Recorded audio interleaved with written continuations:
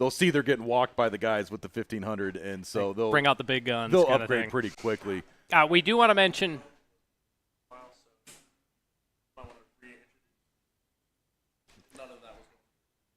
Well, we do want to also mention that these engines are in the rear of these cars. Oh, it looks like we got another car off track. That's not David Mason, is it? I was wondering where he was at because I didn't see his name towards the top.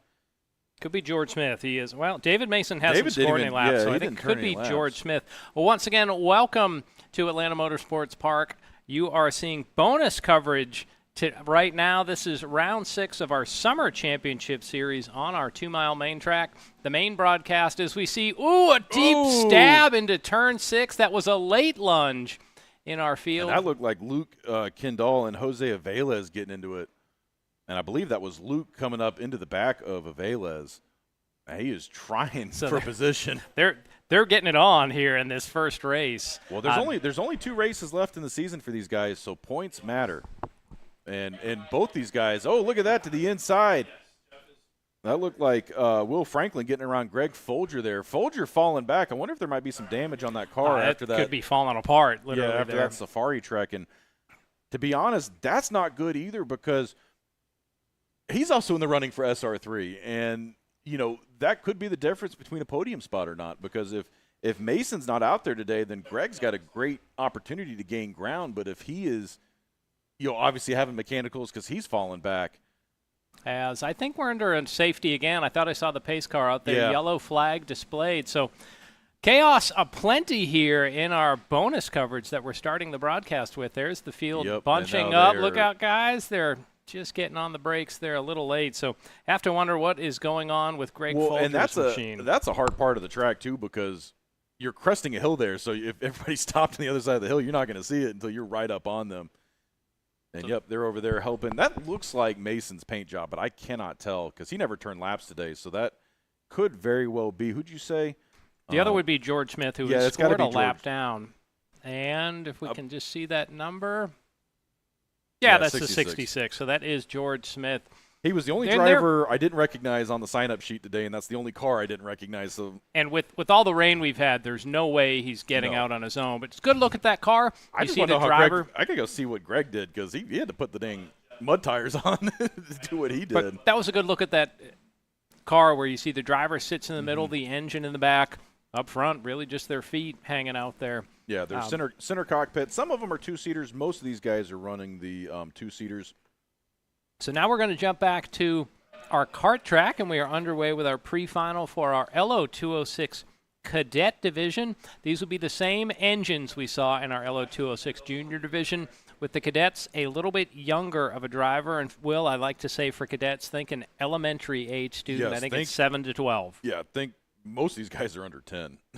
And imagine putting your young one in a go-kart that can do 60, 70 miles an hour. These kids are absolutely crazy out there.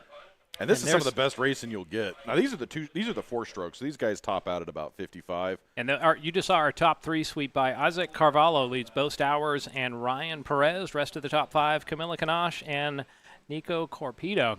As there we're getting a good high shot of that signature turn 2. Drivers charge up the hill through turn 3 by our vantage point in the building there. And then they head down to the kink. Right there's the lowest spot on the track. And our top 3 just about nose to tail. And just as I say that. Yeah, Bo got the shove there. He was on the receiving end of the shake and bake right there. But he oversteps. And they get into each other. And Ryan Perez sweeps by on the outside as our top 2 get side by side. You could see that coming, Will. You could see the overshoot. Yeah, we have to see that on the replay because I don't know if Carvalho left him space or not because it looked like Stowers got around and then – I don't know if he left him room or not because they got hooked coming into the S's. So, Will, it feels like we might need to go out and throw some salt or something on the track. We're having a wild one. Big lead for Ryan Perez, your new leader. Isaac Carvalho, Bo Stowers, second and third. Replay. Let's see. So you can see the overshoot by Stowers, and then he didn't leave him a lane. That is on Carvalho. Carvalho's on the inside. That'd be on Stowers on the outside.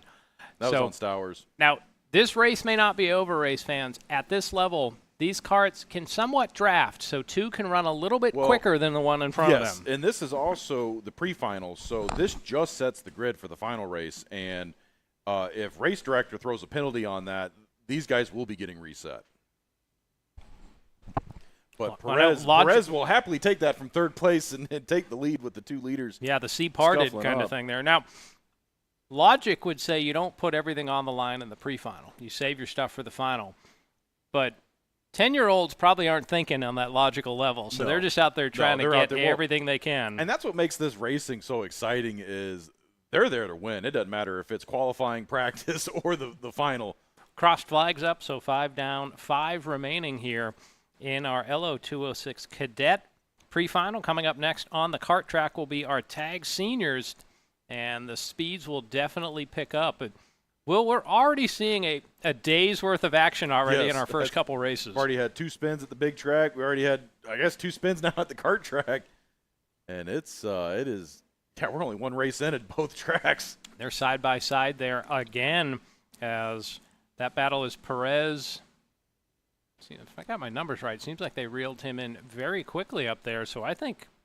And it looks like the main track's got about half a pace lap to go, so they'll be getting underway here shortly.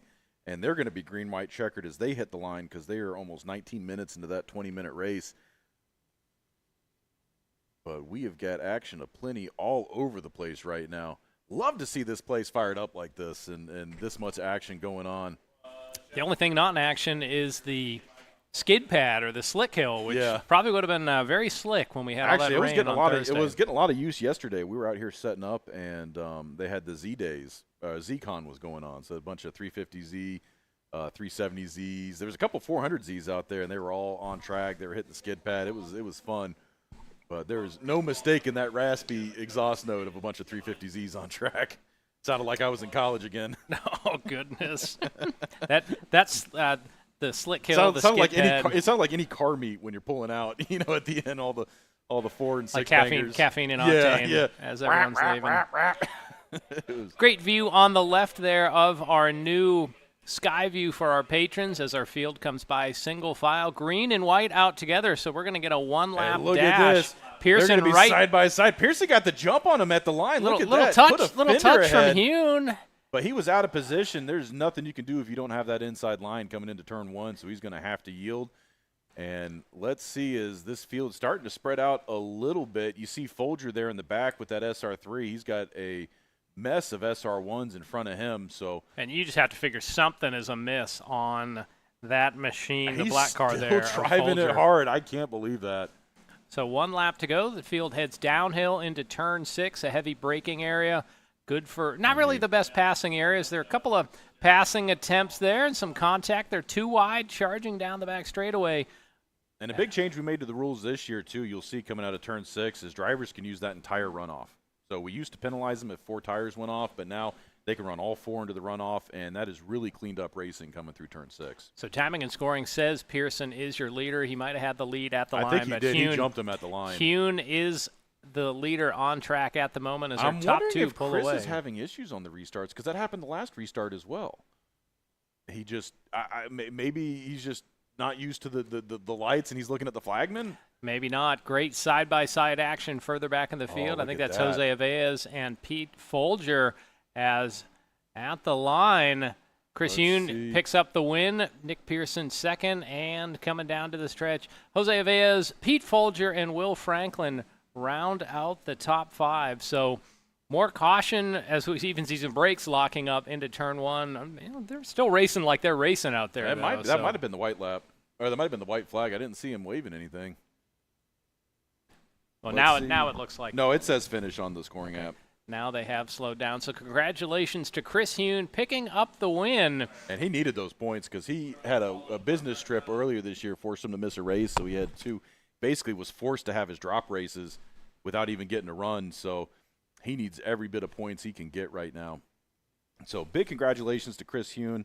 Congratulations to Nick Pearson coming out, getting a second place. I know he sporadically comes out here. And, hey, we're back here. Hey, look, this race is still going on, too. We've got white flag out. Isaac Carvalho. Smoke rising up in the background. I wonder if there might be a trouble up in turn 16. Cart just fired up, getting ready? Well, you're right. It is the pit area back there. Isaac Carvalho leads, so he was able to get the lead back from Ryan Perez. But it looks like they are nose to tail, sweeping by our vantage point. I'm going to be curious to see where Bo starts the final because there's going to have to be a penalty for that move. And maybe a block, attempted pass as I think that 122, Ryan Perez, went back to the front. No, Perez is in second in that shot, so Carvalho in front. Both of these drivers have a kit that looks the same color. Hard to tell them apart. And that was a great drone shot from Daryl Cannon out there. Almost looks like we got a big old tower cam out there in turn 9. It's just an untethered tower out there. Yeah, no, we put Ethan up on top of one of the light poles. Yeah. As the checkered flag in the air, hand pumping. Yeah, Carvalho excited to get that one back. That was some tough luck for him. Was at lap 5 he got hooked, and they both managed to stay underway, and he had to get all that time back. Well, and at the line, Camila Canache swept by Bo Stowers to pick up third. Nice. I know she's going to be excited about that. And I'll be curious to see if Bo starts in 4th or if he's going to get pushed a little further back, because that's going to really suck for him for the final race if he's in traffic, because he is one of the faster drivers out here. Really him and Isaiah Carvalho were the ones cutting it up at the front, and Ryan Perez just waiting patiently. The two leaders hooked each other, and he was able to get around. We also have to wonder, is there any damage to the kart for Bo, where these drivers they'll have a few hours to make some repairs, but some things you just can't fix on site, so we'll see. Something will follow when the finals come up later. We'll see if our intrepid Victory Lane cameraman, because we don't actually have a reporter down there today, so I'm actually wearing 3 hats. I'm going to be producing, announcing, and Victory Lane interviewing. We normally would have Better Call Chris Conowall down there. Chris not available. Okay. And I'm being told that we are not going to be doing interviews for this one, so don't get too excited, but we will start them here soon. We've got the capability to throw headsets on them so we can talk to them up here in the booth and they can talk back with us.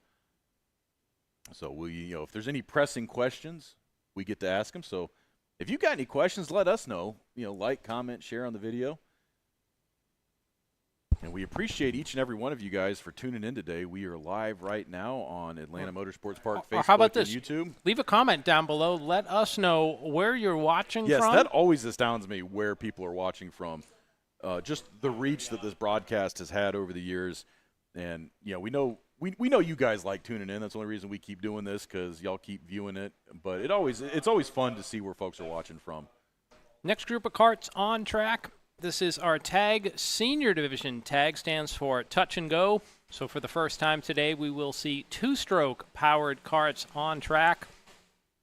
And when we talk about business picking up, these guys most of the LO206s run about a 60-second lap. These guys, 51 seconds is what we can expect. You were talking a good 15-20% faster around this track, and there is a definite noticeable difference when you sit in the seat of one of these 2-strokes.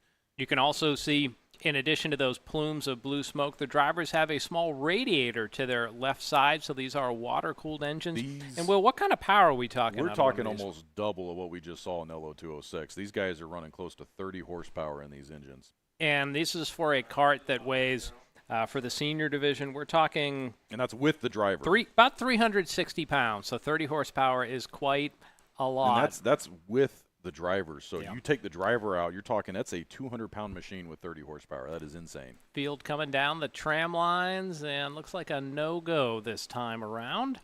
And they're going to get waved around. So they will use the cutoff there. It just allows the field to more quickly get a second attempt here. Field weaving back and forth, trying to get some heat into these tires. Will, definitely different weather from our last race when we were here. Summer one of the hottest of the season was last time we were here, and now it's one of the muggiest of the season. Are they in the missing man formation here? There we go. The rest of the field is getting side by side. And what's really going to be interesting is we had to move the October kart race. So their next race, so obviously we're racing tomorrow, so they're getting rounds 8 and rounds 9. The next race is going to be November. So the temperature change is going to be huge, drastically different from what we're seeing today for what they're going to see in the last race of the season.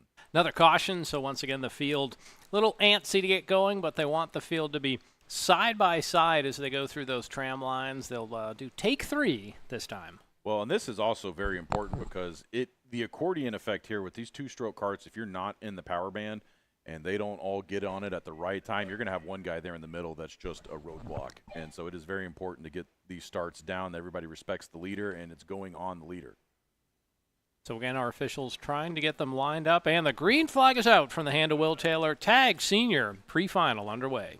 And a little bit of two-wide action there coming into turn one. They mostly get it sorted out into single file as your leaders take the hill. Look at how quick they're just flying up the hill. That just shows you the power difference between these two-strokes and four-stroke karts. Well, later in the broadcast, viewers, shifters will be on track. I'm looking. Do we have shifters today? I know the Franks are here. I know the Cheeks are here. Whoa, we got a driver all the way off, going way almost into the fence there. To the hedges up there.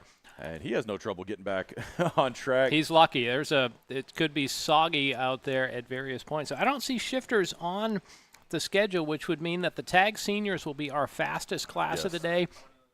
It's not 100% mechanically correct to say this, but a shifter is basically a tag senior with a transmission on there. And the difference for the shifters, they're faster up this hill. The tags is still a single gear, so they'll bog down a little bit at the bottom of that hill, and by the end of the back straightaway, these engines will be screaming.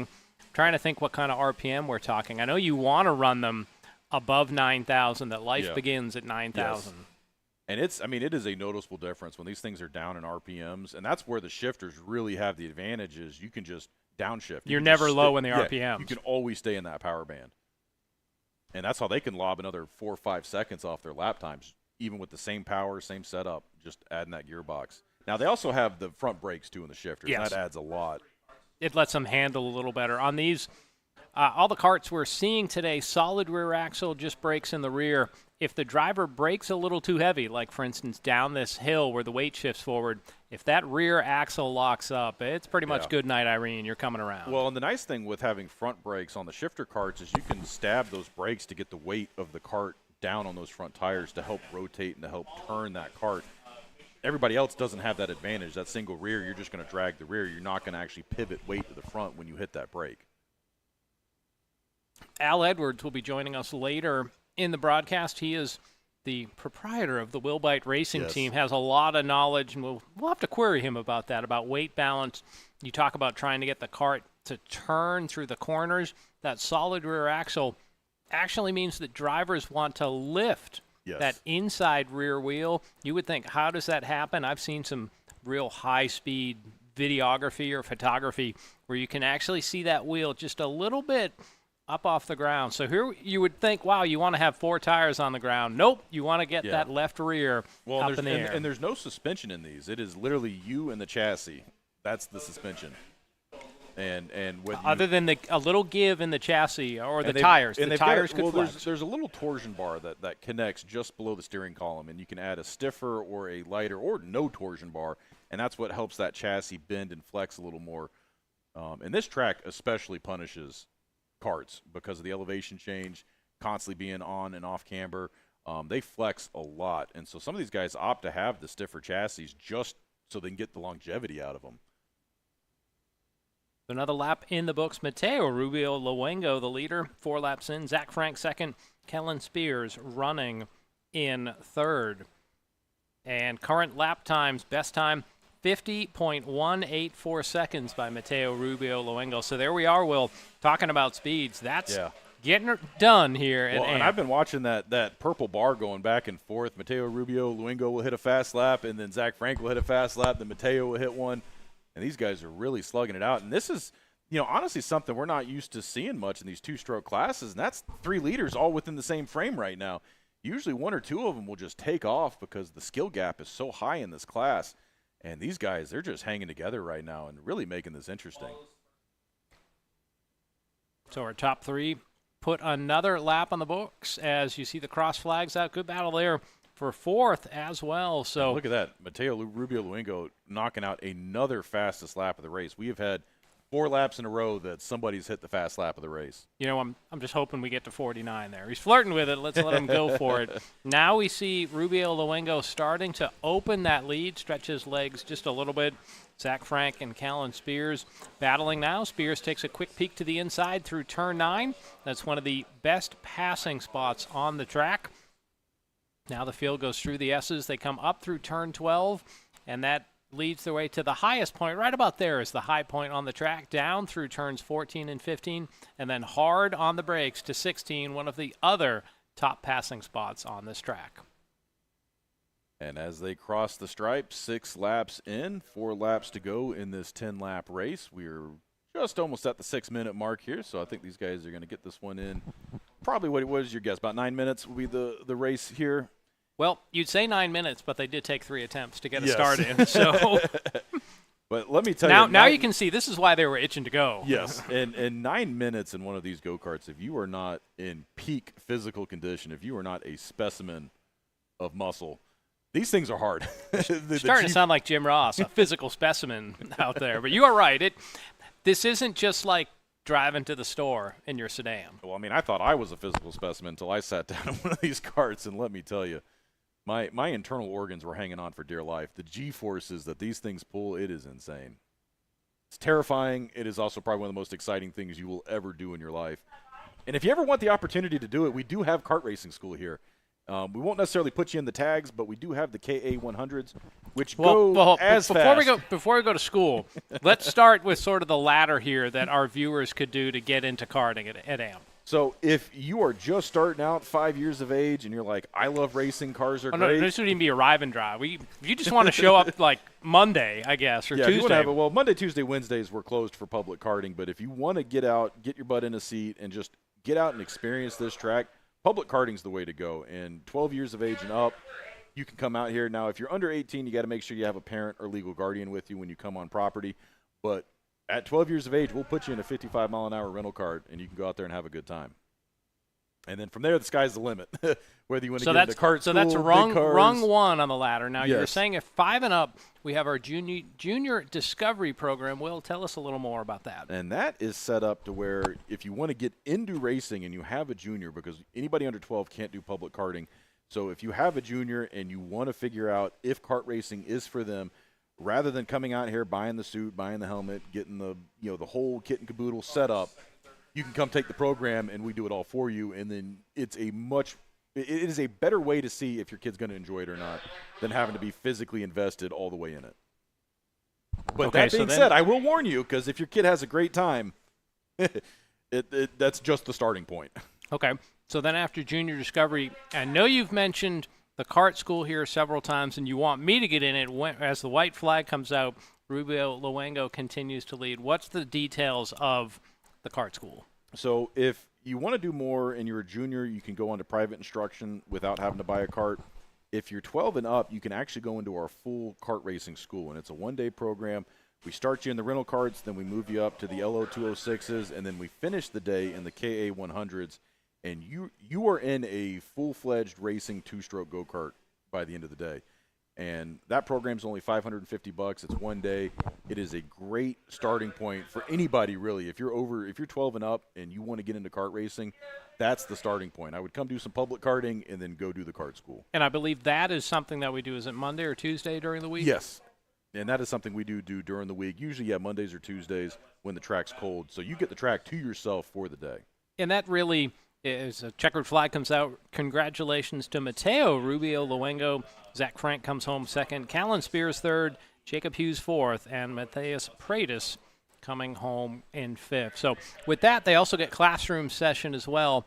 Now, some of the other events you have here, you have the Enduro Series. Yes, so if you want to get into, say you don't want to go into full-fledged racing cars, but you like competition, we also have league nights. We have Enduros. We also have just regular public karting, but those all use our SODI rental carts. They can do 55 miles an hour. They're not as light as these racing chassis, but you don't want them to be that light because you're out there with 25 other carts on track. There will be some bumping and rubbing, and you need those big, heavy fenders. Well, yeah, they have some walls around them just about, yeah. They're also a little more forgiving for the older drivers, we'll say out there. The seat is a little more forgiving, not a lot. Your larger racers can fit, especially if you're tall, because you can be 6'4", 6'5", and sit pretty comfortably in those rental carts. But the leagues and enduros are a lot of fun. We do the leagues are typically Wednesday or Thursday nights. We'll come out and run those with the lights on. It's a lot of fun. The enduros, the same thing. We've got the big 6-hour night enduro coming up. That's going to be a lot of fun under the lights. typically we run enduros between 4 and 8 hours in length. You can have teams of up to 4 people. There are mandatory driver changes and also weight classes. So it's not just to show up and drive. It's a minimum weight for each class. So if you're in the light division, I believe it's 170, and if you're in the heavy division, it's 220. And for the enduros, are they bringing their own car, or are they using the rentals? No, they use the rentals. And then we have a pile of weight. So if say you're racing in heavy and you only weigh 215, you got to grab 15 pounds or 5 pounds of lead. And that's to try to keep it even. And so that's, all for, the cars, that's for parity's sake. Yeah. You don't want like literal horse jockeys out there Correct. where you have some that would big be advantage. that would be the strategy. Go get you a 100-pound driver. Go be your ringer. And for the first time today, we're going to take a look down in Victory Lane. We don't have our normal Chris Conowall, but we believe we have communication. So first question, I guess, Mateo Rubio Luengo picking up the win in the pre-final for our tag senior. So, Mateo, a lot of weather this weekend. How did the track feel as far as, is it dry, is it wet? What's going on out there weather-wise? Well, towards the beginning of the pre-final, the track was moderately getting better. Every lap it would improve, and then last 2 or 3 laps it started to drizzle again. So we had to, all the drivers sort of had to manage and sort of trying to adjust their braking and lines and everything, just to make sure. Of course, you don't want to crash out in the pre-final to be screwed for the final. So everybody was just making sure that to get through the pre-final and just hopefully just continue to the final. So if conditions stay the same, are you going to still go out in slicks for the final? Yeah, right now it's slicks, because it's like that point of the track where you hate the track because it's like starting to get a bit slippy, but you have to just manage with slicks, because if you go out in wets, it'll just burn up the tires and you'll destroy the tires. So, well, Mateo, for a track that might not be 100% dry, still having low 50-second lap times, it was a pretty impressive performance in the pre-final. Thank you. Now, if you'll pass the microphone over, I believe that's Zach Frank who finished second. Is that right, you, Zach? No, it's Kellen. Kellen. All right, Kellen. So you were battling with Zach. What changes? You don't have to tell Mateo. If you just tell us and the viewers, what changes do you think you'll make for the final coming up later? Honestly, I really don't know. I mean, it's kind of just going to be up to my mechanic and what he thinks is best. I do whatever he says. He says to do it, I do it. I mean, it's whatever it is. We'll see what happens. All right, and there you can see the field sweeping by. Will, that's a cool shot. Yes. There we have our interview in Victory Lane, the field sweeping behind them with a picture-in-picture. All right, and something else we just like to mention with Tag Senior, what age are you guys? We always like to find out a little bit more about our drivers. What age and what's your hometown? I am 15 years old, and my hometown is Ball Ground. It's like a good 30 minutes from here. Big local. I mean, it's close, so I mean, it's why not. Okay. I don't know about Mateo, though. All right, Mateo, if you're to say age and hometown. Yeah, I'm 17 and I live in Marietta. Okay, Mayretta. Mayretta. Well, congratulations, guys. We are underway with the next race, and good luck in the final today.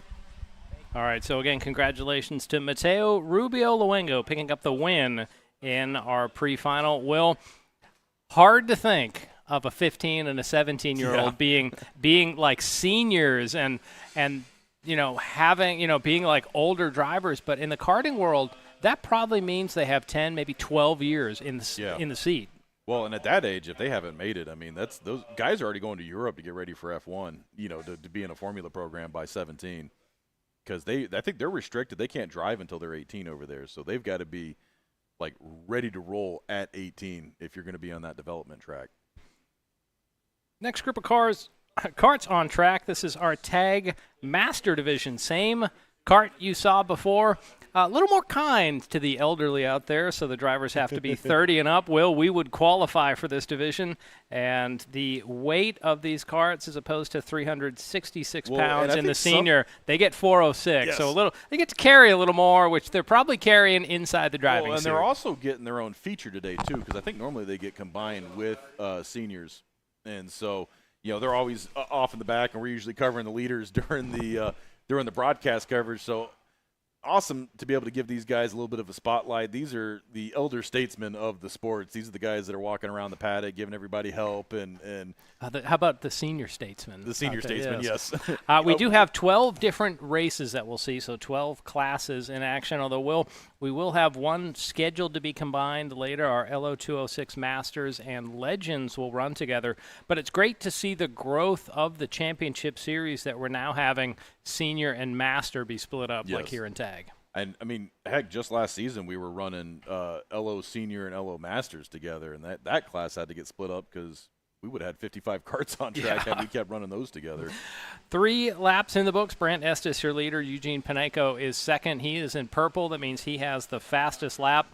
These drivers about a second slower than our senior division. Rest of the top 5, Jose Garcia, Ian Drennan, and Todd Shambo. We'll hear some of these names in other classes. Todd has his daughter Brooke runs. And, Will, we cannot officially have an event at AMP without Jose Garcia running. So he's the virtual mayor here in Douglasville. And happy to see him up and running. Same with Eugene Paneco. I know he runs a couple of classes as well. He's all the way from Ukraine, got displaced at the start of the war last year, and so been happy to have him over the last 2 seasons. Really been a front runner here in the Tag Master And class. I'm trying to think, what is his Instagram handle? I want to say, is it Freedom Works? Yeah, Freedom Kart Works? Freedom Kart Works. So definitely be a good follow. Eugene typically wearing a purple driving suit. That's how you can spot him. That's why I like him, because it's easy to see who he is. Like a Nexium running around out there on track is our top 2 nose to tail there. There you can see a good look at that purple driving suit. Both of these drivers have picked up some wins in our series. Once again, this is round 8 of our championship series. Round number 9 is coming right back at you tomorrow, so we welcome you to join us again, whether you're on Facebook Live or on YouTube. If you can't get enough of us today, tune in tomorrow, because we got 2 straight days. No. Let's rephrase that. We know you want more of us, so come on back. And, Will, it's a 10-round series, so what is the date, the new scheduled date for round 10? So the new scheduled date, which was moved. Initially, it was just moved. Initially, it was scheduled to be on the 12th of October. My notes say it will now be on Saturday, November 9th. Yes, it's on the 9th. So that got pushed to November. And then we're actually going to have 2 weeks in a row of racing in November, because we've got the – Oh, interesting shot there. Brant Estes, you could see him reach over and pull a piece of tape off of the radiator. Again, this class is water-cooled. Must have realized he was running a bit hot, so they just pull some tape off to get a little more air flowing through the radiator. And I think Eugene's just playing with him right now. I think he is just waiting patiently to make that move. I think they are no point in little head games trading going on out there. blows this early in the race. Because you see, he just keeps falling back a little bit, then he gets right back on his bumper. He's just learning. He's waiting. I'd say lap 8, he's going to make that move. As they're getting a little wide off turn 5. Single file through the kink. That's a great shot there. Paneco now looks to the inside. Is he going to force the issue? Under braking. There he goes. The brake zone. We're going to see a crossover? No. No, you can see he didn't go super hard. That shuts down the crossover. So new leader Eugene Paneco here on the 7th circuit. You know, as soon as I say, he's going to pass him in 2 laps, he does it on the next turn. So I think Brant's going to pass him in 2 laps. That's a great shot of our paddock area on the top part of the screen. You can see our newer, you call it the lower paddock out there. We've had some big events here this year. How many did we have for CKNA? I'm thinking we had like 140 carts. We had close to 170 for CKNA. Okay. And that wasn't even our largest of the year. We had round number 6 here was officially our largest kart track race day ever. So you're riding in 3rd place right now, Eugene Paneco, your leader. Brant Estes 2nd. We're riding along with Daryl Cannon, a.k.a. Killboy, got calm. Here comes Estes, took a look to the outside. He thought about it. Paneco just covering that line. A lot of wetness out through the S's of this track. So, Will, we heard Mateo mention in Victory Lane, to deal with it. But there's a mist out there, so things could be changing lap by lap. That bus stop chicane has a very dark look to it. So we are in the North Georgia Mountains, viewers. We are about 3 miles west of the downtown proper of Dawsonville, Georgia. We're about an hour north of Atlanta. So I would love to see them put some barriers up there and use that bus stop for a race. That'd be so much fun. that would be a mayhem in the Ahem out there. But I believe it's there for teaching purposes, because I don't think they can use it in an actual race. It's a very tight bus stop chicane. I think the width of it is the problem. So as we had said, we're 3 miles west of Dawsonville, nestled in the Georgia mountains. I'm going to say about 1,500 feet of elevation here. Dawsonville has a long, storied racing history. Some people say NASCAR was formed here. Of course, you have Bill Elliott, known as Awesome Bill from Dawsonville, and then his son Chase, both NASCAR Cup champions. Other drivers, as the white flag comes out, Goober Sosby, and I want to say that the Flock brothers did a lot in this area. I think officially they were born in North Carolina, as Brant Estes got right to the rear bumper of Eugene Panenko, but Panenko opens the gap up the hill. But, Will, a lot of racing history here in Dawsonville. The Georgia Racing Hall of Fame is open just a little east of the downtown, and we have the good old Dawsonville pool room right off the square. And if you are hungry and itching for a delicious hamburger covered in slaw with some beer-battered fries, definitely go check out a Bully Burger at the pool room. One of my favorite meals. Anytime I get the chance to go stop by there and grab a meal, I do. And you should, too, if you're ever visiting town. We'll talk more about that in a moment, but for right now, Eugene Panenko was able to make the pass on lap 7. He's opened a few kart lengths. Checkers in the air. Panenko's your winner. Brant Estes comes home in second. Here's the battle to the stretch for third. Jose Garcia hangs on. Yep, Jose Garcia. Ian Drennan in fourth, with Todd Chambeau rounding out. Well, you were talking about Awesome Bill from Dawsonville, and check out this headshot I just got. With the old Ford Thunderbird that's there on the main track there. Yeah, we had a gentleman from Sweden showed up last week, and he actually built this car at home and shipped it all the way to the U.S. and came over here for a month and was just driving it around, going to a bunch of stock car rallies and reunions and revivals. And one of the places he obviously had to stop by was Dawsonville, and I was put in touch with him through a contact at Caffeine and Octane. And so he stopped by the track. We got some pictures of him, put that up on social media, and he had a great time. He also stopped by the pool room. That was obviously a have to when you're here. And the pool room, the part about it, a lot of times you'll hear somebody say about an old building, if these walls could talk. Well, at the pool room, the walls do talk to you. The walls are covered in old newspaper stories and photographs, not just of Bill Elliott. They do touch back into the 30s and 40s when this area was known as the moonshine capital of the world. People figure more moonshine ran down Highway 9 to Atlanta than any other highway in the country.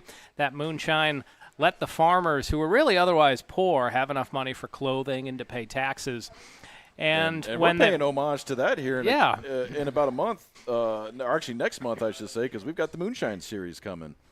And I needed to check with you to see if you were free for any of those days, because I definitely want to get you up for some legends. It's been a while since we've I done think that. I'm scheduled to be here on the 19th, which I believe is the conclusion of the main track summer series. And that'll be round one of the Moonshine, so it'll be fun. So we pay homage to the Moonshine. I think in the same building with the Georgia Racing Hall of Fame is sort of a Moonshine Hall of Fame. Name me another city hall where you can go buy alcohol. and not just like beer. I mean, it's like, the good stuff.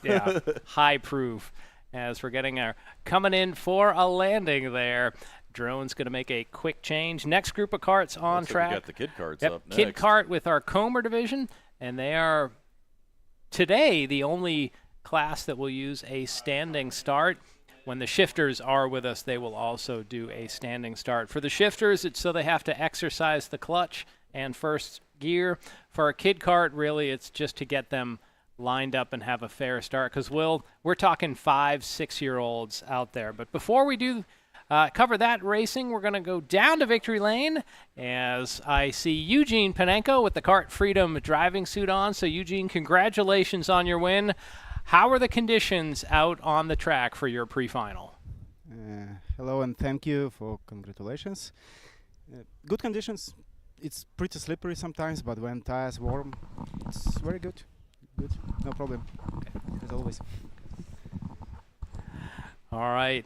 Well, Will and I were just in awe of your purple driving suit. Makes it easy for us announcers to see you out on track and know immediately who you are. Do you want to tell us a little bit more about Kart Freedom, how it came into being, and your team? Long time ago, it was created team in Ukraine, and I raced during last 14 years, and then when I moved here, I can't live without karting, so I start driving, and then step by step create a team, coach kids, and so on. All right. Well, and not only kids, sorry. because I have drivers like from 7 till 15 my team. Okay. Eugene, if you would pass the microphone to your side, we can get a word Yeah. with Brant Estes, who had finished The pleasure. second in the race. So, Brant, we were commenting in the booth that Will had made the prognostication. He said, I think Eugene's going to pass Brant in about 2 laps, and he did it immediately after that. So what adjustments do you think you'll make for the final later today? I feel like I was probably off on air pressure a little bit right then, but not a whole lot. I mean, Eugene is just fast. I didn't feel like I was turning bad lap times or bad laps, so probably won't make a lot of changes at all other than maybe just air pressure. And we've heard reports that there's some mist in the air, some drizzle. Would you want the track to be dry, or do you want the adventure? Would you want the track to have a little bit of moisture down on it? I would prefer it to either. If it's going to rain, I would rather it rain, or completely stay dry. The in between stuff it's fun, but that's not my preference. That's more like gambling at that point.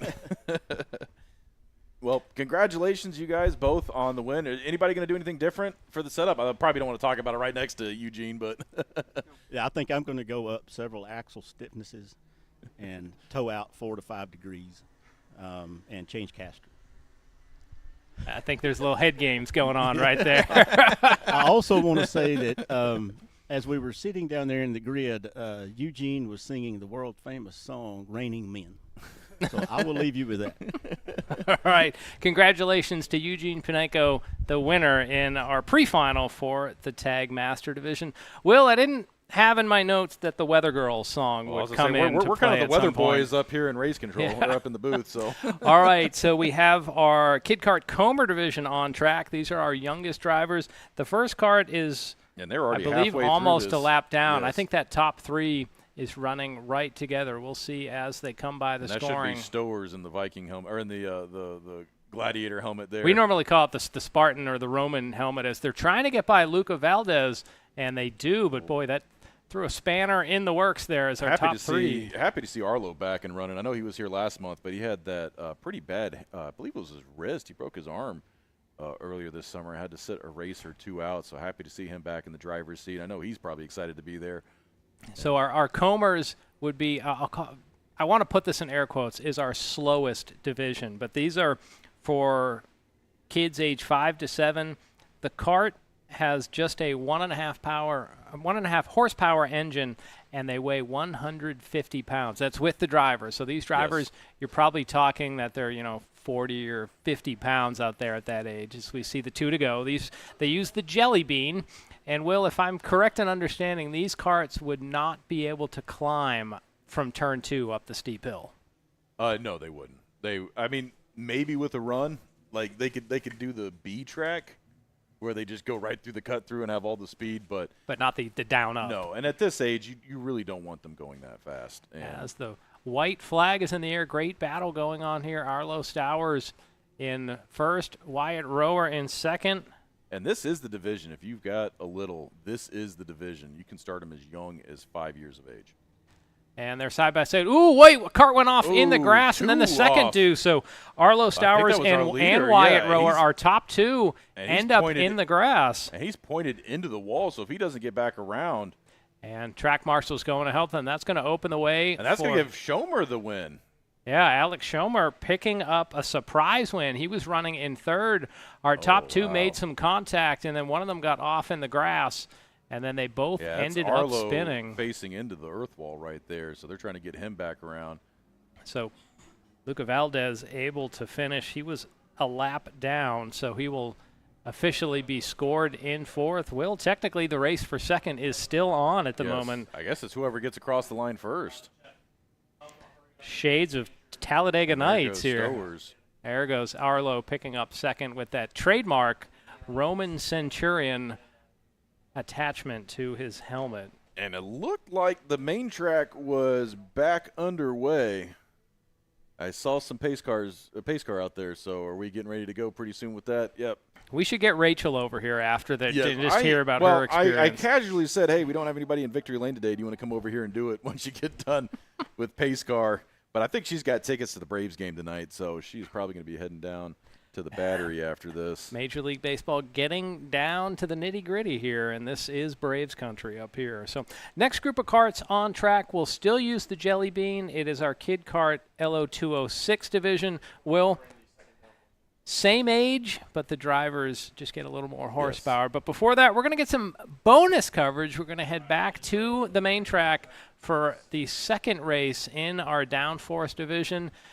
Will, we saw a season's worth of drama pushed into 20 minutes earlier today. And I'm trying to keep an eye on the weather conditions because I just saw Ethan run back in here and grab some trash bags. I don't know if that means the rain's starting to come down a little bit or they had a spill out there. It's one of the two. No, definitely little flecks of green on the radar. And here we are at the main track. It looks like they're on lap number 2 right now of the pace lap. Should see Chris Hune and Nick. Yeah, there's Pearson right there in second. And that was a pretty good battle during race 1. And look at that, Greg Folger pulled up a couple spots, so I guess they must have gifted him some positions. Maybe that was by penalties, I don't know. Have to talk to the race director, but it looks like Greg Folger now in 5th overall. He had that off-track excursion. That was honestly an impressive display of driving that he kept going, got back on the racing line, and kept driving. Like, those machines are so precise and such precision instruments of speed. What's the line from Cars? You know, I'm a precision instrument of speed and aerodynamics. Like, well, all I'm thinking is we don't have any official off-track experiences here at Atlanta Motorsports Park. He just made his own right there. Great view of the complex. You can see all of our garage paddocks as well as our main building at the top of the screen. He was like, didn't y'all used to have a 4x4 trail? I think it was right over here. And he's just back before this was built. Well, race fans, if you would like more information about this facility, you can visit our website, www.atlantamotorsportspark.com. You can also follow us on all the socials. The media team really does a great job making content, and that could include racing action as well as events. And Will, we're getting to that most wonderful time of the year. Pretty soon, Thurman, the elf, will be coming out and creating some new level hijinks here. And as your pace car is making its way through turns 14, the grid is starting to suck itself back together. So you should see everything tighten up here as Rachel Heiler is hugging that outside line. She's about to pull that car off track. And we are about to go green as 2x2 this downforce field. Looks like we've got 12 cars on grid right now, so I don't think Lowry made his way back out. I don't see David Mason out there either. And I saw Mason during the driver's meeting, so he must have had trouble during qualifying or practice today. And look at that, practically rubbing fenders. Pearson and Hune side by side, 4 wide as they make their way down the front straightaway. Pearson not shy about trying to send it up the outside. Now we see, look at this, a 2-wide battle. Folger to the inside, and he gets around everybody. Folger, 5th place up to 2nd just after turn 1. And here goes, whoa, we got 2 cars around. Whoa, almost made into contact. The grass, a couple more cars going around. That was a impressive display of driving there by, I have to pull the driver's name up here. That was our new driver. Well, you know, we've seen evasive maneuvering now as we see Nick Pearson going up the inside of Folger. That was George Smith, his second time going off-road today, and he did a great job of avoiding contact. Well, we'll see if they all are able to get righted, but Will, it just seems like there's a hex hanging over the main track this afternoon. I think it's just in the air. You know, everybody wasn't sure if we were going to be racing this weekend. We had a lot of phone calls. Hey, you guys opening? Hey, you guys opening? And, you know, we didn't know. We were watching the weather. We didn't know what was going to stick around, how long it was going to stay, you know, if the track was going to be even in condition to race in. And as it got more apparent, you know, Friday that, yeah, things were going to be okay, you know, we let everybody know. We told them to make sure, pack the trailer, get over here. And it's just been this ominous feeling today. I don't know what it is, the overcast, the mist. And that mist really has to change it. As Nick Pearson trying to get up now, he'll be on the inside of Chris. He's going to have position. Let's see if we get a pass here. Chris Hune on the outside. Early on the brakes, and he's still got it. He's going to push him all the way to the edge. Let's see. Side by side up through turn 3. And he's got to leave him a space, but he's going to be, and he closes the door. Ooh, nose-to-tail contact there. Heavy action here in our radical downforce race. And he got the position. Look at that. Close quartered action. And Chris is, he's got to be sweating right now, too, because he needs these points. As Chris is going to send it into turn 6. Into turn 6. Will we see a crossover? We do. A setup, so Let's Pearson's see. coming back Pearson's on the inside. got him. They're rubbing. And they're still side by side. They're still banging. They're 8-wheeling it down the back Is this straightaway. the Miata race? What are we watching right now? Oh, man. This is all of a sudden the Bang Bangers from Weaver Yes, Valley this showed is. up here. Great racing action. Greg Folder getting back in this action. Yeah, So it is and a all that's three-car race. allowed Greg to get back in, and I know he's definitely wanting to get on the podium here after the Well, boy, Chris absolutely sent it into turn 6 and overshot the corner. So some wild action. We've talked about where Nick is a Division I lineman in football. he is Chris not a small guy. Chris is another big guy, too. Yes. When you see Chris get out of the car, that he is I'm going to say he's about 6'4". So it looks like we're back under caution here. We didn't see, but now we can see just on the edge of that screen, one of the white radicals was stopped coming off turn number 4. And so that should be a pace car on track. Yep, there she is. And there you can see the one stopped car tried to get to the access road. So again, the bad juju continues over on the 16-turn 2-mile main track. And it looks like we are just wrapping up the kid karts here. I was just looking over my shoulder at the what was going on here at Kart Track. And it looks like Carter Merard taking the checkers there. That was Matthew Perez and Anthony DeFeo finishing up. So that is your 4 drivers in the LO206 kid kart getting their race done. The stories they're going to have on Monday when they return to school. Probably had a couple days off from the hurricane, and now they'll be able to say, what'd you do this weekend? And they were racing here at AMP. I couldn't think of a better place to be on a Saturday.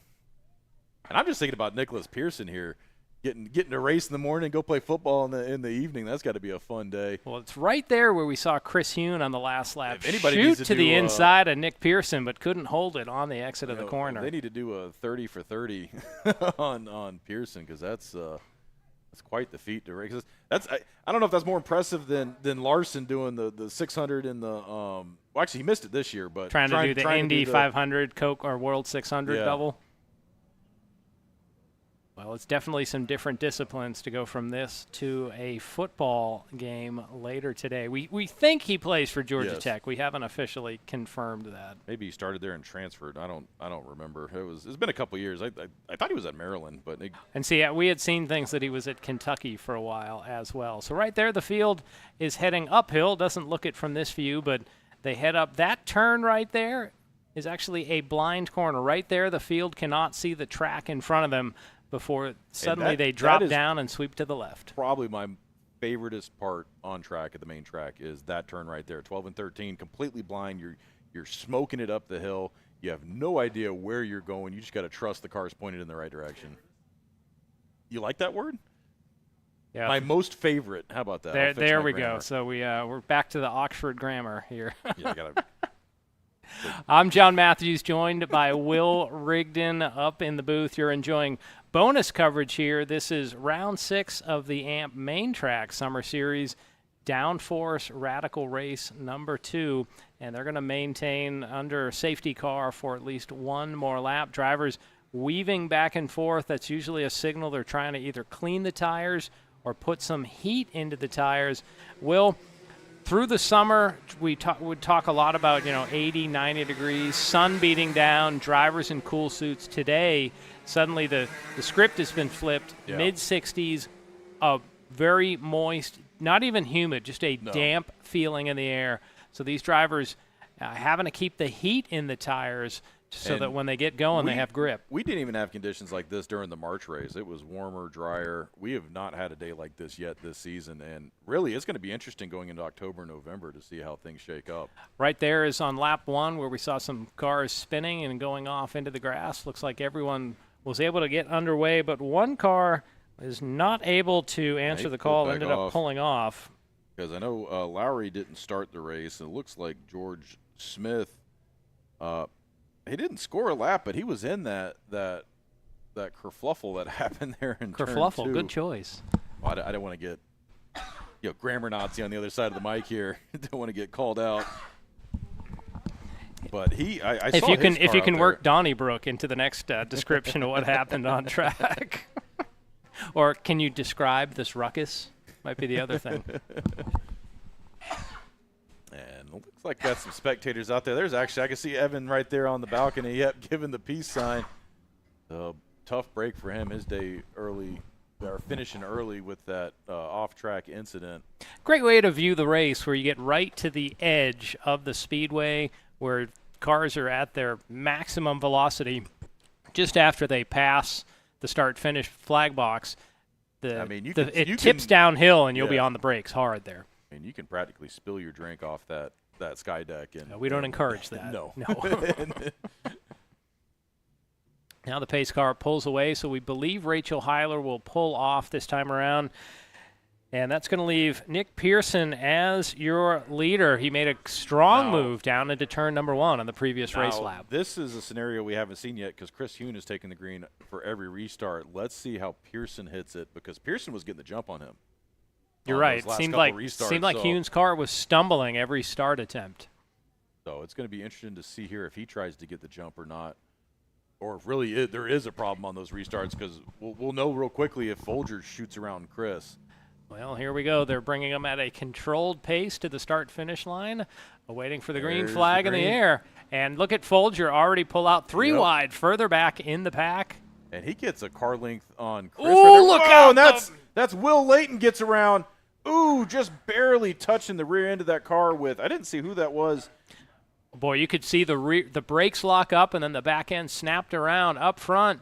Nick Pearson, your leader. That might have been John Pearson in the white SR3, because he was all the way in the back at the line there. We're going to have to see. And that was Nick Pearson's dad running. And right now, Nick is your current race leader. Look at that. Greg Folger looking to the inside, trying to get around Hune. Actually, I think that was Folger in front.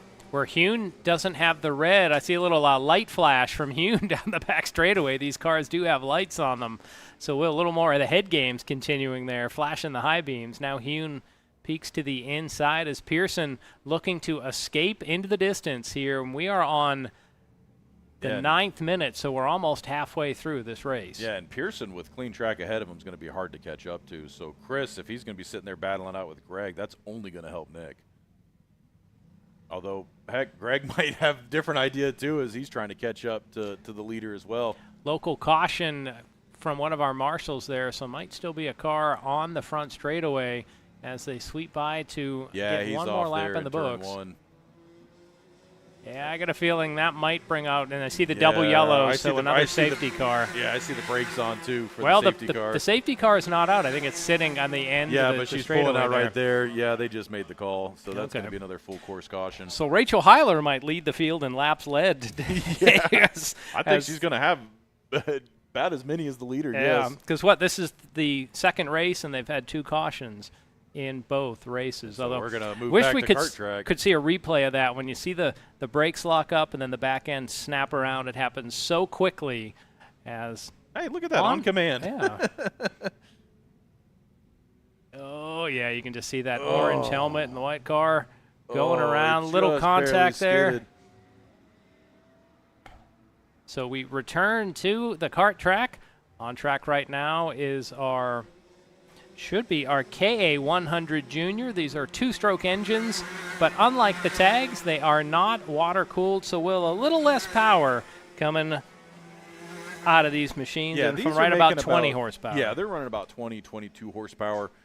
Basically, when they hook them up to the liquid cool, they get about a 10 horsepower bump out of them, but when they do that, the service intervals go down, so you're working on them a lot more, rather than having, 30, 40-hour engine maintenance intervals, you're down to like 10. And especially when you get up to the shifters, those guys are about 5 hours to tearing those things apart. Shifters are cantankerous for sure. It seems like there's just so many parts that they seem very likely to break. We see more mechanical issues in shifter than just about all the other classes combined. Currently, we are 3 laps in. Gabriel Lopez Velarde, your leader. Oliver Nabert runs in second. Talon Laney runs in second. Oliver Nabert third. Adam Wine fourth. Harry Cunningham fifth. Yeah, that's Oliver because of the red race suit there. And just behind him, Adam Wine in that Cosmic kart. As they streak down the back straightaway, 53-second lap time. So the KA's not quite the midpoint between our tags and our LO206s. They're a little quicker towards the side of the tags. But, Will, as you had said, without that water cooling, just not as much power, but it is an interesting engine to see when you see all those air-cooled fins hugging the engine. And these guys are going to be more finicky with the weather conditions, too, because you'll notice these guys will reach over and they'll be actively adjusting their carburetors because, that fuel-air mixture is very important in these two-stroke karts. And with weather conditions like today, it's going to be all over the place. Two-stroke engine would be the type where you have to mix oil into the gas, a lot like maybe a chainsaw or a weed whacker that you might have at home for lawn maintenance. Not quite as powerful as what we have in these karts this afternoon. Saw the parade lap and the pace lap still going on the main track, so we'll stay here on the kart track as we get to enjoy Gabriel Lopez Velarde leading this field. Juniors, again, think middle school students. These will be for drivers age 12 to 15. And this is one of the fastest classes you can get in as an under 15-year-old because I believe the tags. Well, there is a tag junior class, so you can get a liquid-cooled tag class for the young ones. But mostly we see seniors and masters running the really fast karts. Trying to think, we also have tag, cadet, and rookie, but I don't think those are. They're not water cooled at that point. And they're different engines. I know they run the. I want to say it's a 60 cc that the cadets run. I'm not seeing Tag Junior on the schedule today, so not part of the offering. But you're right. That'd be a lot of. Just be honest, a lot of responsibility for a middle schooler out there. Well, it's a lot of responsibility for an adult wrenching on the cart. That's not what I meant, Will. I meant driving that fast and making choices at speed. Trust me, I have a 2-year-old. Everything he gets to do is more responsibility for Dad. So Gabriel Lopez Velarde's opened up a healthy lead over Talon Laney. Last time around, just shy of a second. This time, let's see if it opens up 1.2 seconds. So Gabriel Lopez Velarde, a familiar name in our broadcast, starting to walk away with this one. And he definitely has a gap right now as they're widening up because you could see almost a half second faster that last lap, Gabriel Lopez Velarde over Talon Laney, so he is definitely building on that gap right now. So a great view of the field heading down the back straightaway into turn number 9. Then they have 10, 11, and 12 through the S's. They start to work their way back uphill. That's turn 13 there. The drivers will be flat out on the throttle. That's the high point of the track there to turn 14. Still on the throttle through 15. And then hard on the brakes into turn 16, which is usually a good passing spot. They continue downhill into turn 17 and then to the start-finish line. That would be the back half of this course here at AMP. And right now, your closest battle on track is the battle for second. Looks like Oliver Nybert just ran his fastest time of the race, so he is actively trying to reel in Talon Laney right now. Talon's not careful. He's going to have his hands full with less than 3 laps to go. So you can see in the background, the main track still has the pace car on track, so we'll stay here with our kart track. We'll try to get you some bonus coverage in a moment. For a moment there, it looks like Nabert just took a quick peek to the inside of Laney, thought better of it. You're right, Will. You can definitely notice Nabert with that red driving suit, and when the helmet comes off, he has the flowing blonde locks, very Samson-like out there. Now we're going to have the impossible decision. Do we cover the last lap of this race or the race start up at the main track? So hopefully we can get this one in. 2 to go here on the kart track. There is nothing like seeing 14 radicals hitting turn 1 at speed on a race start. That is the definition of chaos. Yes, I think I mean you're talking a couple $1 million worth of cars on track, all barreling into the only thing that might top it is if we could put a camera at the bottom of turn 2 at the kart track when they had a big old LO206 senior start.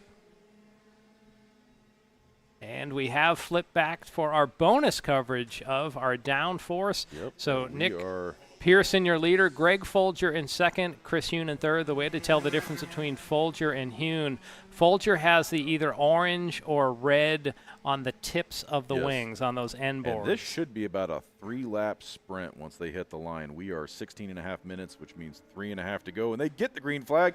Nicholas Pearson takes them under the stripe. As look at that, Chris Hune and Greg Folger side by side, 2 wide into turn 1, and honestly, that was the most stable turn one we have seen yet today. How about, it was almost mundane, but a lot of space. Now Hune trying to get around Folger, seems quicker, but gave him space. He took a nice wide line through turn number 1 as our top 3 nose to tail. And how through about the this? turn 4. Look at George Smith here in 4th place. It doesn't look like his transponder's picking up right now, but he had that off-track incident, and he's already back up to 4th.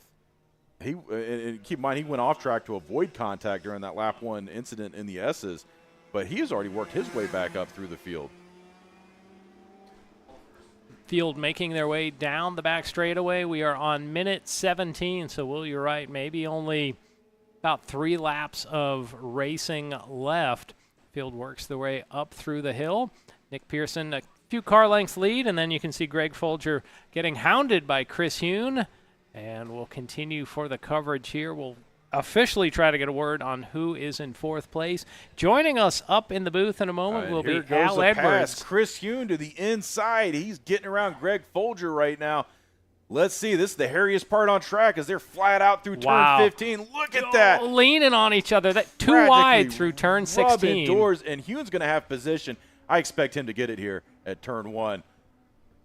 And no, Folger hanging on. Look at that. Keeps the speed and gets him on the outside. Just sent it on the outside. He gives him the toodaloo as he goes by. Man. So as we said, Al Edwards joining us. He's the proprietor of the Willbite Racing Team. Will, normally we'd be covering kart racing action. We're getting bonus coverage from our main track at this moment. Already second race, they've already had 2 cautions in both races. Yeah, I think we're in competition for the least amount of laps ran in a race day for main track right now. And we should be getting the white flag this time by as they are making their way about halfway through this lap, going through turns. That's 9, 10, 11 here at the bottom of the hill. Very hard to see. The elevation dip right here is so much fun. These cars bottom out when you were barreling through that turn. Oh, it's a lot of fun in the kart, too. And then, because you were out here on the go-karts last year when we did that. Also remember I won the 2018 WKA Nationals. Oh, yeah, so you really know. And here goes Greg Folger right now fighting off Chris Hune as they're making their way through the carousel. I think Nick Pearson's eating this up because he's got no competition right now. He just runs a clean lap, and this one will be in the bag for him as the white flag is out. We've got 1 lap to settle this. Greg Folger, Chris Hune. Look at that. Greg Folger ran the fastest lap of the race that last time. Yeah, this race getting to be like one of those Navy commercials. It's not just a job, it's an adventure out there. Nick Pearson just avoiding the chaos. He was able to make a strong move on the first restart to get by Chris Hune. And Greg Folger, keep in mind, was our SR1 winner last season, so he is no slouch, and great to see him having success right now in SR3.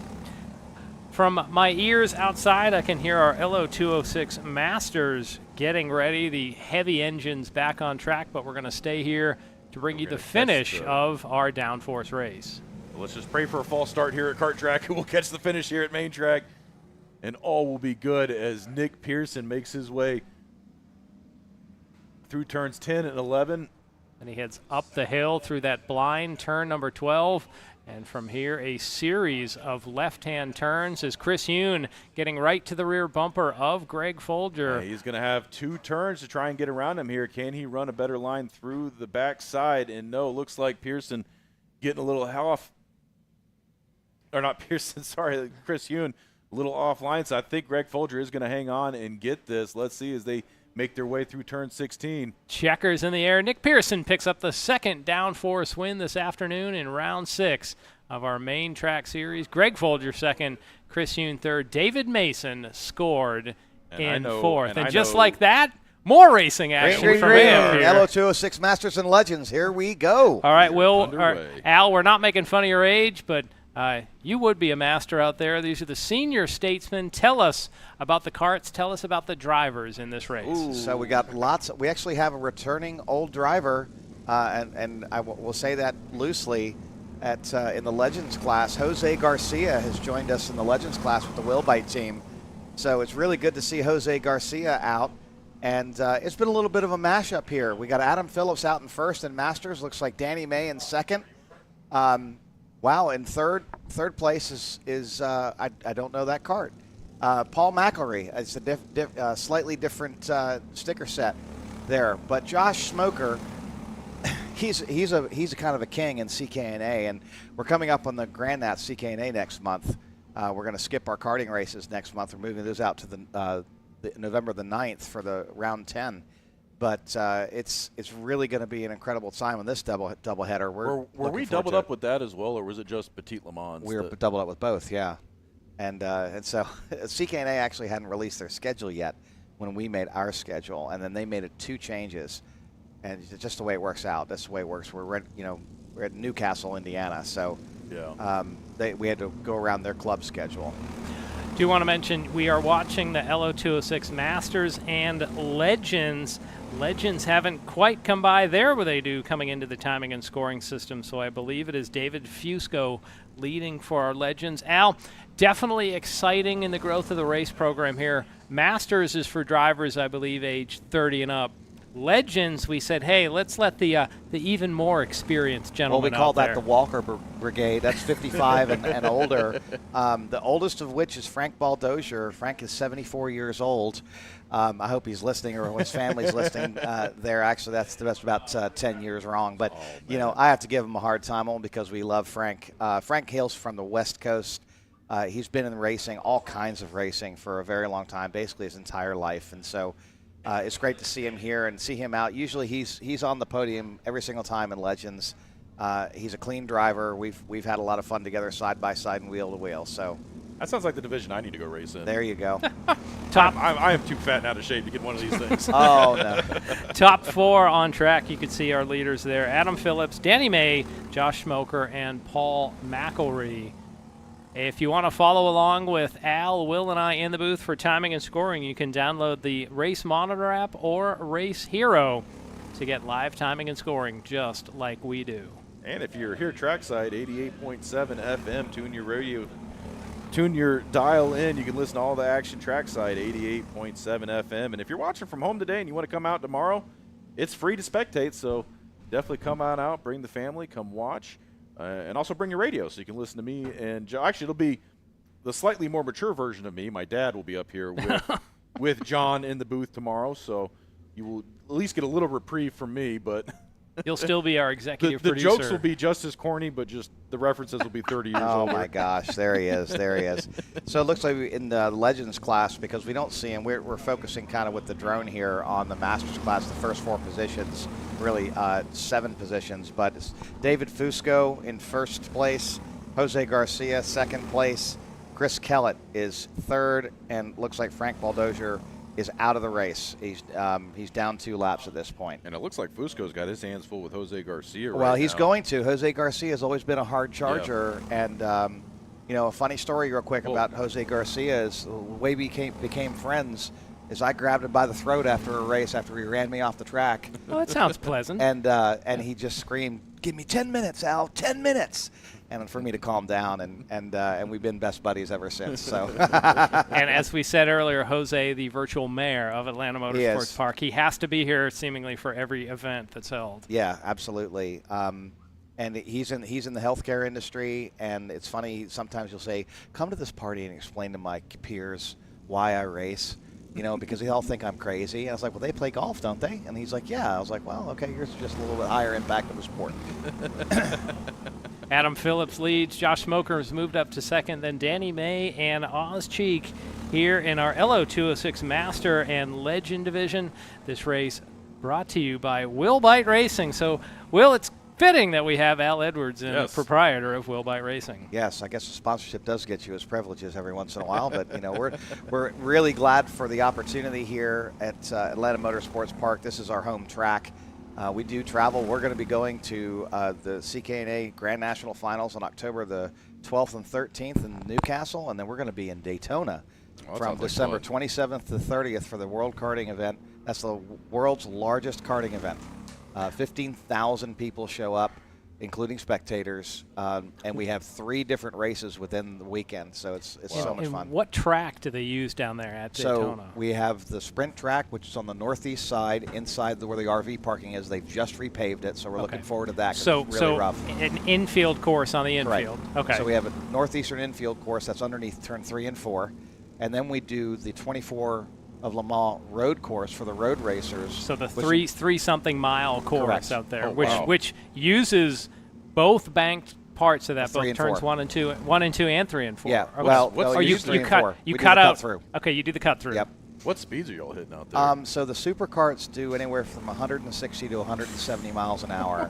One And inch from off the ground. Wow. And, so you're sitting there in the stands, and you see these guys go by, and it's like, "Day," like that, right? That quick. And I had a young lady sitting with us who was a Daytona resident, and her name's Leidy, and she said, "That looks like a NASCAR just went." I was like, "They're about going that fast." Yeah. I mean, that's serious stuff. With so a lot less protection. Oh yeah, and Try none out there. yeah, pretty and much. then the real entertainment is the dirt series, which is the dirt track outside of the turn 1. Is that where the flat track. like the motorcycle flat Yeah. tracks would run? Yeah, Okay. and so they do the dirt series in there, and I mean that is raucous. They do that at night, and it's really funny. When you say more money than sense, or you can't take the country out of the boy, and these guys will pull up in these $3 million buses and they get out in their overalls and T-shirts and tobacco, and That's the skull ring. Yes, yeah. it is really, really wild. That is the kind of rich I aspire to be.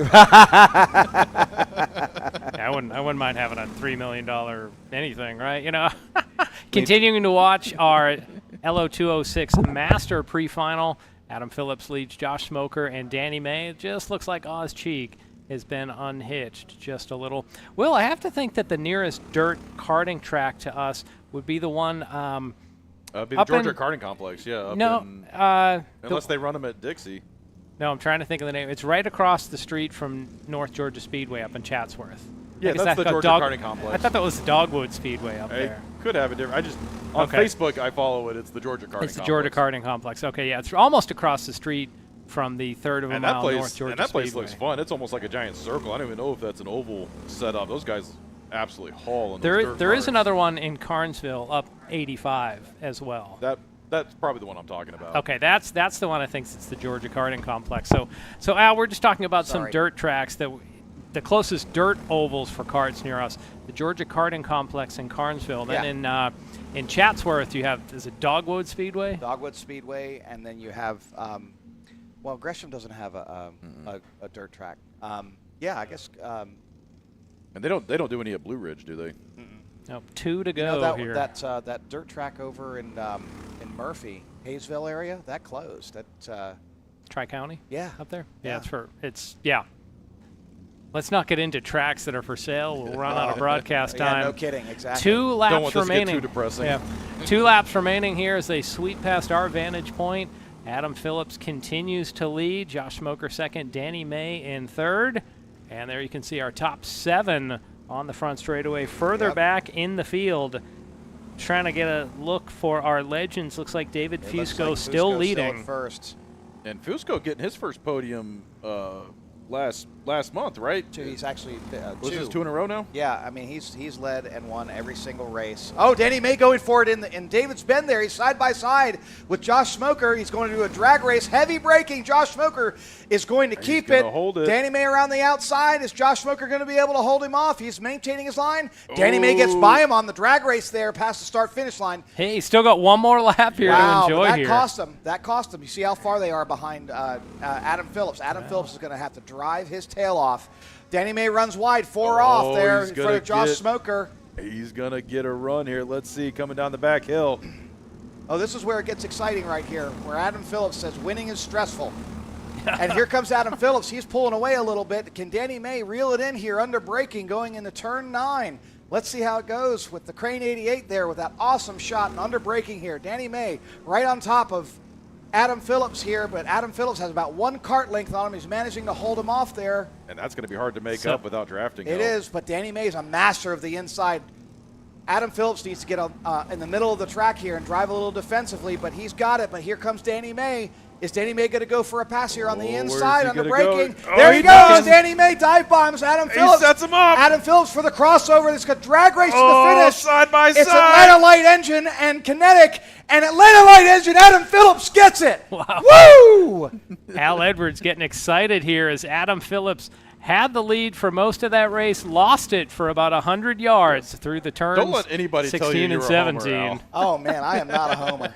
So Danny May falls back to second. Josh Smoker third. Oz Cheek That fourth. was awesome. That And was Paul one of the McElroy best fifth. finishes ever. I That mean, was awesome. really, that was great. And what was that gap at the line? That was probably 0.56. Yeah, 56 thousandths of a second. We had, what was it, 1,000th of a second Yeah, earlier we this hit year? the 001 earlier this Here's year. a replay. Here it is. Danny May down Look on at the that. inside in 16. And With oh, the great beautiful. crossover by May, and as you said, it is just a drag race, maybe a little bumping of the side pods there, and there's your Look margin at of that. victory, just about half a cart Wow.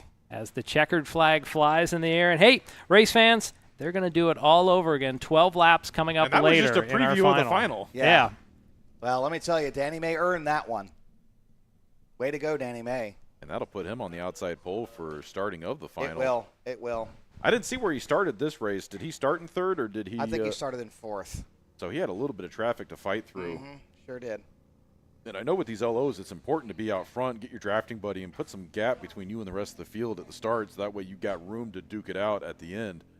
Yeah, you know what they say? They say you shouldn't try and win the race, on the first corner. And ironically enough, if you're trying to run and make up positions, you've really got to bully your way through in order to improve your position for the next event.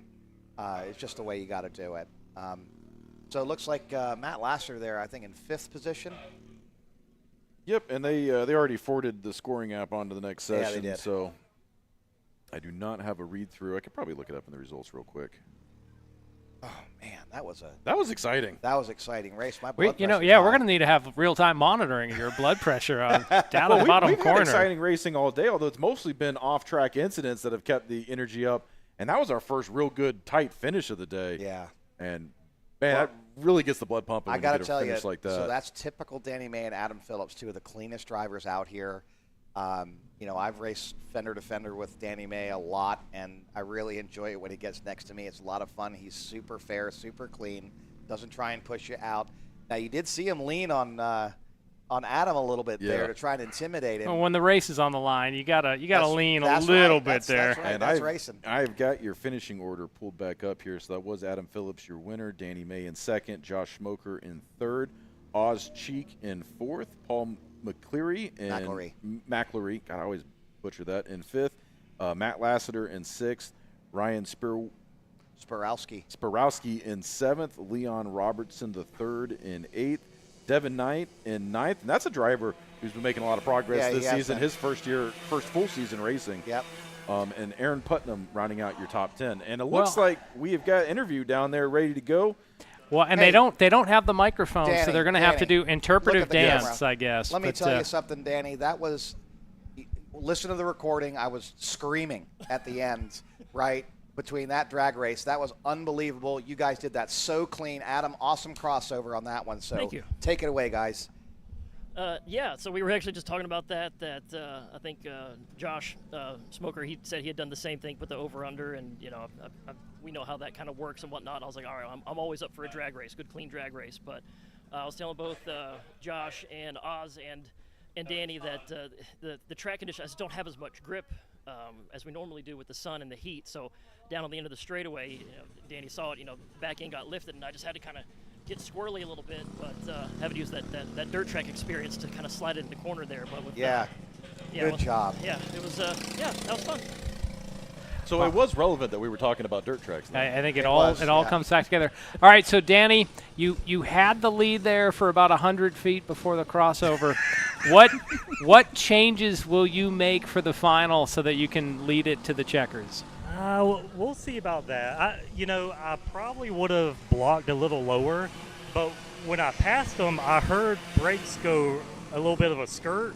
So I was like, I think he might have got loose behind me, so he's going to have to pass me on the outside to carry the speed. But I guess, I don't know what it was, but I didn't pick right. So I should have blocked just a little bit lower and kept the low line a little bit you did better. lean on him a little bit there. The drag race to the finish, we saw you move over. You guys got side to side. We kept it tight. But, yeah, on the, what was it, lap 3 or 4, when Adam went into 6, he was completely sideways. Yeah. And my brain said he's not coming out of this. So I jolted off the track to try to go around him, but he snatched it back. I told him when we came off the track, good hands, because not many people could have pulled that sideways out of it. That's a Danny May Adam Phillips maneuver right there. Let me tell you, that takes some experience, and that you guys did a wonderful job. Really got our blood pumping up here, so thanks. Not a problem, guys. Appreciate it. All right, thank you. All right, we will see them back later in the program for our LO206 Masters final. Congratulations to Adam Phillips on picking up the win. On track right now, we have our tag cadet class. Kyan Air was your leader at lap number 1, and Al Edwards has stepped out. He's going to go work on some cars, but Will, not going to skip a beat here. We're going to welcome in one of our drivers, Lincoln Massey. Welcome to the broadcast. What's up, guys? Where's the ice cream? Did not get one. I think that freezer is... Oh, you know, they had the power outages yesterday. I was saying, that's a good indication of the atmospheric conditions outside right now. All right, first thing, Lincoln, smile at me. You have braces. I'm trying to remember. Did you have braces on the last broadcast? This is a change. I think so. Maybe. Maybe not. I can't remember, but... Okay. Well, Lincoln, we've been covering action on the main track. So for our viewers, what class are you running today on the kart track? I'm an LO206 junior. Okay, that was, Will, one of the ones we didn't see. We were over at that was the main first track. one, but we will cover it for the final race, so you will get some love on air for that one. Yeah, I finished. So it was a pretty kind of hectic race from the start. A lot of people got kind of tangled up for the first couple of turns, and then everybody got spaced out in their own 2-car draft, and it was me and Aiden Courtney, and me and him were just drafting, and we fought for a little bit, and at the end I put off the 3rd place because Maya Lewis and Talon Laney were in a 2-car draft ahead of us. But whenever we pulled off and got to tech, it turns out that Talon had a full pushback bumper, which is 4 positions. So he's back in. So he's going to be in traffic. All right, and just for our viewers, you said a full pushback bumper. What does that mean for someone that's not deep into karting? So a full pushback bumper is where your front bumper has 2 little locks, and they aren't supposed to come loose and push back. That means that you're hitting the person in front of you too hard. Now, what happened with Talon was somebody behind him actually hit him, and I felt him hit me, and that's probably where he got the pushback bumper. Sort of like a croquet thing where you just get smashed forward. Okay. Yeah. Now, and it sounds like there is normally a penalty when your front bumper is pushed back, which is kind of disincentivizes mugging people out of the way. If your bumper's messed up, they're going to penalize you. Is that correct? Yes. As we get lap 4 completed here in our tag cadet division, Kyan Air leads Camilla Kanosh. And then you see our second pairing, Kalen Berghofer and Arthur Nahapedian. So great action continuing here. Lincoln, from the look of this picture, to me it looks a little dingier out there. When you came into the building, was it misty? Is it starting to get drizzly out there again? It's not starting to drizzle, but it's more or less just lots of clouds. It's pretty cool. So I'm hoping that everybody can get on track and just stay on the track and keep it warmed up. Vortex theory here. Does that work on a road course, Will? I don't know, but we could just put everybody out there in their street cars, just do a few laps, put some heat into the track. We actually did that for the Legends race last fall. We got a battle for 3rd here. Arthur Nahapedian gets down to the inside of Kalen Berghofer. And he makes the move there, picks up the position. Out front, Kyan Air leads. Will, we've mentioned that name, Kyan Air, several times this season. I don't believe it's been in a winning state, so we might have an excited first-time winner. Although Camila Canache just turned in the fastest lap of the race that last time by. She is hot on his bumper right now. So these tags, again, it is a 2-stroke engine. At this level, they don't have the full-on radiator and water cooling. But, Will, how much power are we talking for these? I'm thinking about 10 horsepower for these. That might be a question for Lincoln, yeah. Yeah, they're probably about 12 to 13 horsepower. But really what it is they don't, the LO206s are 4-stroke, so that you're not going to get up to speed as quickly as these 2-strokes, but they will get to the top speed as these 2-strokes, and that's why sometimes in just like your daily practice, you'll see a couple 2-strokes and LOs battling out on a practice day. And what kind of speeds are they hitting? They're probably hitting about 60, I'll say. So 60 to 65 if you got that gearing. Now, how do you convince your mom to let you go that fast?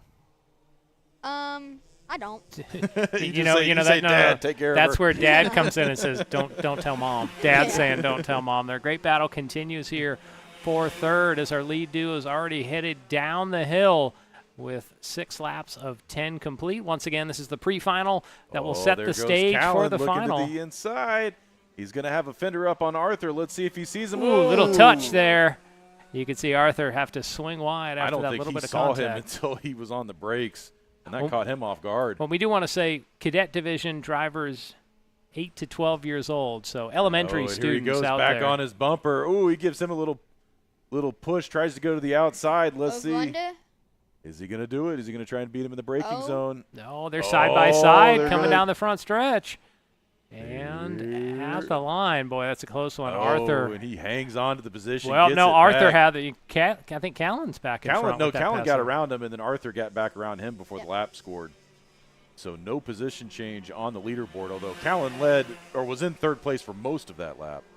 So they're beating and banging up the hill, sliding a little wide right by our vantage point as our leaders have used this as a chance to pull well ahead in the race. So we're going to focus on this great battle for third as our leaders Sound like scored somebody almost someone eaten it underneath the tower. About 4 seconds. Yep. There we see it. That's Roland Smith. Went for a wild ride. You could hear it on the audio track. Once again, back to the battle for third. Berghofer is in the blue driving suit. He's in fourth. And you Arthur can in see some second and moisture third. building up on the lens there. I don't know if that means conditions are rapidly changing or not.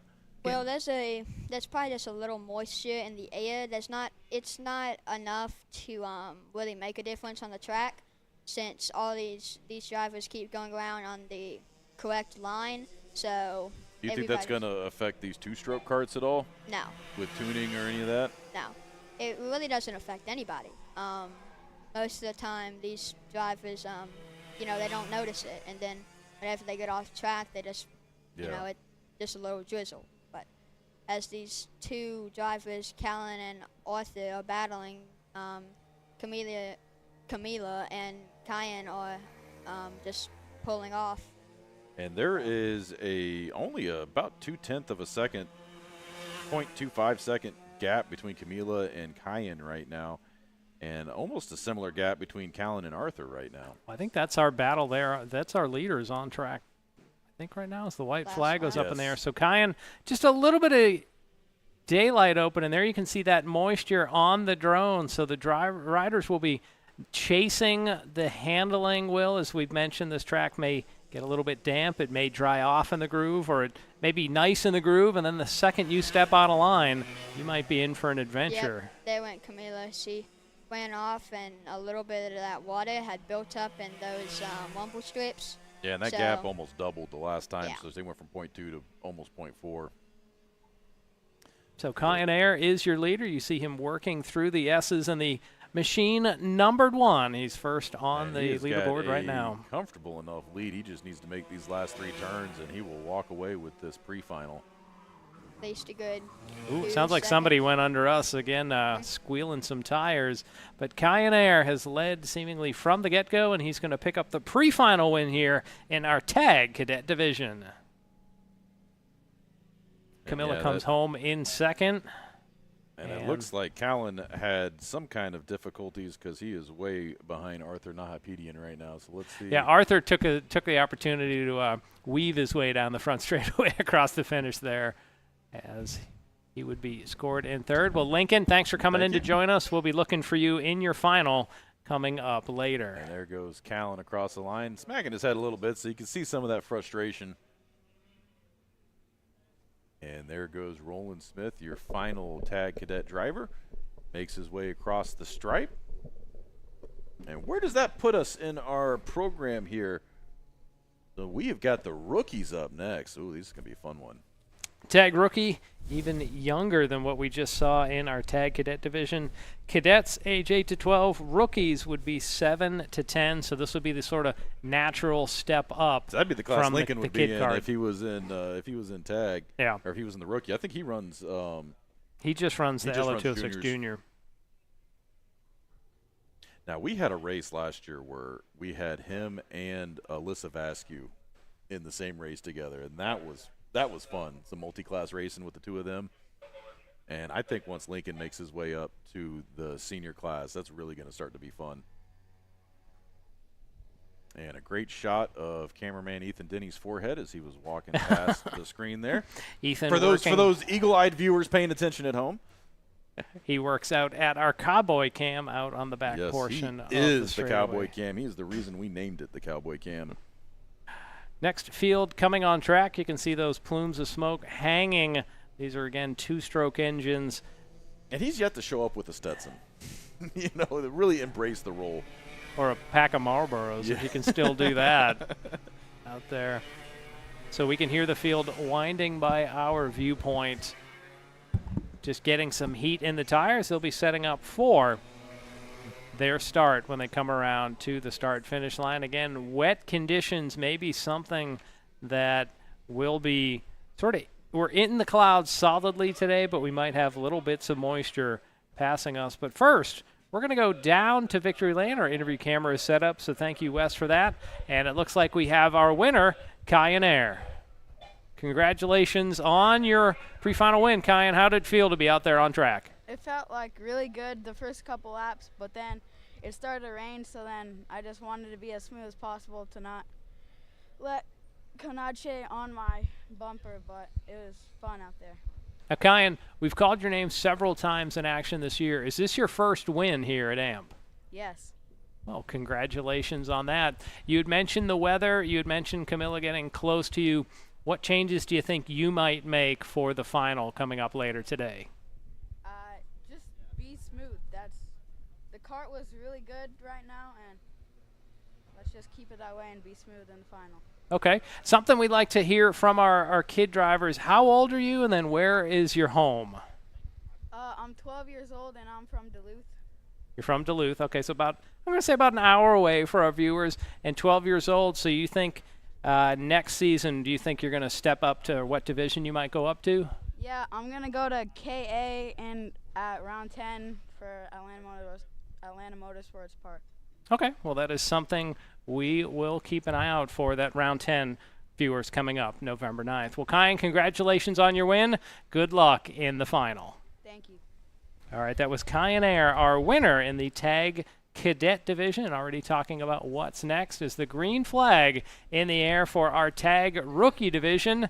So these are the karts that'll be running the full track, 10 laps. They charge down the hill, signature turn number 2, and then right back up the hill. You can see a lot of the parents and our other patrons viewing from that spot right in the middle of where turn 2 goes around them. Will, you can definitely tell the groove. It just looks more ominous out there right now. It is. And look at how wet that section of the track where they're not running is. It is definitely coming down enough to start putting some moisture on the track. So this is going to be interesting to see. Look at the non-line there. So Yeah. I really think when you see a rider get outside of that groove, that part right there where the cutoff is there, boy, that shows some dampness. Riders are going to be literally treading water when they go out of the groove, which for now, the groove seems dry, but everything else is starting to pick up moisture. I'm glad we're in the warm confines of the announce booth this afternoon. And yeah, you can see some of that rain starting to come down right now. Trying to think if we had a rain race this year. We definitely did last year. We have had some rain during the races. Might be that might be a mechanical there. One of the carts slow heading up the hill. Oh, and there goes. And one behind it. Two carts around. That could have been our leader, Bo Stowers. I believe that was Bo that went around. Whoa, 3 carts. So we lost half of that lead pack. Will, that's what happens when it gets wet. Now we got one out on the back end of the course as well, and another one. So it must be raining on the back end of this course as we have riders spinning out all over this facility. And I'm curious if they're going to let this one continue, if they're going to stop it for changeover to rain tires or not. Is it wet enough for rain tires? It's obviously getting that way. That's the thing. Rain tires for our viewers, super soft, real grippy in the wet. But the second it starts to not get wet, now you can see bits of rain and moisture coming. Whoa! Spin cycle there coming off turn 14. Ooh. And that's going to bring out another caution. Can't quite get a number. And there's another on that one. card. There's another one there in the turn. Looks like you got 2 corner workers running over to him. You got a driver out. Look at He's the frustration. Yeah. Oh. So sudden, a little bit of a, I don't want to say a squall, but a little mist coming in. Fast right now out there. Officially, Nazar Martinenko was the leader for lap 1. Harrison Marriage second. Will, it was right when they came by our vantage point the last time around. Karts all over the place. And there's a shot from our last uncovered camera out there at the kink camera. You can see some drops of moisture coming down. Yeah. So not a day where I'd want to be in the production staff here. No. These race teams are going to be chasing it. And to reflect this, normally this class would be running under a minute. Lap times the last time around, 1:06. We're seeing 1:13 we are seeing on public track. karting times right now. Yeah. So Nazar Martinenko officially our leader. We'll see how things progress. Another caution. Around. And I believe that is that was Bo Stowers. Does he have anything out there? And that kart's able to get back underway. Once again, can't quite get the number. You can see the next group of drivers in the chute. That will be our KA senior class.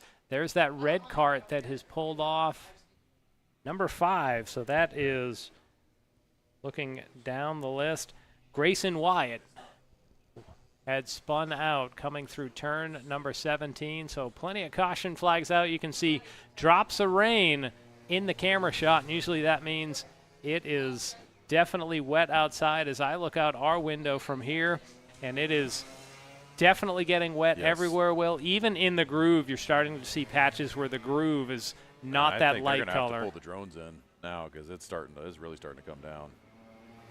Let's see if that's where, he's bringing it in. So we are going to be on ground cameras only for right now. As one of the karts slow getting up that hill as well by our vantage point. And I'm going to have to step out of the booth here for a second because the second this one gets done, we got to go cover up some cameras real quick. Ooh, look at Grayson Wyatt coming off turn 4. You can see just how loose these karts are. Unlike your street cars at home, viewers, these karts are normally run a slick. The slick gives maximum contact for the driver, for the wheel on the ground. That means they have as much actual rubber on the road. For a street tire, since you normally drive in conditions that could be dry or wet, the treads on your tire give a place for the water to go, so you're not hydroplaning. Unfortunately, these slicks, the downside, they're great when it's dry. You get maximum grip.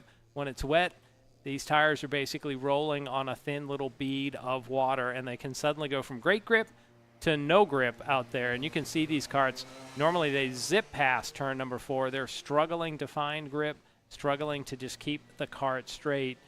Nazar Martinenko continues to lead as we're 4 laps in. George Cruz scored in second, Harrison Merritt third, Isaiah Williams and Ryan Dahoney rounding out the top 5. And there we can see the number 50. That's our leader, Martinenko, and right behind him, I believe that is George Cruz. So top 2 on your screen, not the normal speeds we're used to seeing. They're creeping by our vantage point. Last time around, lap time was 1:16. So these drivers are good 20 seconds, and that'd be about 30% off their normal lap time. So drivers having to find their inner Ayrton Senna, because Senna was one of those drivers who just seemed to love and thrive in the rain. But these drivers at 7 to 10 years old, this may be their first time in the wet. I know a lot of good drivers love the rain because it helps separate the good from the bad. And maybe some of these kids get it. Whoa, some dirt tracking going on there. That's our new leader, George Cruz. Dawsonville drift going around turn 2 there. Who are some of the other Formula One drivers? I'm trying to think, did Schumacher love the rain as well? Oh, Cruz goes around as Martinenko also goes around. Martin Yanko able to get They're righted. both. Oh, and Yanko gets out in front of him, so a change for the lead right there. It's going to be like when you have a football game in the wet, And it just changes things. Yeah. One stuck at the bottom of the hill, so karts all over the place in this race. Here comes Cruz again. Let's see if he's able to get by Martin Yanko. Martin Yanko doing the sort of slow but steady, although they both spun in turn number 4. If they're still doing this by the end of the race, that's going to get real interesting as they start fighting for position. I mean, it's almost every shot's got a cart around in a turn right now. There's one coming by our vantage point, and whoa, oh boy, an odd line. You can tell those slicks are not gripping right now. So, Will, this is probably where we want to mention our ice hill and our slick pad here. Yes, our skid pad up front. If you want to tell our viewers about what the members get to enjoy when it is wet here. So when you sign up for your membership here at Atlanta Motorsports Park, you do get access to our world-class training facilities. We've got the big skid pad here on the back side of the property. If we had a drone in the sky, we'd show it to you, but you'll have to just take us at our word. It's got a 7.5% grade on it, so it is a very steep skid pad. It is flat at the bottom, so you can practice on your turns. Now, how about this? Our leader's going by a slower lap car. Will, this is starting to look like what it's like when it snows in Georgia. This almost looks like, 85 with snow coming down. So George Cruz was, I believe, the leader. He's in the blue card. And second place should be Martin Yanko. And I think they were going around a lapper in there as well. Martin Yanko is the red card. So in the middle, trying to get a number on that card as he goes spinning around. And he gets around. That's going to allow Marriage to get around. Just how quick it happens here. No, that's still. Or no, that's still, not Marriage. That was still Martin Yanko who's in second. So was that Marriage that went around? I think he was a lapper. There's Marriage, the 108. Okay. So that's one other car. It could be Bo Stowers, could be Mason O'Donnell.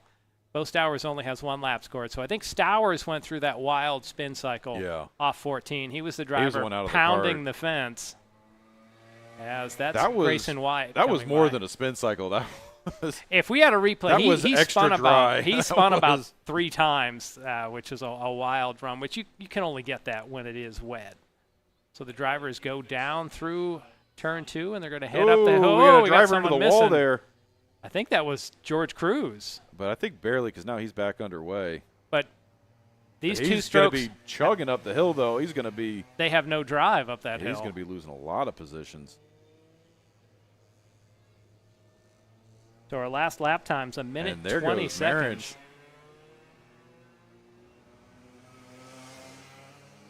Will, it almost makes you wonder if you drove it in the rumble strips, would you have more control right now? Almost, yeah. You get better grip, probably. You'd get some grip out there at least. So there you get a great view of just how steep the downhill is from our vantage point down to the kink. Nazar Martin Yanko scored as the leader the last time around. There we see the 10 on screen.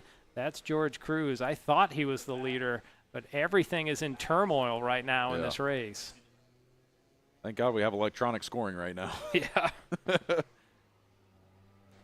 I have to wonder, though, these kids might pull the helmet off and have the biggest smiles on their down. Yeah. Well, I'm sure they're having a great time like out there. Like a football game in the mud where everything just, normal goes out the window and you just have fun with it. Still saying Martin Yanko is our leader. Marich is in second. Marich 5 seconds back. George Cruz just came around. He was scored in third. Down the bottom of the hill, boy, you can see some what would normally be unconventional lines for our riders. Now, Will, something I've heard road racers say, when it's wet, when it's dry, you want to be in the groove. I've heard people say when it's wet, you almost want to drive not in the groove because the little oils that get put down on the track end up sort of making the groove very slick. So these drivers probably don't know it, but sometimes to get out of the groove, you can find just a little bit more grip. Well, I think when the grip is not there, you go as wide as you can just to keep speed up because they can't accelerate either. Those tires will just sit there and spin, and they'll have even less grip if they're trying to accelerate. So those two were our leaders. It was Martin Yanko and then Marich as one of the other cars. Yeah, I know Marich picked up a position off of that spin that Cruz had in turn 2, so if he can keep it together, he'll nab himself a second place for this pre-final. And the white flag is in the air. A wild pre-final it has been. Nazar Martinenko leads. And Harrison look at that. They're Marich right in on second. top of each other, too. There's still got a race And going on. George Cruz still, if there's some spins, he still may be waiting in the wings. So they're going to head down the hill, and they're at least tracking right now. And so it looks like, is that, no, that's Martinenko. that's our top two. So yeah, Yeah. Martinenko leads. You have to wonder now, has this little bit of rain stopped? Is it maybe not as wet? Well, I did just get a note from Race Control that they are going to go on a 15-minute break after this race for switching to rain tires. Okay. So that probably means our teams that were down in the chute, as we see Elite pass for the lead. Oh, Harrison he Marich goes by. Oh. Will he be able to make the corners at this point? Is he going to be able to stick and not spin out? He gets a Ooh, little drift. squirrely, and he hangs on. Oh, look at the dirt tracking from a, you got to figure from a 10-year-old out there. And dirt look at this. tracking it. Harrison Marich, he is getting that win. He has got 3 more turns to hang on here for a win in the pre-finals. Let's see. George Cruz is that third kart, so Harrison Marich now leads Nazar Martinenko. And if they can get through turns 16 and 17 clean, let's see, and they do. Checkered Harrison flag in the Marich, air. look at that, picks up the win. Nazar Martinenko, I didn't see what happened. Did he just not get on it going down the back straightaway? Because Marich caught him and passed him with some authority there going into turn 9. Well, with the amount of spins we saw and times where drivers were just Yeah, it could have been four-wheel just drifting it, he could have just lost it at a particularly bad time Yeah. and didn't actually spin, but just lost a lot of momentum. Don't forget, these 2-stroke engines, if you bog it down, if you get real slow, it's going to be a long time until you get speed sort of built back up in the power plant. Well, we are going to go on a 15-minute break here. If you get an interview, I'll let you do the interview, John. I got to go run out on track and bag up some cameras, so we will be on break for about 15 minutes here. Probably get a word with our winner, but we're going to be on break for everybody to switch over to those rain tires, and I will be back up here shortly. All right, we'll see you in a few moments. Will, as Grayson Wyatt comes home to finish in 6th. Your top 5, Harrison Marich, Nazar Martinenko, George Cruz, Ryan DeHoney, and Mason O'Donnell. That was your top 5 in our tag rookie division. Scheduled to race next will be our KA100 seniors, followed by our LO206 seniors. But we are going to go to a break as it's starting to rain here at Atlanta Motorsports Park. Teams will be switching to the rain tires. We'll be back with more racing action coming up soon.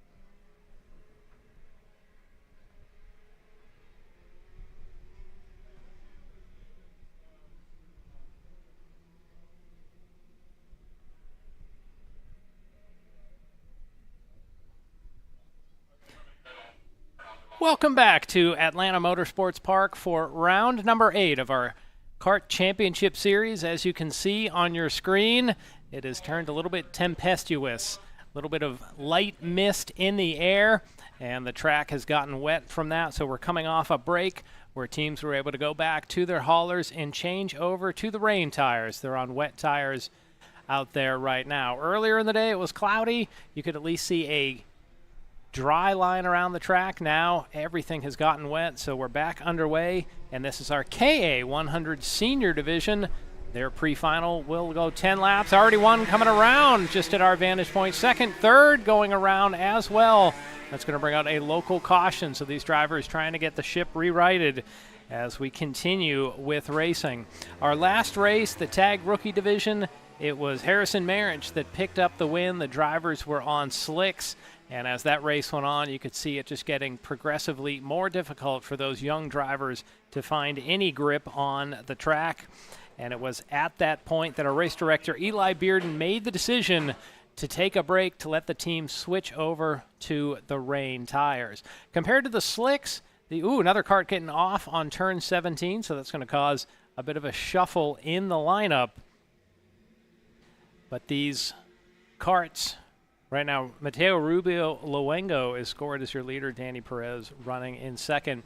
These tires, the wet tires, not only will they be able to push the water away through the treads when you get enough water, these tires are very, very soft, and they give good grip in the wet. The problem with the rain tires, as we see a battle for third shaping up on the back straightaway, these wet tires, when they get on a dry track, it's like taking a pencil eraser and rubbing it across the pavement. They give a lot of grip. They're very soft, but once they're on a dry, hard track, those wet tires will get worn away in just a couple of laps. So the riders only like to use them when it is a wet track. I'm John Matthews. I'll be joined by Will Rigdon in a little bit in the booth as we continue our coverage, as our executive producer Will also draws the straw of having to go out at times and help to cover up some of the equipment that's making our broadcast possible. I had mentioned that Eli Bearden is our race director. We're also assisted this afternoon by Will Taylor, our flagman, and in the scorer's booth we have Jeanette Brunner and Kinsley Norrell. So thank you to all of them helping make round number 8 of our Kart Championship Series a successful broadcast. If you want to follow along line with the live timing and scoring that we use in the booth, you can follow along on the Race Monitor app or on Race Hero.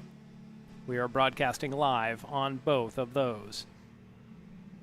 So our KA 100 Senior Division is on track. KAs are 2-stroke air-cooled engines.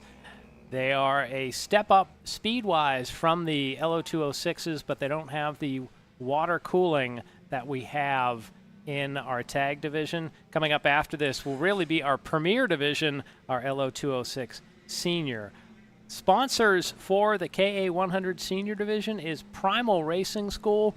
Will, I have to imagine Primal probably has a completely different chapter and verse for driving and racing in the wet. Yes, they do. And hopefully all these guys have the rain tires on. Because when I stepped outside, every kart I saw had switched over. Something else to note for our viewers, when I held my hand outside, it's not really raining. You sort of feel almost like little pins or needles on your arm. Yeah. And then if you wipe your arm, suddenly you'll be like, oh, my arm's wet. So it's not really raining out there. There's just this mist in the air with some occasional hydrometeors dropping and hitting the ground. So it's probably the only time I'm using that word in this broadcast. But this is, for me, this is where my work life and hobby sort of collide, that I am a meteorologist. I do work at the weather company, and normally we try to keep the weather away from racing, but right now two worlds have collided. Yeah, what gives with this hurricane, John? Tell you what, the South really had a tough one, as you see our riders kind of bobsledding their way up the hill there. Definitely a tough few days from Florida all the way up through the Carolinas. For the staff here at AMP, our thoughts and prayers, our hearts are with you as you try to recover, whether it's from storm surge damage, wind damage, or the flooding that is happening up in the mountains. Well, I know of Tennessee. we were a bit relieved that it went further east than what we thought it was, because it passed, just to the south and the east of us a little bit, because the eye was supposed to come directly over us. That's right. And really, it was sort of a win for forecasting in general that several days ago, the models were in good agreement that the storm would form, would intensify rapidly, and make landfall in the Florida Big Bend, and that happened.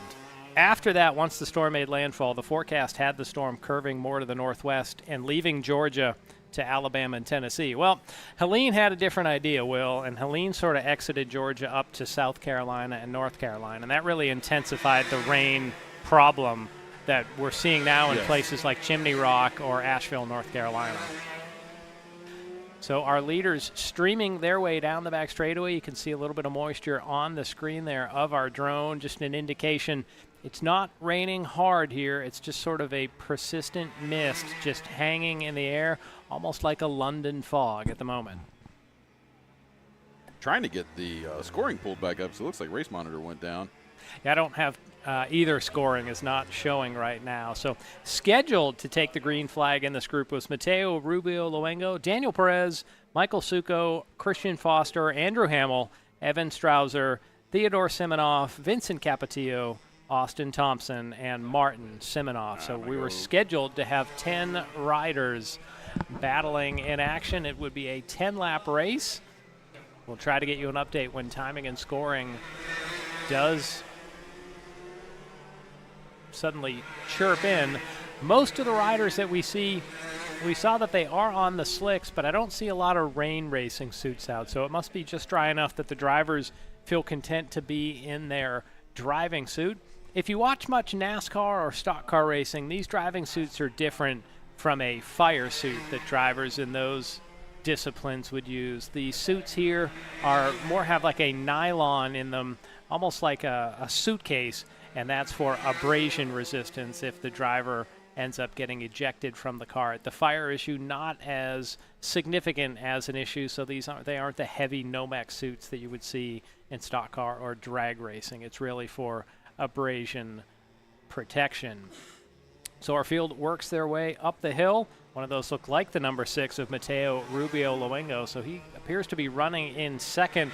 I believe that kit in front of him, we've seen that before. I don't think that's Daniel Perez. Perez normally has more yellow and green colors, so we're trying to get timing and scoring working as our field streams their way down through the kink. Lap time-wise, you can imagine on these rain tires are going to be quite a bit slower, as that might be Michael Succo that is in the lead. He would be in the 999 machine, as then our next quartet comes by. Once again, coming up after this will be our LO206 Senior Division, sponsored by Swan Mechanical. Usually we have our biggest fields for that division. Today is round number 8 of the championship series. Round number 9 will be coming back at you tomorrow. So however you're watching today, you'll be able to join on that same platform, and we will start at about 11:30 Eastern Time. So we'll get a Sunday matinee here from the outskirts of Dawsonville, Georgia. I'm John Matthews, joined by Will Rigdon in the booth. As the field's starting to get strung out a little bit, these KAs want to run those high RPMs as they are two-stroke engines. And maybe now you can just start to see a hint of a drying line form, especially where the outside tires go through the corner. So these rain tires, if they're running them, might start to wear out quickly. Sometimes drivers will drive on the straightaways in the wet just to keep the tires cool. As the white flag is in the air, we believe it's Michael Succo, your leader. He's opening up a gap over Mateo Rubio Luengo. So one final time, the field will drop down into that signature turn number 2, a 3-story drop into a U-turn, followed immediately by a 3-story climb. They pass our vantage point in the main AMP karting building, and then they head down to the lowest point of the track right there. You're flying along with Daryl Cannon, a.k.a. Killboy.com, giving us this great coverage of our event. Drivers on the brakes in turn 9 through turn 10, then into our S's, technically 11 and 12. They'll be full on the throttle uphill through turn number 13. The highest point of the track is right there before the drivers enter 14. They're still flat out from the exit of the S's, turn 15, and then down into the heavy braking area of turn number 16. Our chief starter, Will Taylor, brings out the checkered flag, and our winner, we believe, Michael Succo, coming in second, Mateo Rubio Luengo, still working to get our timing and scoring going. This race is a pre-final. It will set the roster for our 12-lap final coming up later in our broadcast. 12 classes are racing. Well, there'll be 12 races. We do have one race within a race, so there's 13 classes overall. We have 12 races, so that was the 11th of our pre-final. We have one more pre-final, then we'll be into our finals for the afternoon. As the rest of the field makes their way past the start-finish line to officially conclude their race. At this point, they will head to the scales, make sure that everyone is the proper weight. The weight for a KA senior is 360 pounds. That is with the driver. So you have to imagine the driver weighs 180. That would mean the kart would also weigh 180 pounds. About 23 horsepower can be generated by one of those two-stroke engines. The 100 in the name KA100, that actually stands for the number of cubic centimeters that the engine has for displacement. Normally, these drivers would be out there on the Vega Greens, which is a relatively soft tire, but in this case, they'll be out there on the rain tires trying to find a little more grip.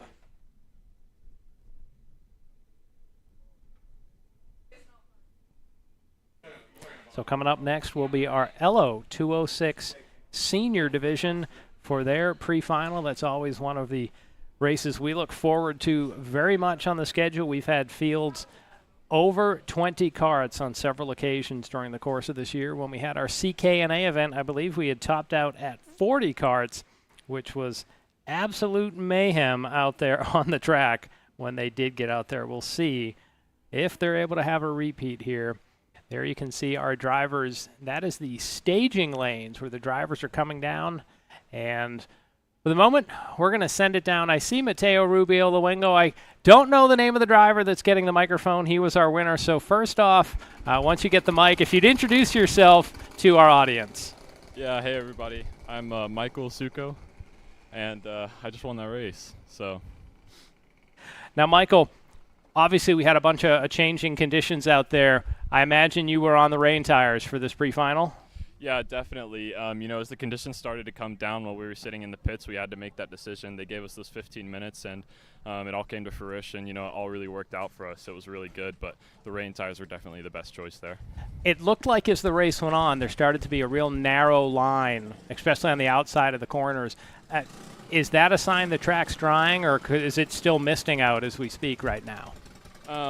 I think definitely the asphalt is drying. I'd say the paint is definitely something you want to stay off of. You know, I had a couple times, especially during the race, where, you know, my back tire would tap one of the white lines and the kart would get a bit loose, and, you know, we had to control that the entire race. But yeah, I think definitely, you know, there's no real missing coming down, but it's still wet as is.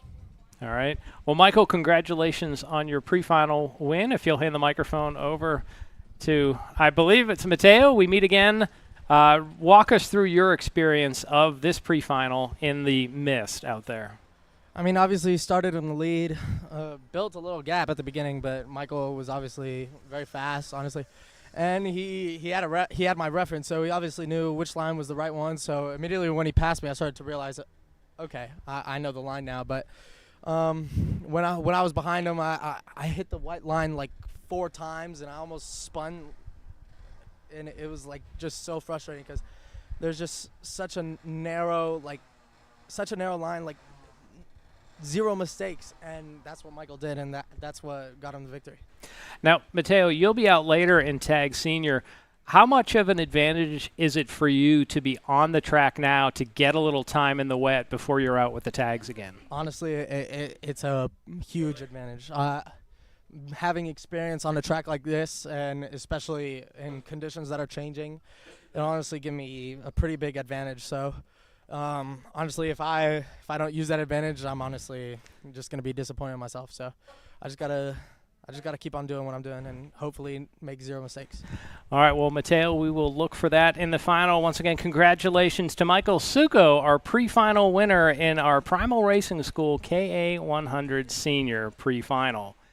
So we'll see those riders later. Coming up next, the LO206 Seniors on track in the Seniors of Mayhem coming up next. Yep, the wet track that's out there.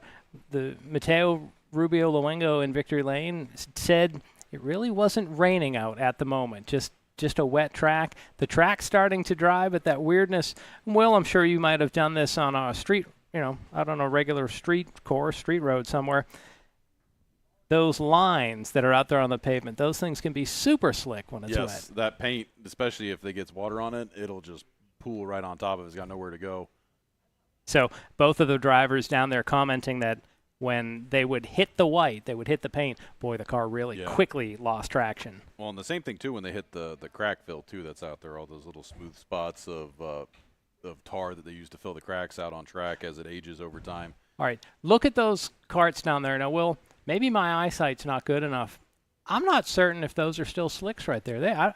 These don't look like rain tires. No, they don't.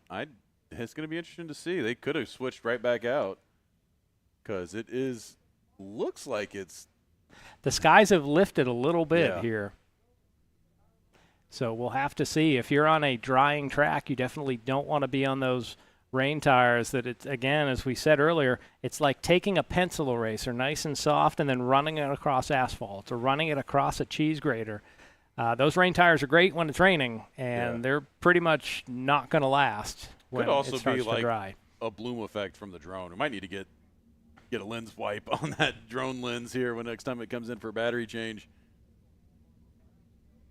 So pace lap underway for our Swan Mechanical LO206 Senior pre-final. Looks like a healthy field of karts. Coming up after this will be our LO206 Junior division as they start the 12-lap finals. And Will, earlier you had mentioned that with this humid air and the changes that are happening, teams and drivers are going to have to be chasing the carburation and the jetting. Now they have to chase the tires too. I mean, there's going to be some gray hairs at the end of the day in the pit area. I'm sure all the mechanics are going to be stressed out at the end of today because it has been quite the work today, especially getting these set up. Because the other thing we didn't talk about, a big dynamic that was at play here today, is there was no practice yesterday. Because of all the rain that we had. And a lot of these drivers, they travel. This is not the only place they race at. And so the kart's completely set up for another track. And they need to have that data. They need to be able to come in and have that day to get the kart set up. Different tracks have different weight limits. And none of these guys had that. So all they had was that first practice session to get the kart ready to go for qualifying. Well, I had a chance earlier this morning to talk with Max Trammell. He is registered in this class, was not able to even have practice time. Good to see him back. He hasn't been with us in several months, so Max, we'll be looking for you. Right now he is scored as the 23rd and final rider in this group. Field comes by and looks like they're not going to get a start at the moment, so they'll come around for another attempt. They'll take the quick cutoff.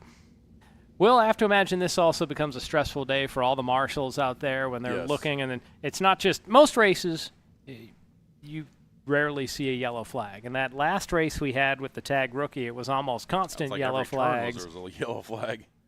So just a lot of stress. You have to imagine there's going to be a lot of stress for our riders here. Let's see if they can get settled. Well, and the other thing is people aren't spinning out in normal places because as a corner worker, you have an idea of the danger zones, of the hot areas, like in certain braking zones, where people, if they're going to spin out, where they're going to go. And the green flag is out. We're underway with our LO206 Swan Mechanical pre-final.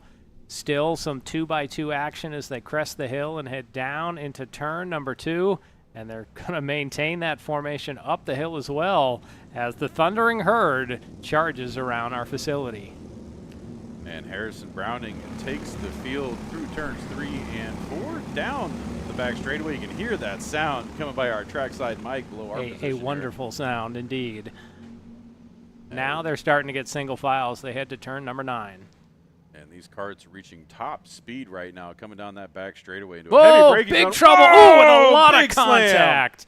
So a couple of carts went Ooh. around, and then some major contact. I count 4, 5 They carts. need to check on him. That was a major slam.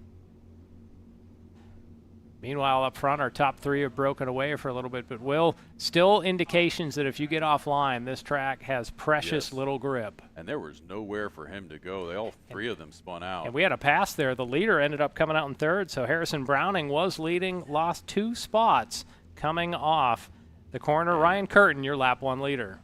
And Curtin, no stranger to the lead, gets around Craig and Browning to take the lead there on that. I think he was in 2nd. Carson Craig, though, great name to see. I followed a little bit of his Instagram Live that he was doing on, I believe it was Thursday night with all the rain. He was working on his kart and had Al Edwards sort of coaching him through the process remotely. There we see, still have 3 carts and a yellow flag coming out. Driver's still in his kart over there. He took a mad slam. They need to check on him. As now look at that track. You're starting to see that light gray out there, like this track's lightening up. So you have to think maybe these drivers are on I think the they're slicks. on slicks. Because just about a couple laps on rain tires on dry, and they'll be toasted. I'm sure Al doesn't like that call because he's got like 16 carts he's got to go swap tires on.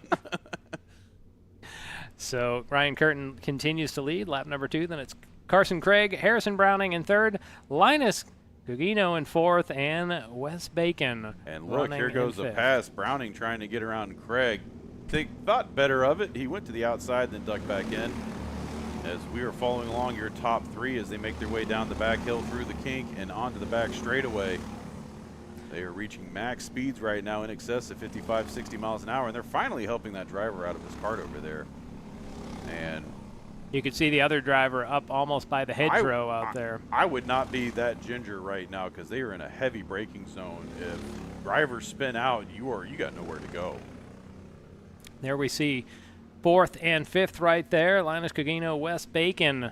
They're trying to make their way up to that lead trio and make it a 5-kart race. But for right now, our top 3 staying nose to tail. Ryan Curtin continues to lead. And if they play their cards right, they will suck back in and they can make this a 5-kart battle for the lead, as it looks like they're doing currently. Well, especially if those top 3 start battling, then 4th and 5th will be there immediately.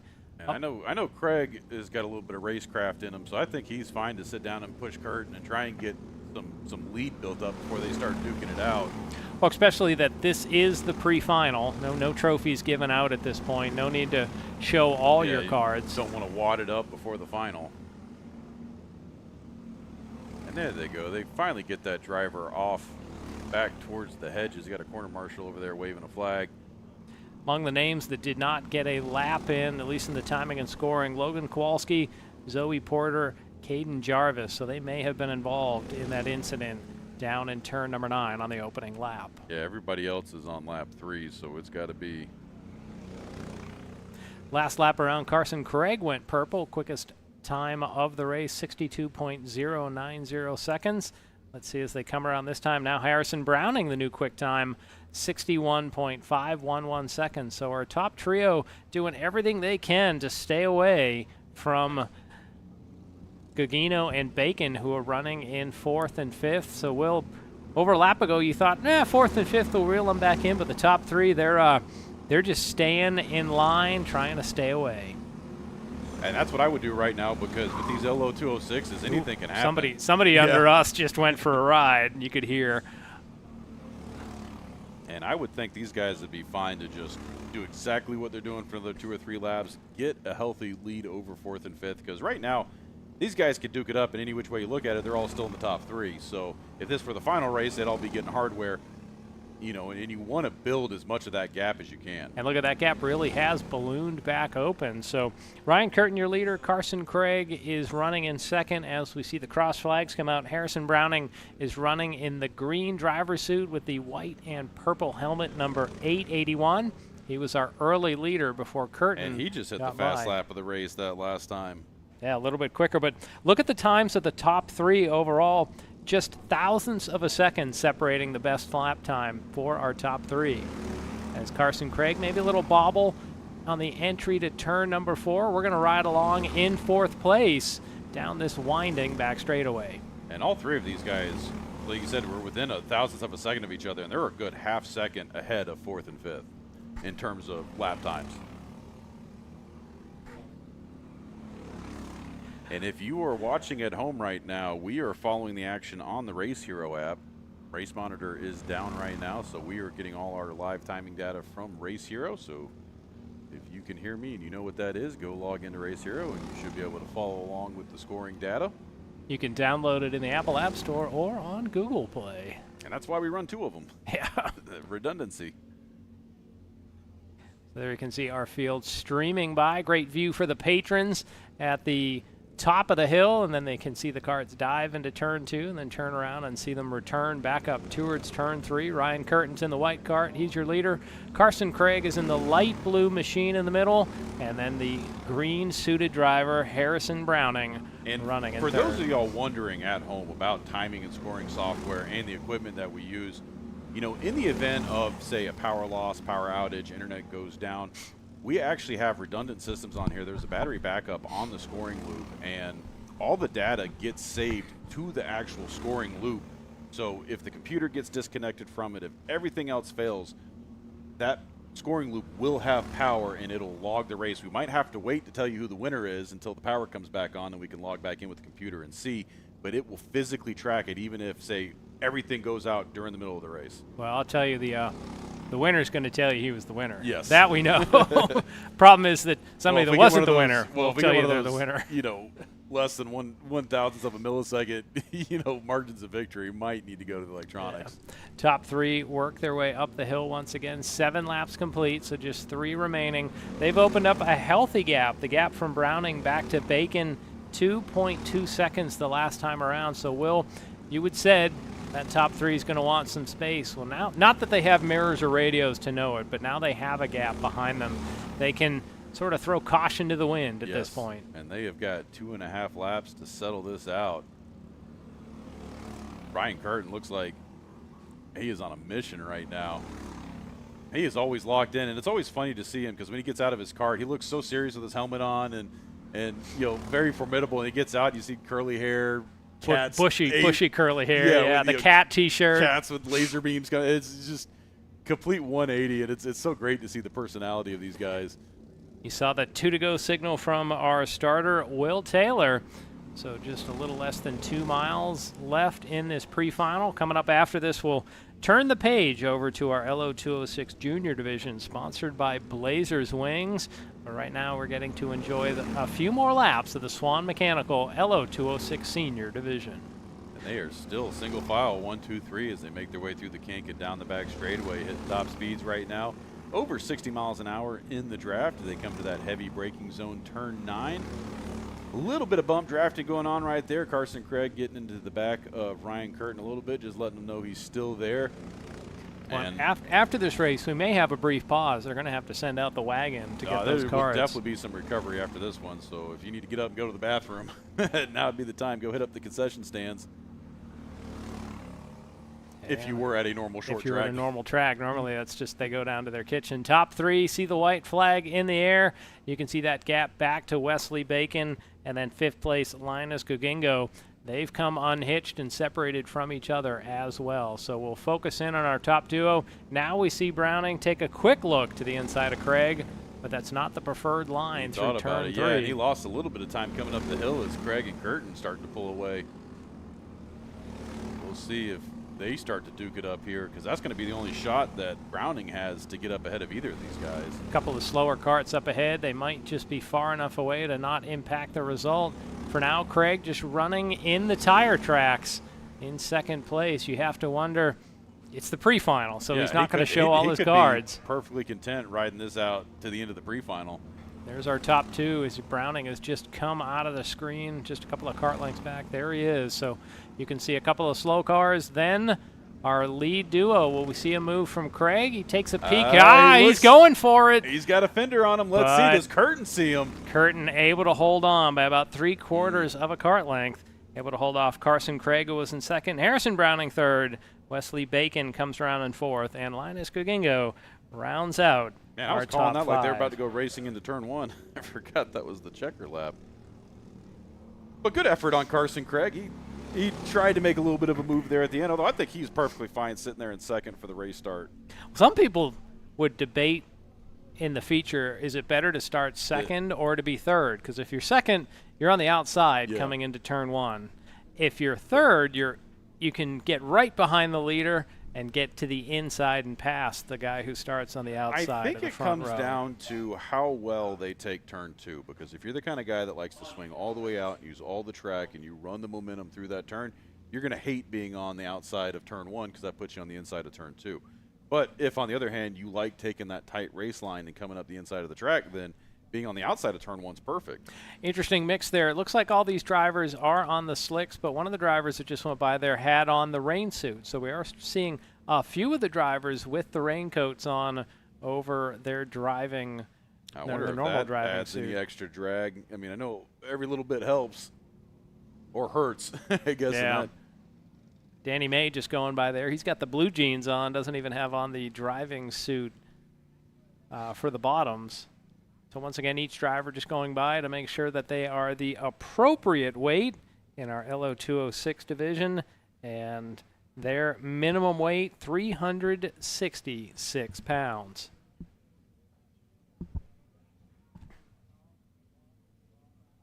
So that's William Cantor right there on the scales. Coming up behind him, that is the, trying to get the number, that is the 37. Don't have a name for him in the system, Will. So each of the drivers will head across the scales and just make sure that you don't they want me to start official. making up names like Lefty Turner. That's not gonna. It's gonna end up like a Beavis and Butthead episode if we're doing that for too long. That's what about, we follow the Weber Valley page, and one of the things I love about that page is there's a bunch of fake accounts that like and comment on the pages, and you have to pay attention to their names. And one of them's Lefty Turner, and it's I don't know why it's funny to me. Well, who else? Of course, the big name from up there is Gage Martinez. Yeah, Gage Martinez. But isn't it Yoder? Jeb Yoder. Jeb I think Yoder's is the owner. The promoter. Yeah, They're the promoter. They and the Infield Tractor Tire, some Yes. of the good content. I don't want to say creators, but like fake creators in the dirt racing I was world. thinking about you with that Infield Tractor Tire Oh, when we were no. up at the Figure 8 race this year, because they put a big old honking tractor tire at each of the 4 turns. Okay. And the one at turn 1 just kept getting clobbered this year, and they'd have to stop and reset it. And you would think it'd be penalizing enough to hit it, but they didn't care. Well, and that's normally where Infield Tractor Tire would just show a video of that. Now, there's a cart. That cart was on the rain tires there, that last one that went by. You'll see something where it just says the Infield Tractor Tire has entered chat at that point. So now, Will, just as you had said, Ryan Curtin looks serious with the helmet on. Now looks a lot more relaxed. He's got the cat shirt on with the lasers popping out. So we have second place Carson Craig as well. So, Ryan, how did it feel to bring home the checkers in this pre-final? I'm not sure why you're saying I'm relaxed. Do I not look serious right now? Will, it you felt want to all right. take that? I think the cat just makes you look more inviting. That could be true. Like, you look like the kind of guy I'd want to strike a conversation up with in a parking lot. Well, that's what you're doing right now. Yes. I am in a parking lot, so there we go. No, but I mean, the big factor in this was, is it going to get wetter or is it going to get drier? And so my gamble was it'll stay about the same, maybe drive a bit. It dried up a little more than I expected, so like by the last couple laps, I'm like, these tires have too much air in them. And I think all of us in the front 3 were thinking that. But let's see what Carson thought. Well, Ryan, before you give it up. pass to Carson, were you on slicks or were you on the rain tires? I think all of us were on slicks. Okay. I did see one cart coming across the scales that had rain tires, so must have tried a different hand there. So if you'll pass it to Carson. Carson, we were wondering if you were going to throw a move at the end, or seemed like you were pretty content to just ride behind Ryan for most of that race. Yeah, so without giving away a strategy or anything, but we're yeah, take notes, Ryan, take notes. Just kidding. Anyways, I'm trying something. That's all I'm going to say about that. I'm trying something. Okay, so the battle lines are being drawn here for the final a little later, it sounds like.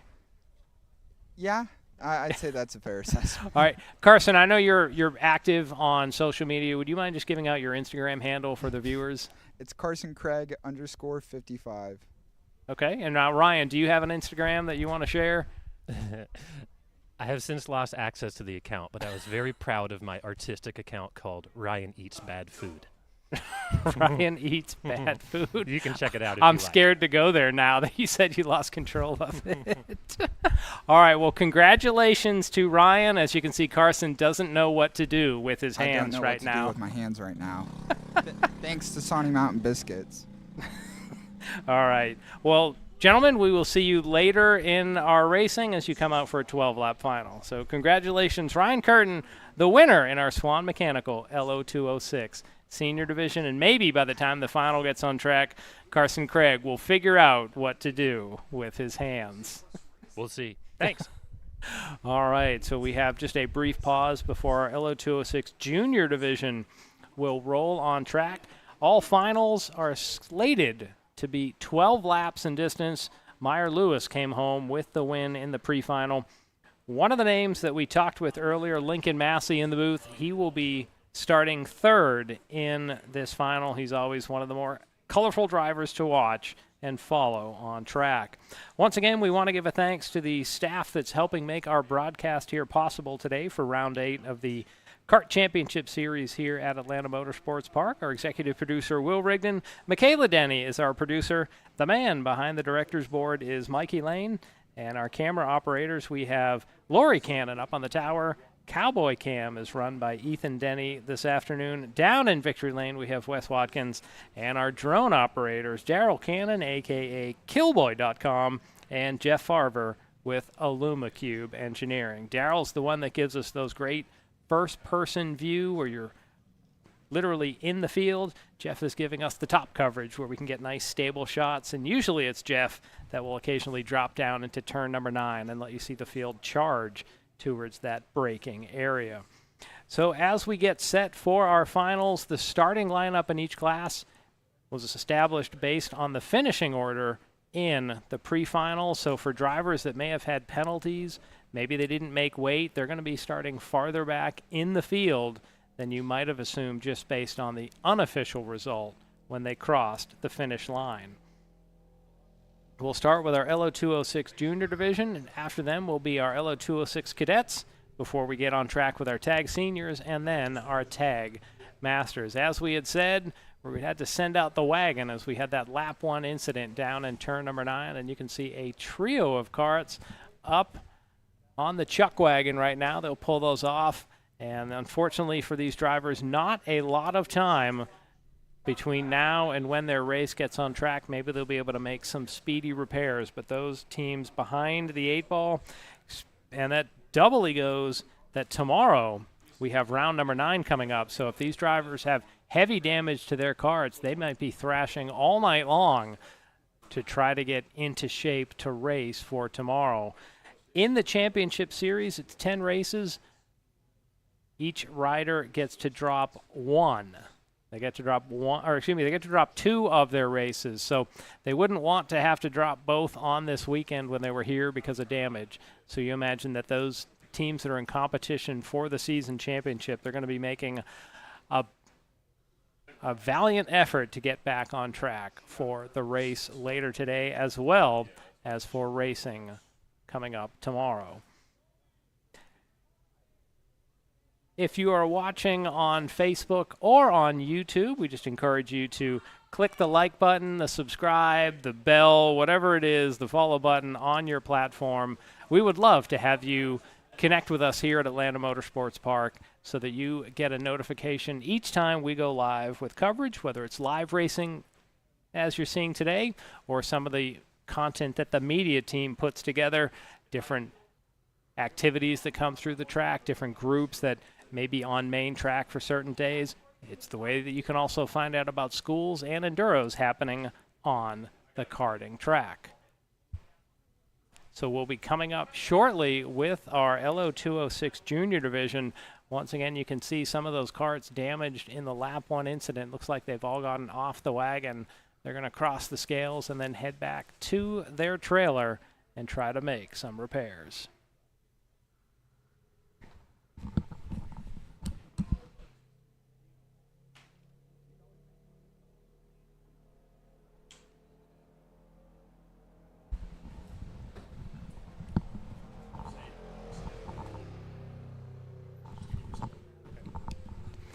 And as we set up for our finals, we'll be back in a few moments with our finals for the afternoon.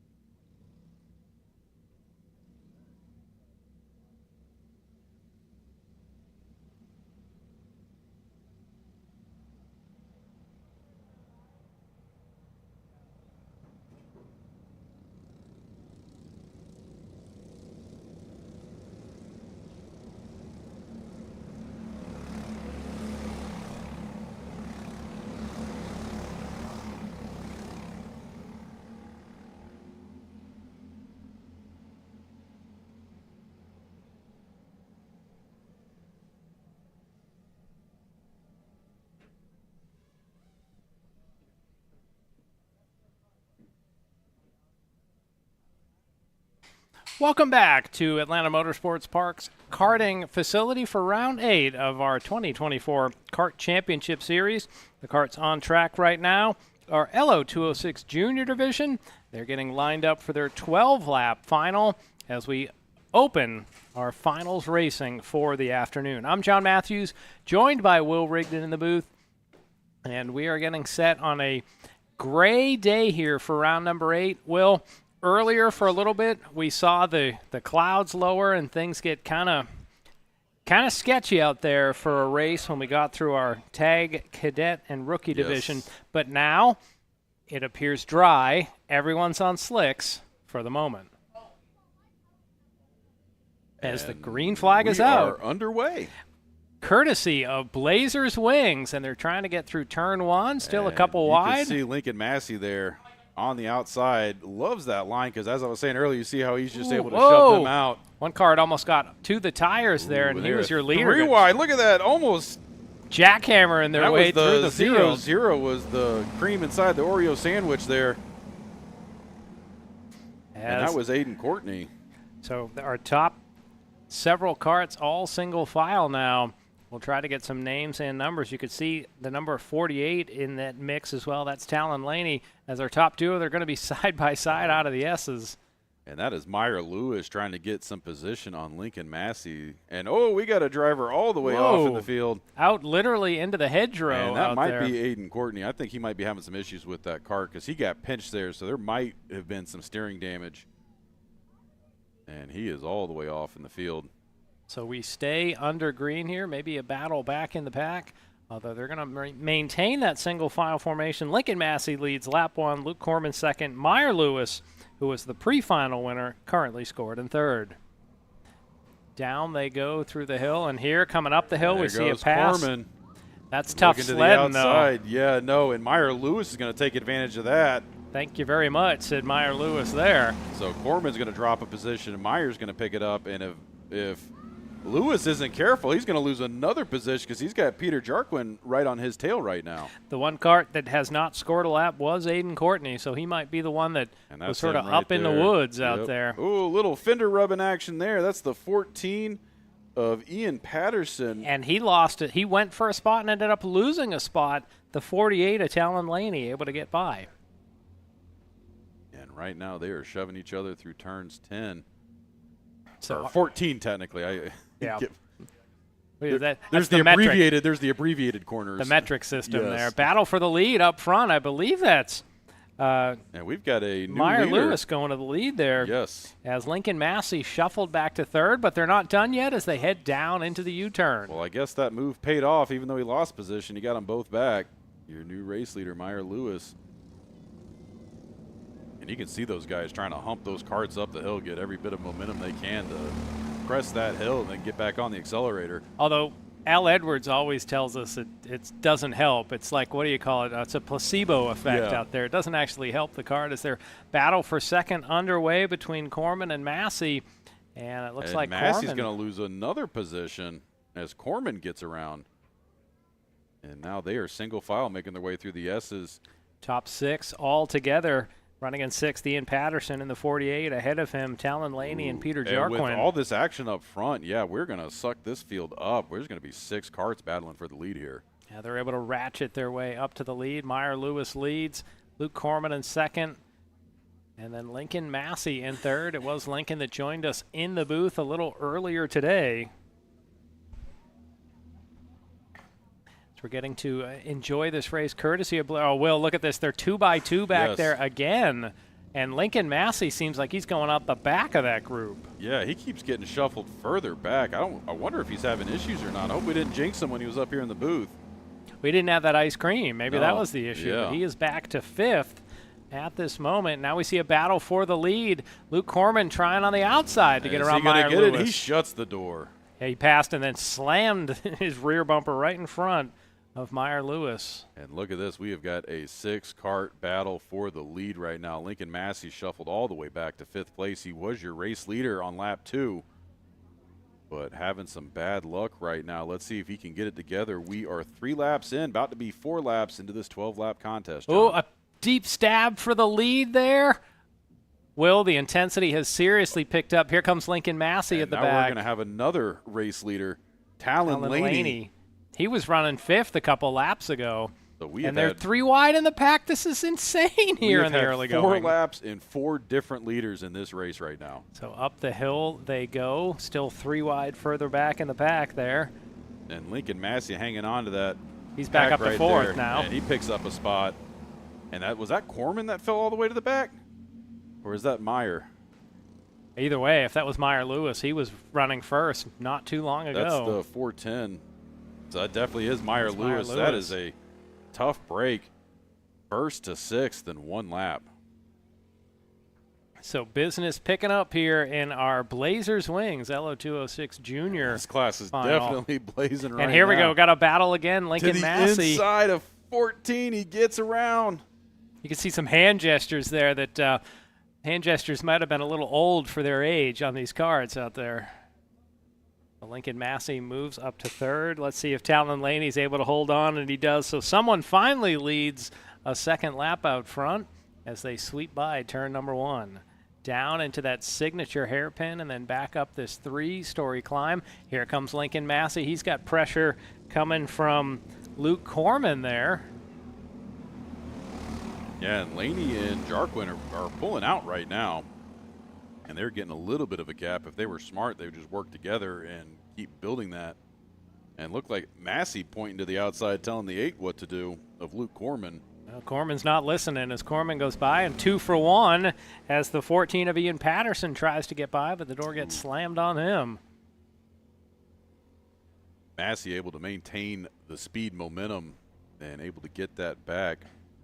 Was only losing 1 position, almost lost 2. And now the field really has gotten split up into a bunch of pairs. Our lead pair, Talon Laney and Peter Jarquin. Then it's a few kart lengths back to Luke Corman and Lincoln Massey, then Ian Patterson and Meyer Lewis trying to form up for a third duo as we are halfway through our 12-lap final. They get the sticks at the line, which means 6 down, 6 to go. And right now, Talon Lady, Peter Jarquin locked into a pretty intense battle for the lead right now. Although after the first 4 laps, this is definitely tame compared to that. But I expect these guys to kind of settle in here, and I want to see that same action heat back up. Well, we'll see what will happen. The main track had some wild action to open up their final race today as well. So first and second have opened about a second advantage back to third and fourth. Running in third right now, it is Luke Corman, followed by Lincoln Massey, as we see maybe a pass for fifth and sixth. Thinking about it. Meyer picked up the win in the pre-final. We've called his name some this year, although I don't believe as a winner was able to get the pre-final, but things have not gone his way at this point in the final. And he looks to make a move to get around 5th place Ian Patterson, not able to make it happen. And so he is going to stay in 6th place. Not a lot of action happening up ahead of him right now. Talon Laney is your race leader. Peter Jarquin in 2nd, just behind him. Luke Corman in 3rd, Lincoln Massey in 4th. As they thunder by our vantage point down through the kink, and once again down the back straightaway, the fastest point on this 1 mile track. And here goes Corman looking to the inside, trying to get around Jarquin. And they're rubbing fenders. He shoves him to the outside. He makes the pass. And look at that. Lincoln Massey sneaks in on the inside. He gets a spot back. And Jarquin on the verge of losing a couple more spots back here. He's under heavy pressure from Patterson and Lewis, but he's able to fend them off for the moment.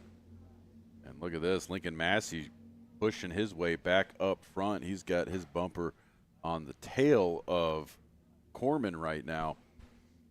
As they're side by side for 5th. Will, you have to wonder if the marshals might have to make some calls. They've been getting into it out there. They'd be checking those pushback bumpers when they go across Tech. Heck, 7th place might end up getting the victory here with all the shoving going on. 7th place, Leon Robertson. 8th, Thomas McGee right now.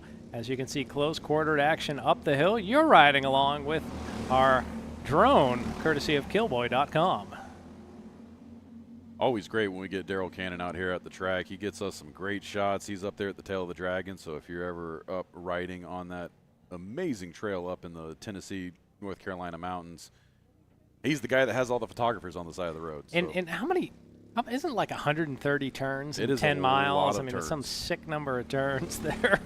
And he probably don't want to drive it today. Who knows if they've had some issues. And he does up there. more than just take pictures. He takes care of the road up there. When bikers go down, he'll help fish them out of the woods. When they drop oil, he'll let bikers know where to avoid spots, and he'll even get out there with the oil dry himself and help clean up the road. It is very much a communal effort up there, keeping the mountain and the road safe for drivers. Our patrons getting a great vantage point of the field coming down the main straightaway, and then they all walk across and see them come up the hill. And we had a pass while I was talking about all that. Luke Corman now, your race leader, gets around Talon Laney. Ooh, and there goes Meyer Lewis. I think his day is done. Where is he? He's coming up the He's hill. on the hill there, too. And it's hard to get restarted from the hill, so our lead 6 is now 5, but really we're going to focus back in on our top trio. Luke Corman leads Talon Laney, Lincoln Massey waiting in the wings to see if those two create an issue that he can capitalize upon. And We've seen that happen already today. Yes, and if there's anybody that is a master at taking advantage of the field, it is Lincoln Massey. I can't tell you how many times we've seen him push his way from the rear to the front, even in multi-class battles, taking out karts faster and bigger than him. So nose to tail as the 2 to go signal goes in the air. And there you can really see that gap back to 4th and 5th, Peter Jarquin and Ian Patterson. It was just a few laps ago. Jarquin seemed safe in 2nd place. How quickly the fortunes change. You could pretty much throw a blanket over the top 3 as they were cresting the hill into turn 1. Spread out a little bit, but now the accordion effect, they are right back together as they make their way up through turns 3 and 4, back down the back hill through the kink. They are reaching top speeds right now, 60-plus miles an hour as they get in that draft. Ooh, boy, they're weaving and bobbing down that back straightaway. straightaway. Trying to break the draft. Oh, defensive driving. Is Lincoln going to capitalize? He gets both. He goes 2 for 1 on there. Boy, you could see that Talon Laney was all kind of wild on the back Lincoln was like, straightaway. this is too good to be true. There's no way. And he got around both of them. The heavens opened, figuratively, not literally, but the heavens opened, and Lincoln Massey, your new Lincoln leader, ran the fastest lap of the race that last lap, so he was definitely sandbagging on the consumables right there. And with that, the white flag is out. Your new race leader, Lincoln Massey. Does Luke Corman or Talon Laney have anything left in the tank? We have got 16 turns to determine this one. So up the hill they go. You can see Corman get right to the rear bumper of our leader, number 7, Lincoln Massey. Lincoln looking over his shoulder, maybe a little bit more than he usually does as they head past our vantage point one final time. Down through the kink. Now, how defensive will Massey be? He's looking over both shoulders. Corman trying to find a way. He's getting a bit of the draft. He's going to shoot it to the inside. Let's see if he goes for the over-under. They make contact. Oh, that pushed Massey out wide. And that pushed Massey way offline. Massey tried the over-under, and he ended up hitting the rear bumper of Corman. He lost a lot of speed. I'm surprised that didn't give Laney the opportunity because Corman was able to stay out front. And here comes Laney right now. He's looking. What's he going to do? He is staying hot on his bumper right now. Is he going to go low? He does. They're pushing. They're pushing through that corner. Down to the final stretch. Corman in the lead. And he's going to take the checkered flag in our Blazers wings. Massey almost charged back and got that. The two of them got into it. So congratulations, Luke Corman picks up the wins in our Blazers wings. LO 206 Junior Final. Talon Laney comes home with the silver. Lincoln Massey Have we is seen the bronze. that many lead changes in a Here's race? Here's this move where Massey goes by both. You can see them. You can see Laney get all inside. Way that, offline. That left rear popped in the air, but then the leader went wide, and Massey just said, "Okay." I think Corman was trying to block Laney, and they both took a bad line. And I think Massey just saw it. Here and knew. it is again. Oh, we were going to get it one more time there, but yeah, you could definitely see that. Here it is. Watch Laney's left rear. See, look, they both got way offline. You see Massey's taking the proper and then watch line. the left rear pop up on Laney's car, and Massey just says, "All right, if you won't, I will." And was able to get to the lead, but not able to bring it to the checkers. Hang on to it. This was the battle to the finish. Corman driving backwards more than forward. You can see him looking over his shoulder. And look, you can't see Massey anywhere in this. And when they get together in this turn, there's Massey. That almost gave him the advantage to charge back up. Yeah, if that straightaway had been another 100 yards, you would have seen a 3-wide finish. You could see Talon Laney had both hands off the wheel there gesturing. So have to wonder what the marshals might determine. But at least for the moment, Luke Corman has been declared the winner in our LO206. We won't know who won that one until we call the podium.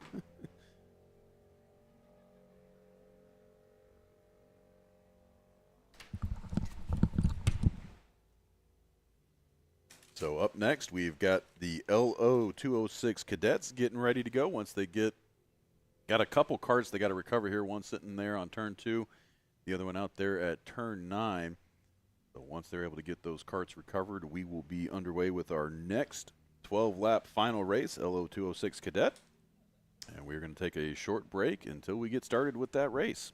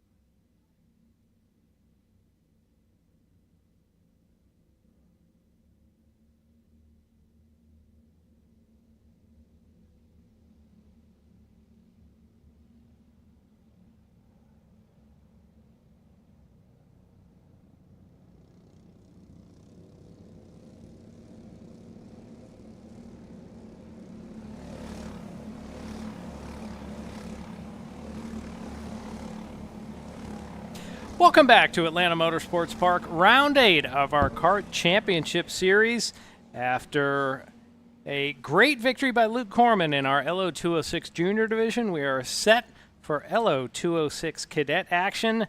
In between races, our crew had to go out and clean up some of the karts that were involved in incidents. So for the second race in a row, the Broom Wagon getting some time on track. Our LO206 Cadets, same basic engine you saw in the LO206 Junior, but these drivers a little bit younger, where the Junior Division is 12 to 15, Cadets age 8 to 12, and they will be getting about 10 horsepower, 246 pounds, the minimum weight for one of these karts. Isaac Carvalho picked up the win in the pre-final, so he gets to start on the pole. As you see the field stacking up 2 by 2, they're going to come through the tram lines.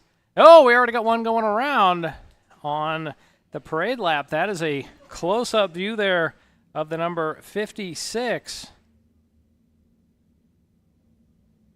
So Luke Rower going for a quick spin, so the field is going to cycle back around on the cutoff. And they will once again try to get started here for our LO206 Cadet final. Coming up after this, Tag Seniors will be on track. This race, 12 laps the distance, the field getting into those tram lines. That's where the spin happened on the last incident. Looks pretty good. Our flagman brings the green flag in the air. We're underway with our LO206 Cadet final. 2 by 2 at the front, the rest of the field getting single file as they charge down into the signature hairpin turn here at Atlanta Motorsports Park. And they're even going to try 3 wide up the hill. That can't work very well, so they're trying to get narrowed down as the field sweeps by our vantage point with our early leader, Isaac Carvalho, in command. A little bit less drafting, a little narrower karts here in our Cadet division versus our Junior division, as a little bit of passing going into turn number 9. Will, let's hope we can settle things down. The last couple races on track have been a little too exciting. Since we switched back to slicks from the rain tires, it has definitely gotten a little hairy out there. But happy to see these guys up and running. And honestly, I think the drivers prefer slicks over rain tires just because it's more what they know. Because usually you don't come out to the track when it's rainy. You only come out when it's bright and sunny. So, well, I mean, the people that like racing in the rain are probably like those ones that would enjoy running in the rain, yes, like crave it, you know. Well, those are also the guys banging on the gate, be like, why are you closing early? It's still good. There's still daylight. We can run. Be like, yeah, but there's an inch of water. It's like, we're good. I brought my floaties. Isaac Carvalho leads, Camila Canache second, and Ryan Perez in third. They've kind of broken away from the balance of the field. You can see Carvalho get way out into the stripes coming by our vantage point. We'll see if that lets Canache get a run down the back straightaway. She's going to look right to the inside. Battle for the lead. Camila Canache to the point. So you've got a new leader here on lap number 2. And they kept it very professional during the pre-final. I'm surprised that they were already trading spots right now. They ran pretty much single file that entire race. So hopefully we got more of this in store. Well, I'd say the money is on the line. It's trophies, yes, in this points, this level, trophies. But, yeah, there's a lot on the line because we have got, this is the third to last race in the season, so they're only going to have 2 more dates to score points after today. And one of those days is tomorrow. Yes. So you have to feel for some of these drivers that have damaged equipment, especially in the pre-final. Will they be able to fix it for today? What is left for tomorrow? I think for the bigger teams, it won't be as much of an issue, but some of the smaller guys, that definitely is a factor today. And whether or not, you risk it for the biscuit here on the last, on the pre-final on the last race. Well, logic goes out the window once you see the white flag, as now we see Carvalho to the inside. Camila looking the opposite way as Carvalho goes. I don't know if you saw that. She looked to her right, and he just passed her on the left. Gave her the fakie, and Isaac Carvalho once again to the point. Camila Canache running in second. Ryan Perez been quiet in third, and then it is a big gap back to Clayton Stiles in fourth, Dean Saunders in fifth. And I will say that is something she has been working on, because when we first started covering Camila Canache, her head was always turned to one way or the other. And I remember the coaches and her parents are like, no, just look forward, and that's a hard habit to get out of, especially when you race real aggressive. Wait, did we just have a Chicago reference that you said it's a hard habit to break? I don't know if you're too young to remember that might be. I said if I made the reference, it was inadvertent. I'll make it tomorrow when your dad is here in the booth with us about it being a hard habit. That's definite 80s. I am just barely an 80s child. Okay. Have you ever heard of the group Chicago? I know the band. That's about what I know too. I know it's a Broadway play, right? Or it's a musical. I think that's different. That's not. Chicago is a musical that's not about the band, though. I thought it was an inferior type of pizza. That's a war coming in on the broadcast right there. Isaac Carvalho leads, Camila Canache second, Ryan Perez in third. You're running in fourth place right now as the field sweeps down to that critical turn 16 braking area. So far in this race, all the action has been in turn number 9. You can see the big lead that this trio has opened up over our second trio. That time around, it was they were only 0.3 of a second between the top 3 and fourth just crossed the line. Yeah, so about 7 seconds. 7.5 seconds back to fourth place from third. Under gray flannel skies here in North Georgia. A couple days ago, we were worrying about the path of Hurricane Helene. That brought 7 to 10 inches to North Georgia as Camila Canache once again looks to the inside of Isaac Carvalho. Let's see if she can make it stick. The late stab.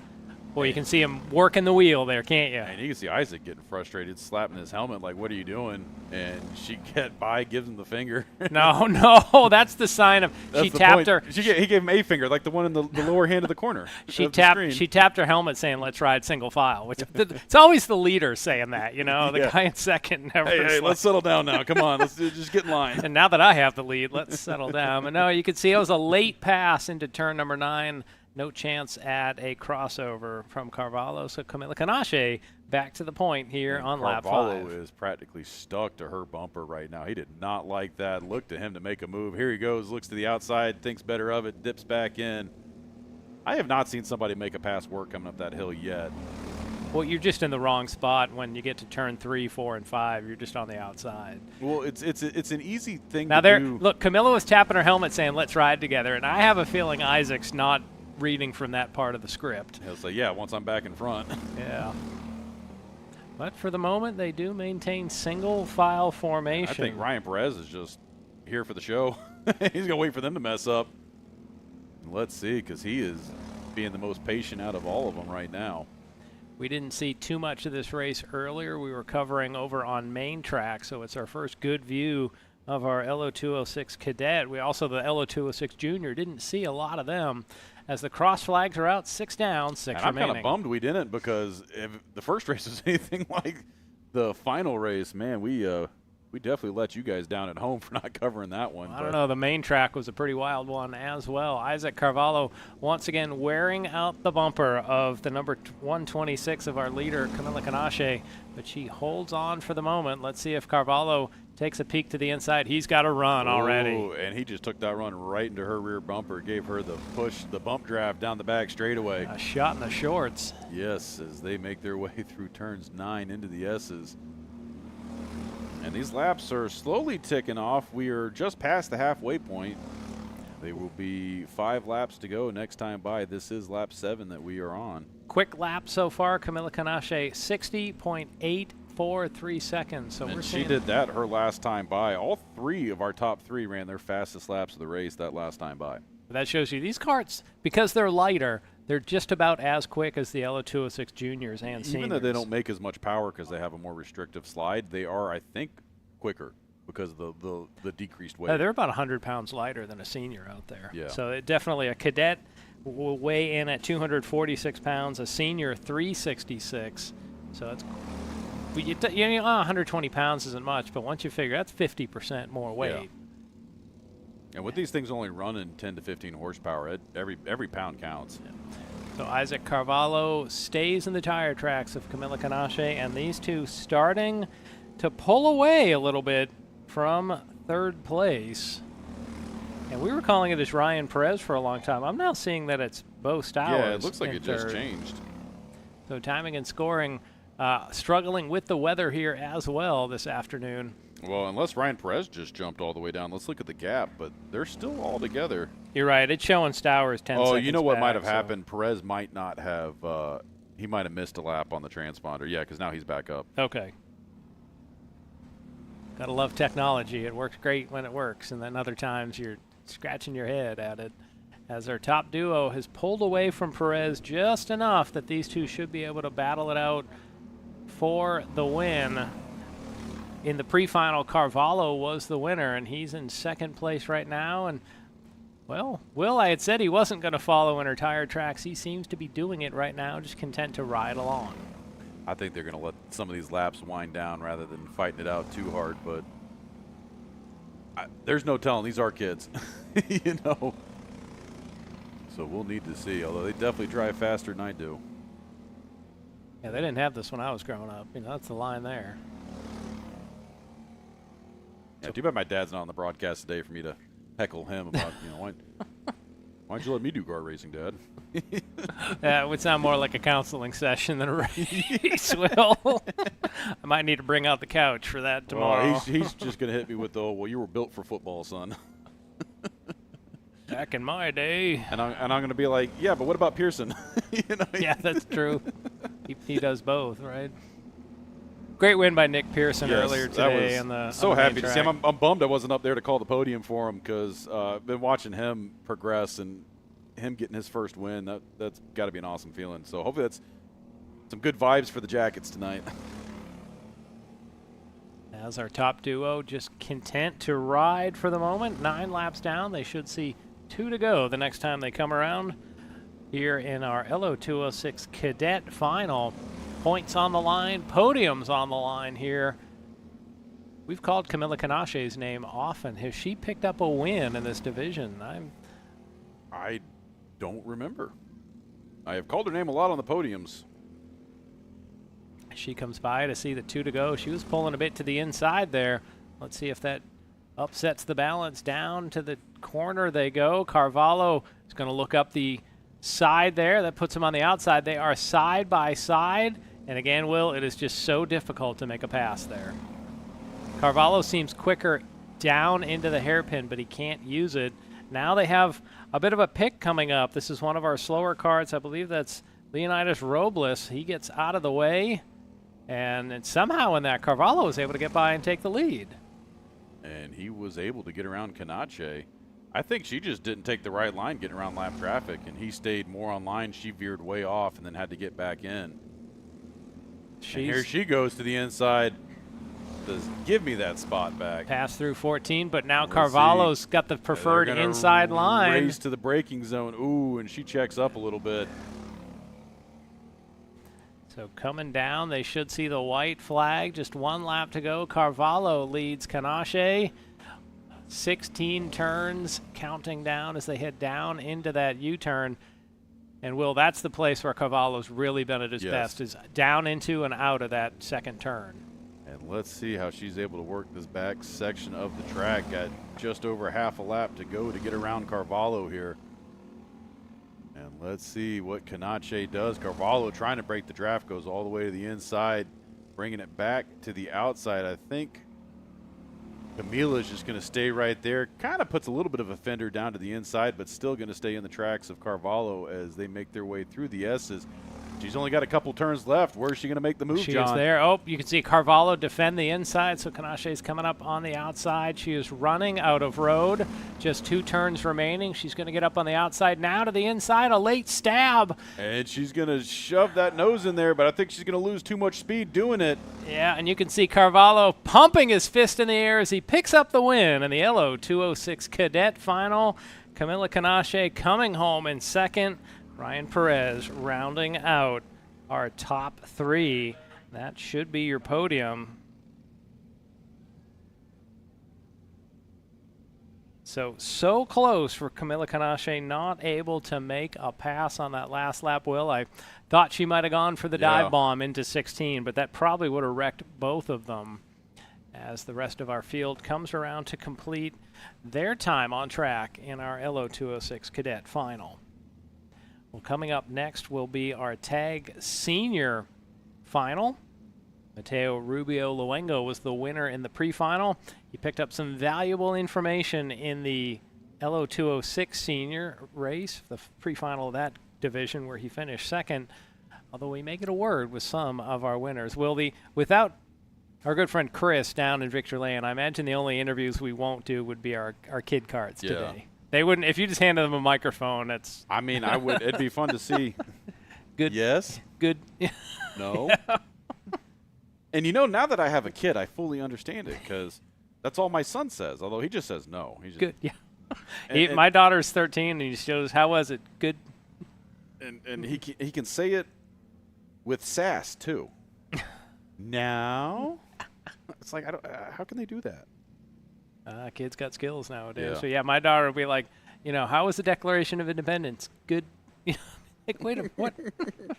It's not a good's not the right answer. What's your favorite part? Yeah. Good. It was good. All of it. Well, it's either that or you're going to get some kid doing a Ricky Bobby thing down there, just talking about natural greatness or cutting a promo. I'm pretty sure Carson Craig did that one time. I think he did the "What do I do with my hands?" He did that in the pre-final. Yeah. You just see him. He was doing this, just raising his hands up. As we have motorcycles on the main track in the background. That looks like fun. Getting ready. Yeah, it's not crazy enough to do it on four wheels. We They're got going to Connor do it on Cochran two. in the background right there too. Connor C Media. He Check him out on he Instagram. Can't hear us. Wave. It's like on the grassy knoll over there. What's going on? Yeah, although Ethan Denny definitely listening to us. Give him a shout out to Connor over there in the grass. And Connor working double duty today, too. He was up front at the start of the day getting pictures of them, came back here to catch the finals. That way we can get pictures for everybody. Field getting settled down, and on their first attempt, looks like it's a no-go. You can see the drivers put their hands up just as a signal to the others that we are not getting a start this time around. So our workers come back out. They want to make sure that the field is even on those tram lines as well, that no one's getting shafted or no one's getting too much of an advantage out there. Yeah, and the big thing is just safety, people vying for position, then all of a sudden you're four wide going into turn one because everybody's breaking the line. Yeah, that math doesn't work. Math won't be mathin' as they come by. Oh, I saw Will Taylor flinch a little bit. I thought we were going to see it happen there. But again, no go. We're going to do we need the clipboard, the clacker board. Take 3. A lot of movies filmed in and around the Atlanta area. And I'm trying to think of any that have been filmed up here in the Dawsonville area. I've got a clapper board somewhere in my kit. But what movies have been filmed up in this area? Because down south of the city, I know. Or Deliverance. That was a bit further up. Everyone goes to Deliverance. How about recent movies? I think Squidbillies, they filmed that around here. Movies made in the last 50 years. Will Taylor looks over the field. Now he likes what he sees. The green flags in the air in our tag senior final. And they're already 3 wide out into the rumble strips. Oh, got a kart getting really wild in the back there, too. He was able to save that. I'm just trying to figure out how to work in. Boy, you got a pretty kart. Any movie made in the last 40 years, then maybe, or 50 years. That's how old the Deliverance is, Make that cart squeal. Sorry, I got to get out of here. Yeah. I'm going to sew myself to the door. Let me find your mute button as the field makes their way back through the turn number 9 and the S's, and then they work their way back up to the high point of the track. Once again, on these tags, you can see they're 2-stroke engines, and they have that radiator next to them, so they'll be making upwards of 30 horsepower. Once they hit that power band, those things take off. No shifters today, so this is our speed class of the day. They'll be flirting with the 50-second barrier. First lap in the books, Mateo Rubio Luengo with a 51.7 second lap. Zach Frank in second with Callan Spears in third. And, Will, you can already tell that the sound is so different on these tags when they come by. The LO206 is a little grumbly. These tags, straight leaf blower coming by you. Yeah, no, they are screaming when they're making power. And that's the signature sound of those 2 strokes. As right now you got the battle heating up for second place as... That's Zach Frank and Callan Spears. Frank and Spears. Spears pushing Frank through 14. We didn't see this in the pre-final. They were pretty tightly bunched together, but now we're seeing Mateo Rubio Luengo open it up. 1, 2, 3 for almost the entire race during the pre-final. And they were right on each other's bumpers. But, yeah, it looks like Mateo's been able to open up a little bit of a gap here. If Kellen Spears and Zach Frank are duking it out too much, then he's just going to be off to the races. So, well, and Mateo's just too good of a driver that you keep giving him chances at the track. He is going to figure out how to get around this place quickly. He will take advantage and optimize every opportunity he gets. You can see some motorcycles in the paddock in the background, as we said earlier. We love all forms of motorsports here. Usually it's four wheels. Every once in a while, we get some people out that think, hey, I can do it with half the wheels, and they're out there. We've had a couple dates this season where we had the motorcycle group out on track while the main track was going on. I remember we had that one race where we just briefly looked over and some guy just spilled. we were following. I was like, oh, man, that's the exact wrong time to go down. Well, and we talk about mostly that it's four-wheel vehicles. Will, I know one time you had either a 6 or a 10-wheel vehicle out on the main track before when you had the school bus out there. I have taken a bus. I have taken a tour bus. Like what, like a Rockstar bus? Yeah, like a stagecoach. Nice. So I think that one had I had 2 in the back, 4, 6. Yeah, that one had 8 wheels. So an 8-wheel? Yeah. Wait, how do you have 8? Because they've got the doubles in the back. Yeah. So that'd be 10, wouldn't it? Well, they would be there'd be the doubles in the rear, and then there'd be a single in front of it. So okay, double with a single. So that's 6 in the back, and then 2 up front. Yeah. Okay. But that was actually kind of funny because it was a stagecoach company was having a private event here, and so they were actually showing off technologies on the stagecoach by driving it on track, by showing just how stable and well balanced it was. And the craziest thing they were showing was the emergency stopping on it. So they just parked some beater car on pit road, and the tour bus would just start driving right at it, doing 40 miles an hour. And stop at the last driver second. take his hands off the wheels, and the thing would just you'd hear the air brakes hitting, and it would stop. That might demonstrate the technology, but I'm not certain that would make me want to ride the bus. That your drivers are just taking their hands off the wheels. I was sitting there in my office watching them because they were doing multiple groups, because it was like a sales pitch they were doing, and there was multiple groups coming through.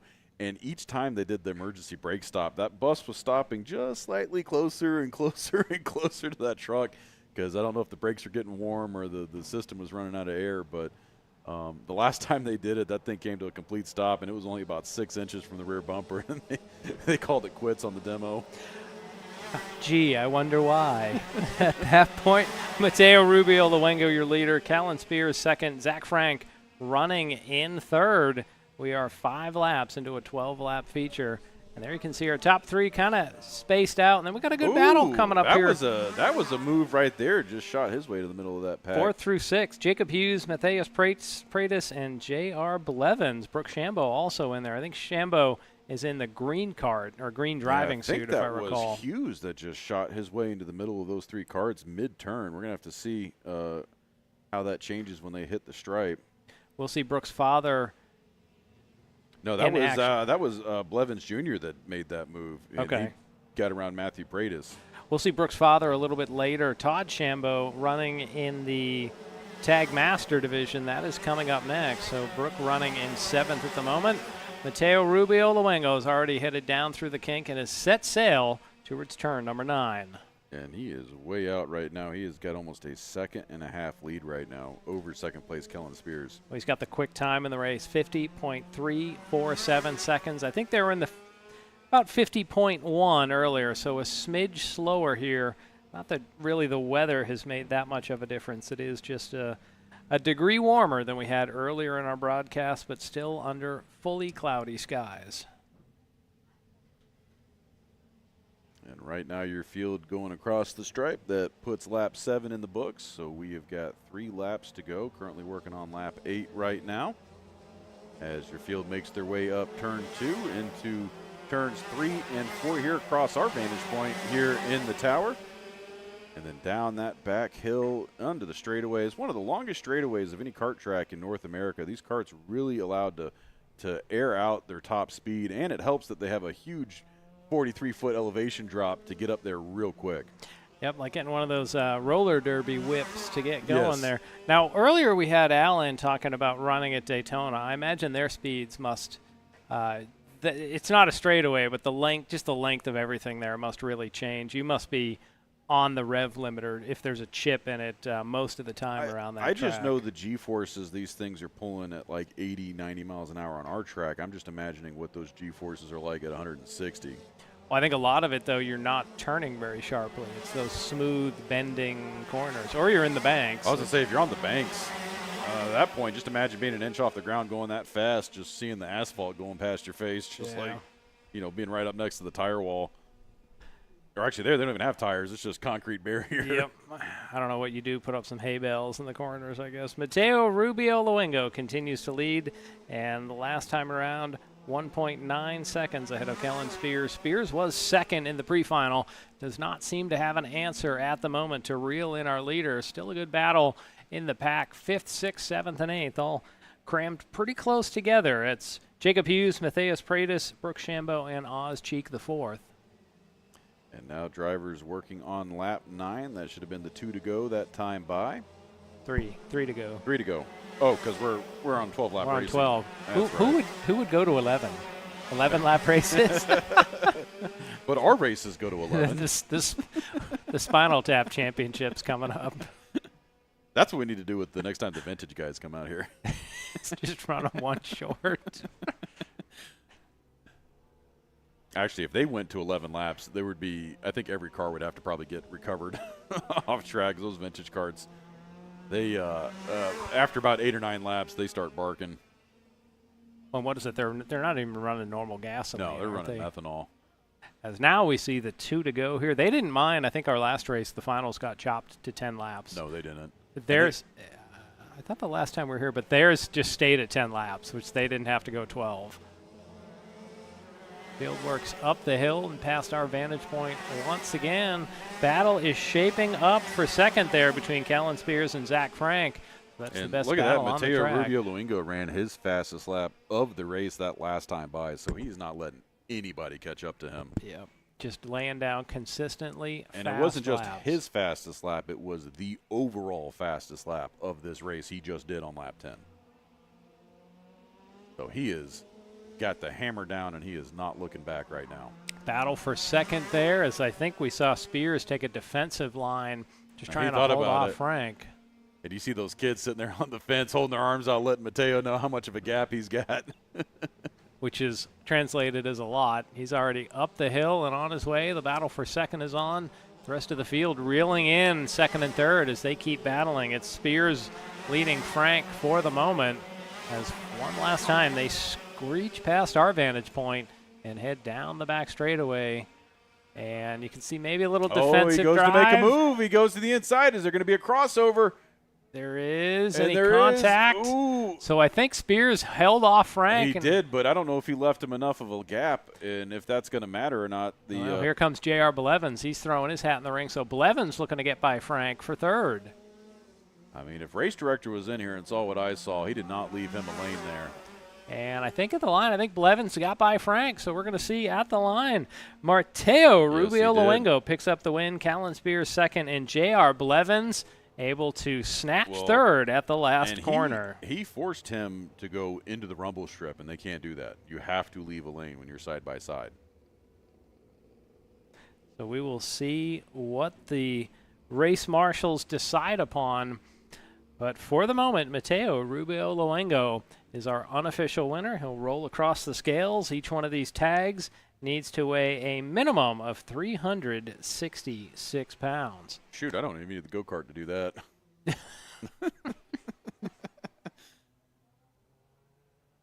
There you can see our drivers just mulling things over. Lincoln Massey's walking in. We can see he once again does not have the ice cream. He's got a bag of flaming hot Cheetos over there instead. Is that what third place gets you Cheetos? I really wanted an ice cream, but the ice cream freezer is not Oh, yeah, I keep working. forgetting that was you got to have power to run that. And we're happy to just have power for the broadcast today, so. Yeah, it's been an adventure. Normally we have the nice Jumbotron outside as well, and that was a sort of a victim of all of the storm and the storm-related Normally we have effects. an elevator to carry all the equipment up here. So it was hand-hefted. But at least we got it here. We got everything here. I was just happy the track was still here when I showed up yesterday because I didn't know what I was expecting with the weather that came through. Well, when you get 10 inches of rain, that's when you can start thinking about like literal mudslides happening. Erosion problems that would happen. But the facility in general looked pretty good. Well, we had a race day one time after a heavy rain. The scoring loop got flooded, and we showed up, and all of a sudden there's a ton of interference in the line, and it's only picking up about every other cart that went across it. And so the timing of scoring that day was rough because they were just having to constantly just manually enter laps for everybody. Back to the old days of manual scoring. We need Charles Head for that. Yeah, to walk us through that's that. That's one of the things I love about going up in the booth over at Lanier is they've still got all the old sheets, the hand scoring sheets up there. They got tons of those carbon copy, booklets of just the hand score sheets. And I imagine that must have been fun back in the day before electronic scoring. I think that was still a pretty stressful thing to be able to do. And when you had a caution, then you had to sort of roll things back and figure out, where did we go and reset it. Granted, in the timing and scoring systems, you have to do that at short tracks as well. You have to roll a lap back and bring drivers up to the proper lap. Or top 3 got a lap, so it counted, but then you have to bring everyone else up a lap as well. It's definitely, it pays to have somebody good as your scorekeeper. Today we have Jeanette Bruner and Kinsley Norrell, so we got 2 good ones helping keep us in the lines today. Fantastic job in there. They even told me that I have been mispronouncing Kian's name this entire time. It's not Cayenne. It's Kian. Kian. Okay, we'll remember that for later. That probably means somebody came up and informed them. Well, Jeanette was just sternly. like, will you please say his name right? She comes up here every month, and you keep butchering it. Finally, it got to me, so that'll make a difference. Well, hey, down, you can see we're going split cam down in our victory lane. We have our top 2 from our tag senior division, and we'll start with our winner, Mateo Rubio Luengo. Mateo, compared to the pre-final, looks like this time you just had everything hooked up and you pulled away from your competitors. How was it from the driver's seat? Oh, their headsets. I don't think they could hear us. Their headsets aren't working. That was my greatest work, and they didn't hear it. That was a great lead-in, John. That was. I'm going to have to repeat that as green flag is in the air for our tag master division, getting underway for 12 laps in that group. And Mateo, if you can hear us, give us a thumbs up on screen. And now he can hear us. All right, Mateo Rubio Luengo, the winner of our tag senior division. In the pre-final, looks like you had a pretty good battle. In the final, looks like you just put the race away early. How was the view from your seat? I think their mic's off right now as well. Is it on now? Now it's on. There we it go. Live TV right here. The view was nice, honestly. It was nice and beautiful. It's kind of dark skies, so I really got to admire the track, how it blends in. And yeah, it was a beautiful view. Now, obviously you had some rain or some wet conditions for the I think it was the KA race that you were in, or the you were saying about it being cloudy. Do you prefer this in the clouds, or would you prefer a full sunny day out here? Honestly, if it's a sunny day, but it's not 100 degrees,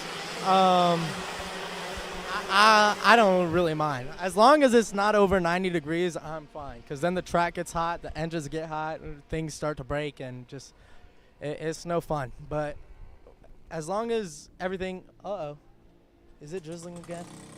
But as long as it's not above 90 degrees, I'm fine with it. Well, that probably means we'll see you in March, I think, weather-wise. I start to break if it's over 90 degrees outside.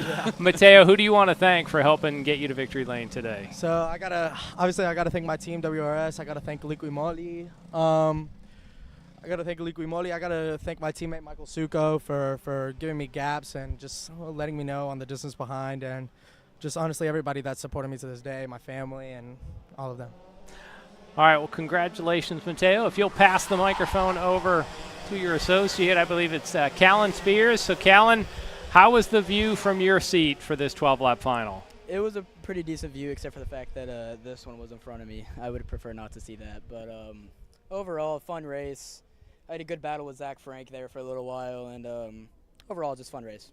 Well, we got some action on track. One kart just went through the cut through the S's, way away from your vantage point. Callan, what would you have needed to be able to get up and battle with Mateo in this final? I don't know. I mean, the start was iffy. It could have been better, but I feel like if I had him more off the start, I would have had a little bit more of a chance. And Just overall, his tires kicked in towards the end, and mine started kind of going away. But, I mean, overall, I'll be back tomorrow. We'll see what happens. All right, well, we will look forward to hopefully seeing both of you on track in tag action tomorrow. Yeah, for sure. All right, thank you, Callan, and congratulations, Mateo Rubio Luengo, our tag senior winner. Hopefully we got that on replay. That was, I believe that was Eugene Panenko. So we got one going slow by our vantage point, but you're right. Now, the marshals have to make a statement about that. He just drove straight through the blue striped areas. I hope that wasn't Jose Garcia. So our top two are scored as Eugene Panenko and Brant Estes. And so, Will, what would the marshals do in that case? Because it looked like one kart just said, I'm not turning. Well, that was the leader. Here's the replay.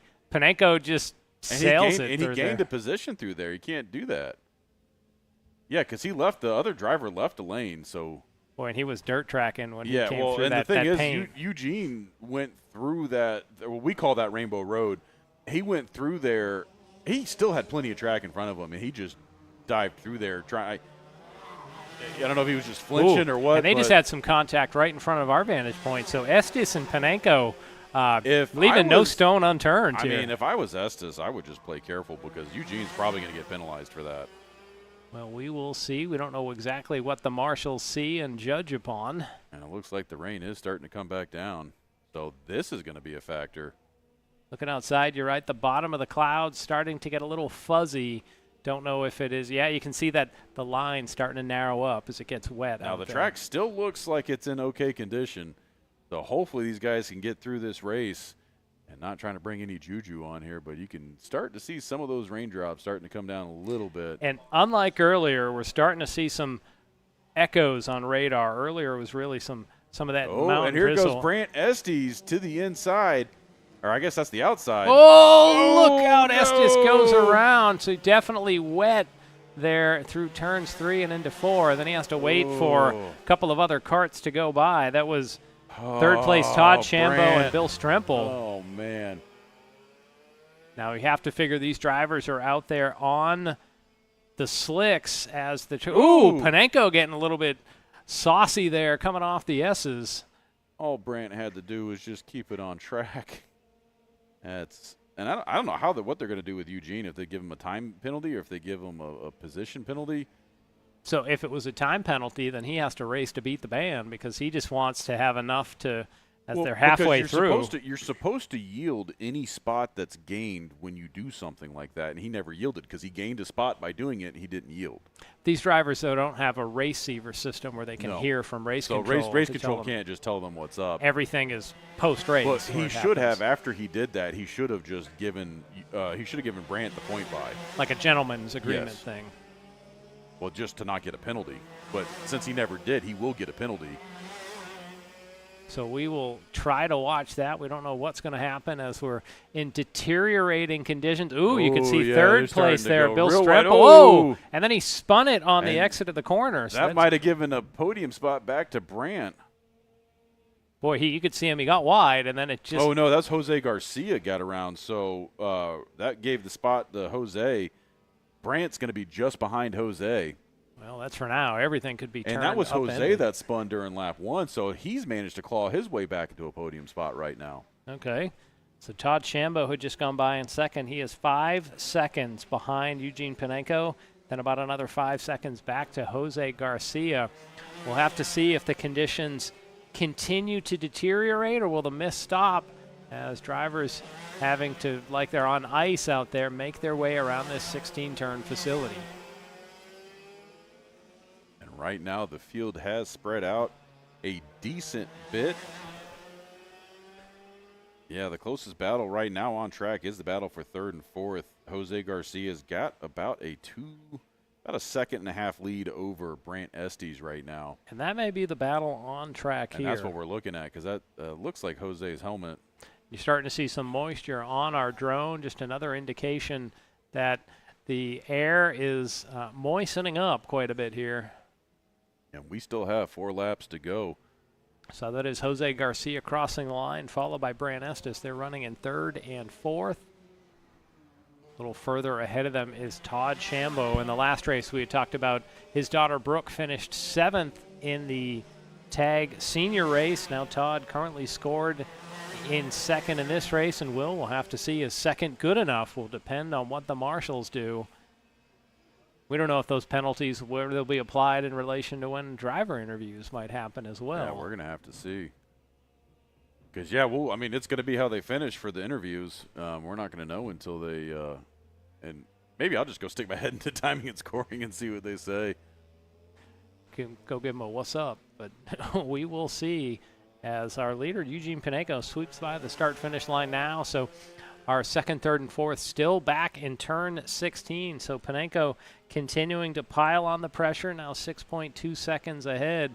You could even see Pineco when he went through that Rainbow Road, how loose he was coming off. And he got loose later. We caught just a glimpse of it coming off the you could definitely see the shade of gray is starting to get dark on track. So it's definitely picking up a little bit of moisture right now. Certain parts are gripping better than others. Tends to be how it is. If it's just the wind direction sort of sweeping the moisture in, some parts might get a little bit more wet. Some might be shielded by a hill or some trees. But look at this. Brant Estes reeling in Jose Garcia. We're going to have a two-car battle for third place. So Brant Estes running right there in. Yeah, he has tightened that gap down tremendously. Looking to get back on the podium. Has to get by Jose Garcia to get there as they see the 2-to-go signal. And yeah, Jose's going to make himself as wide as possible these last 2 laps. That last time around, Pineco about a half a second slower than Todd Shambo. So we don't know if Pineco might have been drifting in some spots or if maybe he's easing up a little bit just to try to, keep the kart headed straight. There's only 0.3 of a second separate these two on our screen right now. That's Jose Garcia in front, Brant Estes behind right now. Brant trying to make the move. He looks to the inside. Oh, he's got to dip it back in. Yep, thought better of it there. This is for a podium position here. This is third and fourth place. Whoever gets it gets on the podium. Whoever doesn't goes home empty-handed. And right now, Brant started the race second just behind Eugene. All he had to do was just hang on and stay with Eugene. Ended up spinning out trying to race Eugene. Lost 3 positions. Then Todd Shambo spun out. Oh, not Todd Shambo. Bill Strimple spun out. And that gave 1 position back. That's what put Jose right now in third place. Jose also spinning on the first lap. So they sweep up the hill once again past our vantage point, which has become an unexpectedly exciting portion of some races this afternoon. You can see that dark line and just a little bit of dryness on the back straightaway. We see one mass move. Brant Estes looks to the inside, cannot make a pass, so he is running out of road for his way to the podium. And he has just over 1 lap to get this done to try and make it to the podium. As they make their way through turn 14, that big blind sweeper as they crest in the hill. One of my favorite places to drive and to watch people pass on track. So already he has crossed the checkered flag. Eugene Pineco unofficially picks up the win. Todd Shambo in second. Jose Garcia holds on for third. And then it is Brant Estes coming home in fifth. Last kart around should be Bill Stremple for fifth place. Man, I got to learn how to read this thing. I keep thinking there's 1 extra lap left on there. Well, where it says 12, that means they've done 12 laps. I thought they were on lap 12. I think it's finished. Yeah, well, it could be the metric system. We don't know. So unofficially, Eugene Pineco sort of sweeps the day in our tag master division.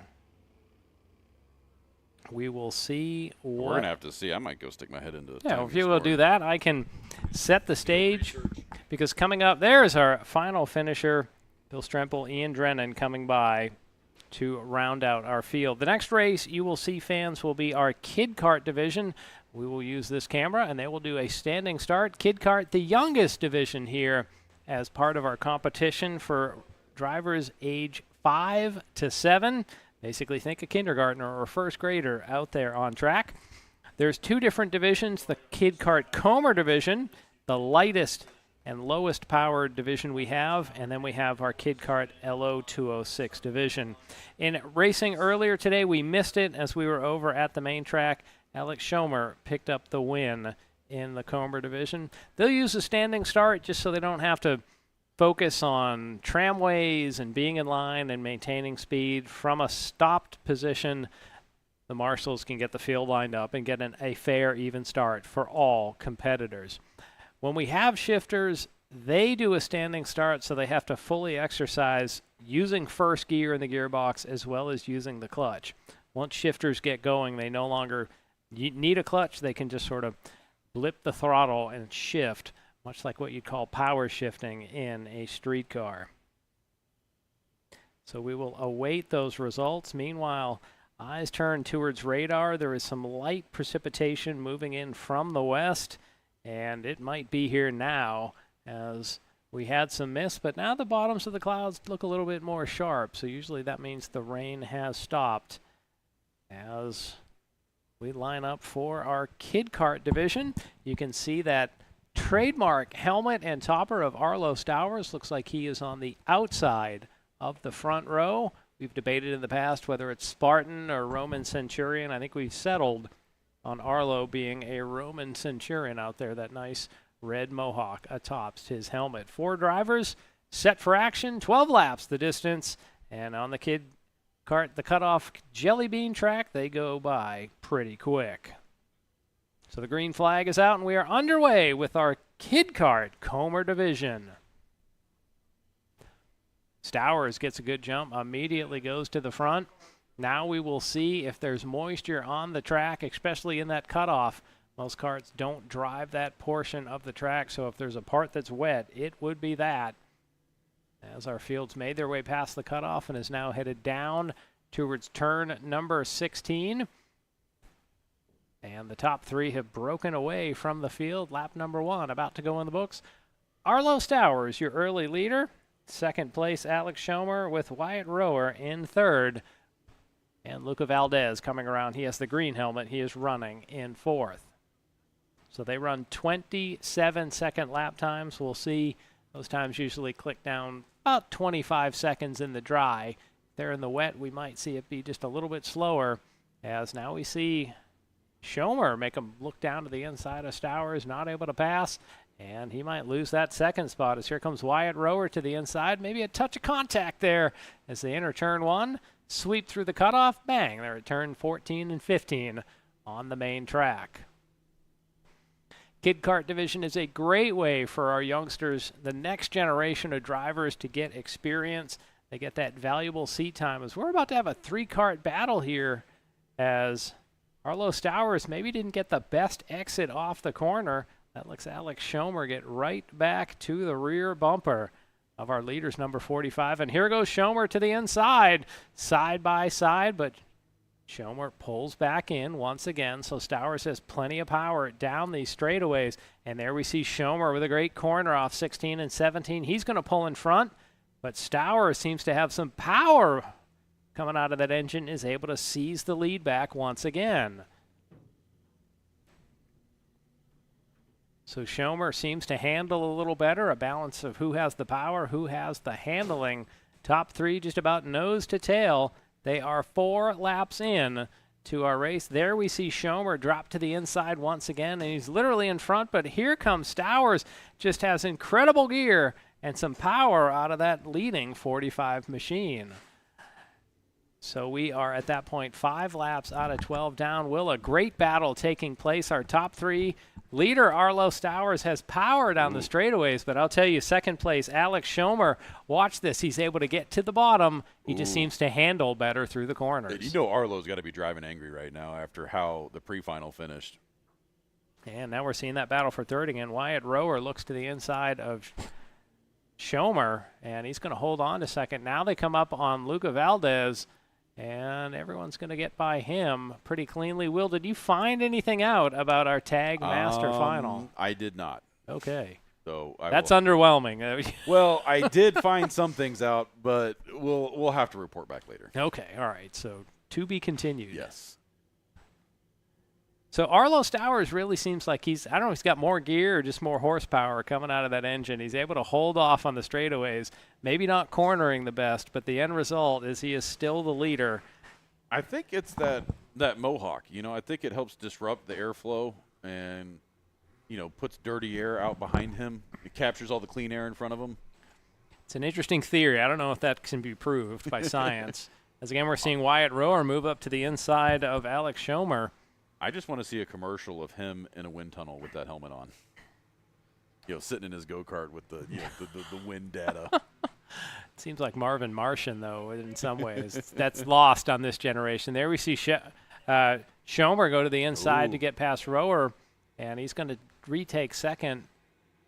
These guys are trading blows right now. Yeah, Arlo just doesn't seem to get through turn 16 very well, but he just puts his foot to the floor and retakes the lead no matter what happens.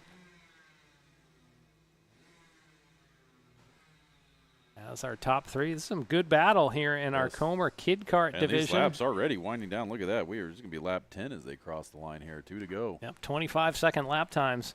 Once again, this is our lightest division, also the lowest power, just 1.5 horsepower, but at 150 pounds. That's Will, we couldn't get to 150 pounds, Not without some amputations going on, I think. And see, that's normally where Stowers sort of loses some of his lead, but he held on there as Schumer went to the. Give me a crate of Wagovi in a couple summers. We'll figure it out. Now we're going to have to mention 15 minutes of side effects for the rest of our broadcast. I'm just going to end up looking like Matthew McConaughey in Dallas Buyers Club after I get done with that to get down to 150 pounds. Final lap here underway. Can show. Contact! All three of them. Oh, and Schomer keeps moving. Big contact as Alex Schomer went to the inside. You could see him pop airborne as Wyatt Rower ended up hitting him. So we're going to come to the checkers. At the line, Alex Schomer is your unofficial winner. Coming home in second is Wyatt Rower. We'll see what the marshals say about that. Oh, man, someone better get security down to the pits. That's 2 races in a row, that is. Well, and if we saw that on replay, you could see Schomer sent it, and Stowers got taken out. But, boy, that final hit by Wyatt Rower coming in was somebody had wheels up in the air. And all 3 of them continuing on is obviously a good sign, but you do not like seeing hits that hard, especially in the kids division. So another wild finish this afternoon. Yeah, Will's going to try to get that replay on demand. Yeah, Mikey's like, I don't know, do we want to show it? I was like, they all took off. It looks fine. So we're going to see that one again. Coming up next will be our Kid Kart LO206 division. Same course, same 12 laps. Just the karts, a little bit more power under the right foot. And I'm happy they started splitting this out because this was what we were seeing happen. Some of the karts would get into each other, and when you're running multi-class and you're running children this young, and here's that replay again. Schomer goes to the inside, and there's the contact. Ooh, boy, you could see Wyatt Rower's nose drove under Schomer's car. Watch that third car in first contact. Boom. So that was where the big hit was right there. Yeah. The big hit, though, did repoint Alex Schomer to the finish line as our marshals were coming over. We will see what the officials say. For the moment, Alex Schomer is our unofficial Kid Kart Comer division winner. Well, Will, also when you had multiple classes running on what ends up being a short course, lap traffic becomes an issue, and the speed differences pretty much meant that the Comer machines were getting lapped. Yes. So it's good we split them out. They weren't even getting their full races in because they weren't having enough time to run them. So but, I mean, in the past we've only had like 3 or 4 guys, period. You might have 2 or 3 LOs, 1 or 2 Comers, and now we're consistently getting, 4 to 6 in each, and that's been a great thing to see. Us doing the Georgia State Karting Series definitely helped bring out more drivers, and this is the next generation of racers, and it's just we got to foster it. You got to give them time. They need to learn, and you need to give them the best tools to do that with. And, hats off to the team, to the guys here at Atlanta Motorsports Park, because they are definitely help growing the next generation of racers. Our Kid Kart LO206 division underway. Carter Merard was the winner in our pre-final. Biggest difference between these LO206 Kid Karts and the Comers, one, the horsepower. Instead of 1.5 horsepower, they're making about 8.5. And the weight, it goes from 150 pounds to 186. Field single file, stretching out down what we would call the back straightaway in this race. We got a spinner already, 2 spinners down. I guess that would be turns 3 and 4. We're just going to keep calling them 16 and 17. We don't need to renumber anymore. Or 5 and 6 if we're doing this European style. As they get back underway. Yeah, that was Anthony DeFeo, and Carter Merard, our winner from earlier, was one of the ones that went for that spin. So Will Krekel, your lap 1 leader, and then Matthew Perez running in second. And Perez is a name we're used to calling here. He's been in this division. I think this is his first full year. I know he started last year. I don't know if he started at the beginning. But awesome to see him doing well. And Merard as well. He's been racing for most of this year. You know, this is the Kid Karts is one of those transient divisions, both of them really, because, you know, if you make it through a full season running the same kart, you know, most of these kids progress at a rate that the Comers are just too slow for them. After a few races and they run off with a race, that's all they got. They need to go up to the next power class. Well, because I could imagine, especially at the Comer division, you could just about flat-footed, I would figure, around this track. Although so far, quickest time in the LO206, 27 seconds. So we were seeing 25s in the Comer, although this track may be wet again, Will. I have to wonder. It's looking pretty gray out there, pretty dingy on the track. And they are going to heavier karts. And, I mean, I guess, yeah, they are a decent bump in power, but part of me thinks, yeah, track conditions are deteriorating. These laps do go off pretty quick. Will, if you'll recall, earlier this year we had a race down at Lamar County Speedway. That just being a shorter track, everything was like a 25-second lap. And we have another race coming up, too. I don't know if that's on your calendar or not for this year. I thought they had moved it. I thought I thought they did, too, but it is back on the calendar. So which day? October 26th will be down at Barnesville Speedway. Well, I will put that back on my calendar because I think I had it on my calendar. And we're broadcasting that on our channel? Yes. Okay. Is that round 4 of the Georgia State Kart? Yes, that'll be the final round of the Georgia Karting Championship Series. So real excited to crown some champions. This is our first year doing this back and forth with Barnesville, and they bring the crowd when they come up here, and so we do the same when we go down there. Fun little facility, or about a mile and a half outside of the city of Barnesville proper. I'm trying to think of the college that's down there. I think it's like Lamar State or something down there. Definitely a different vibe when you go down there. You're in the flatter country of Middle Georgia. If it works out, Will, I will do that race and then head over to Sonoy Raceway for my nighttime Pollard Memorial. Yeah, I guess that race. would be pretty easy for you to hit because we're usually done by 3 o'clock there. That race gets over. They don't go as long in the day as we do here. Now, granted, that track seems a little more bone rattling. You can see it as a bumpier track down there. It's not knocking them. It just presents new problems for the drivers. And I mean, you can see it though. Even when they come down that front straightaway, the drivers, they're wearing the suits, but you could imagine if you could see their arms, you'd see the muscles rippling as they're trying to hold on to that steering wheel. And that was where we saw Lucas Arnett do his first ever kart race, and he was, I believe it was first and last kart race. He was pretty worn out after that. And big news with him. I don't know if we've shared this with you yet, John, but Lucas Arnett. I'm aware of the news, but maybe not our viewers. No, he our general manager. This was actually our first week without Lucas Arnett. He took a position at the Colorado karting circuit. It's a new track they just built out in Colorado, so he's going to be their general manager out there, or vice president of operations. I forget what the exact title was, but he's going to be making some big moves, so we are excited for him. Yeah, congratulations, Lucas. We wish you well on your future out in the thinner air of Colorado. You know, we're obviously saddened to be losing him as a fighting force back here. 2 to go in this race. But, yeah, Lucas always a nice guiding hand. That's why we have Eli Bearden working as our race director. We got 2 more drivers around. Let's see who that is when they come by. Look at the arms on the side of the screen. The parents trying to urge fans on. And that was second place, Carter Merard. And Matthew Perez getting into it. And it looks like Matthew Perez was able to get back up to speed quicker. And, yep, that kart's got some damage. He stopped right there. Stopped just past the start-finish line. So that's Carter Merard's going to go down. Not good you can for him. see he has come. Podium. He has come to a complete stop just about 50 feet past the start line as our leaders, Will Krekel sweeps off turn, we'll call it turn 17, and he comes home to pick up the win. Will Krekel, your winner in our LO206 Kid Kart division. And here comes Matthew Perez as he takes the – actually, no, that was Anthony DeFeo, so this should be Matthew Perez coming up next.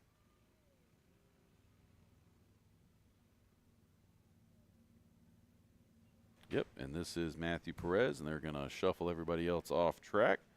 So that will settle your finishing order. Will Krekel, your winner. Matthew Perez in second. Anthony DeFeo just picking up that podium spot there at the tail end with off the spin of Carter Merard. Although had that kart not had mechanical problems, I think he would have been able to hang on for a third place. But you could tell that kart was struggling coming across the line. Yeah, they might have to send out, well, there's a way off the track right there. Otherwise, they'd have to send out the broom wagon out to get him, which the broom wagon's been getting a lot of mileage today, unfortunately. Continued look at radar, some little showers in the area. So we race in the rain here. It's not a question of we won't get the race in. It's just what are the drivers going to choose? We race rain or shine, no refunds. So, and if you knew it's a rain race, it might be a lot more fun out there. But a rain race on slicks is sketchy at best. Yes. Racing anything on slicks in the rain is sketchy. Unless you're on a jet ski, I guess. If you're on a jet ski on land, we got issues. I don't know. Have you seen those motorcycles they got? They literally will put a jet ski body on a motorcycle. And it looks like you're riding like a wave runner, but you're on a motorcycle. All right, scheduled next is our KA 100 Junior Division. Gabriel Lopez Velarde, the winner in our pre-final earlier today. And this is brought to us courtesy of VRD Racing. That'll be next on track. Will, so I guess all the drivers are going to be consulting radar and consulting each other and figuring out what they want to race. They're all going to be playing a giant game of chicken because that's what the LO206 seniors did. Like, are you putting the rain tires on? No. And I think that's what they're going to do. We're not going to know until they roll out on track. Well, and if it's wet and you have rain tires on, you're a god out there. Yeah. If it's wet or if it dries and you have rain tires, you're done. But then again, if you have slicks, well, no, you're a god for the first like 3 laps. Yeah, and then you got nothing. You're running on the rims at that point. If you start on slicks and it gets wetter, you got hard times ahead of you. So you're going to be feathering it everywhere where somebody on the rain tire. So same thing that happens. This happens in Formula One. I think in Formula One they have an intermediate tire between what we call the slick. And the true rain tire. And the big thing that you have here that you don't have in Formula One is budget concerns, because they don't. That's another set of tires. Well, no, I was saying in F1 they money. There's no budget on tires. They'll just. I mean, there might be a limit on how many sets you can run, but that's for them a set of tires is negligible. Whereas here, if we're getting close to the end of the season, do I need to buy a set of rain tires? It's looking like it's going to be all right. This is real. It's more of a conversation there's actually the concept of a budget here because Formula One is big business in racing, and here, I mean, this is honestly, it's mom and dad. Yes, but this is how you get to Formula One. This is the start of the ladder, especially for formula racing. And everybody wants to be as competitive as possible, and it doesn't matter, how cheap the class is or what the cost to get in. If you can spend money on it to win, there will be people in your class doing it.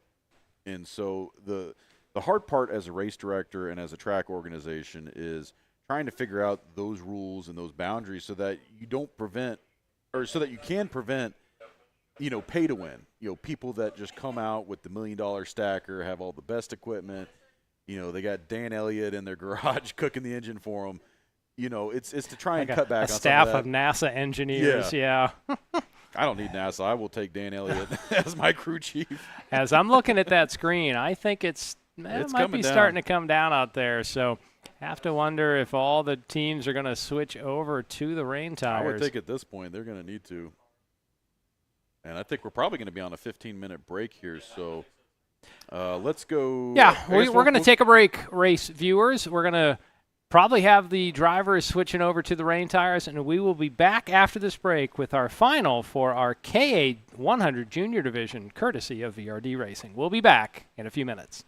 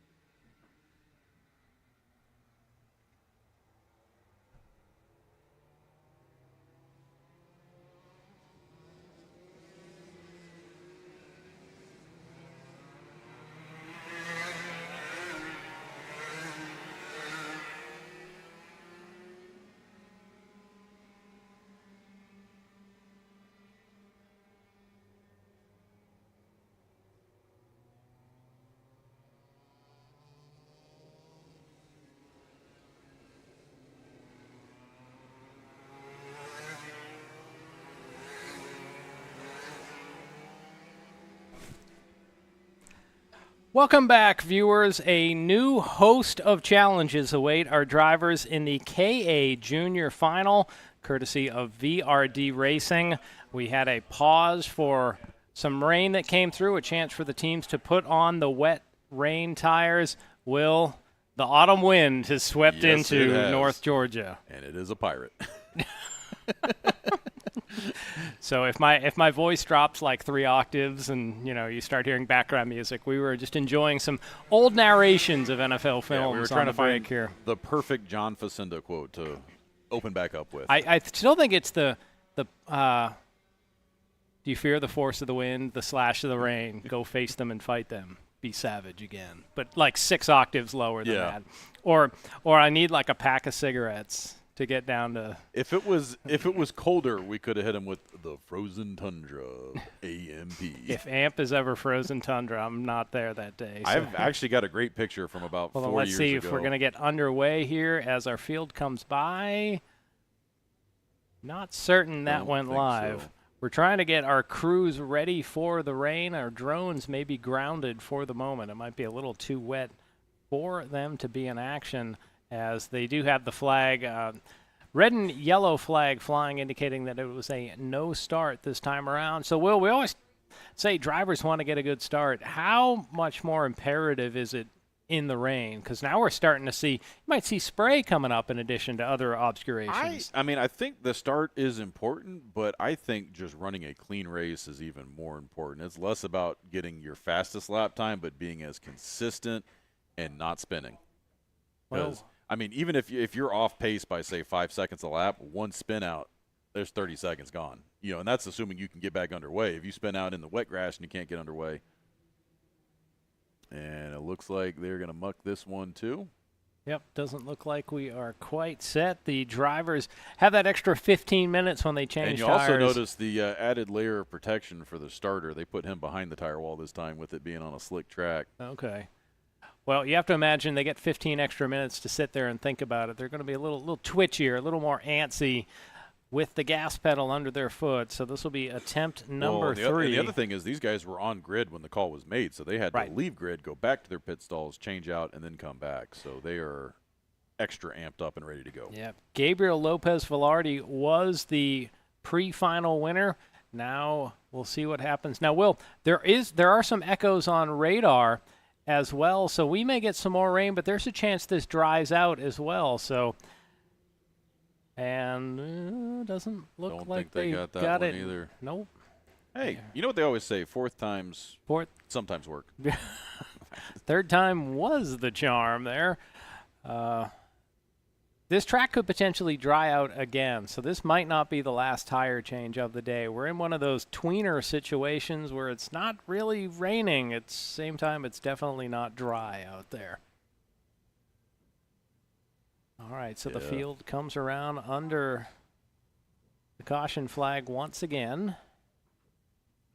This time they're moving extra slow. Let's see if we can get this one underway. Will might just send it at this point. We will see. Will Taylor has the green flag clenched in his hand, and no, still not going. At what point do they just give him a timeout? I think after the 5th try, you just start calling it like the Fast and the Furious movie. You just when are they going to stop? I think at some point they'll actually shuffle up the leaders. Because if they can't get it right, they'll make them shift. At a Saturday Night Short Track, they'll start saying someone assign the blame, someone jumped in, start moving them back around. I'm just trying to figure out what exactly they're seeing here because they look fairly tame coming down the tram lines. But well, that's why we're not officials. Yeah, that's why I don't call penalties. Well, they've moved the marshal further up to the start of the tram line, so we'll see. I don't know if they do a standing start coming up next. This is attempt number 5 coming around here. And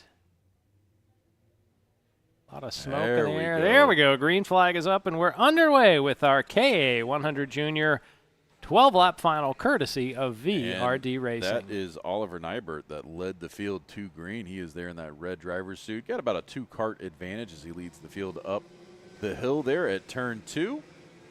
And let's see how these drivers are able to navigate 3 and 4, because as the track gets slick, they tend to rotate a lot quicker.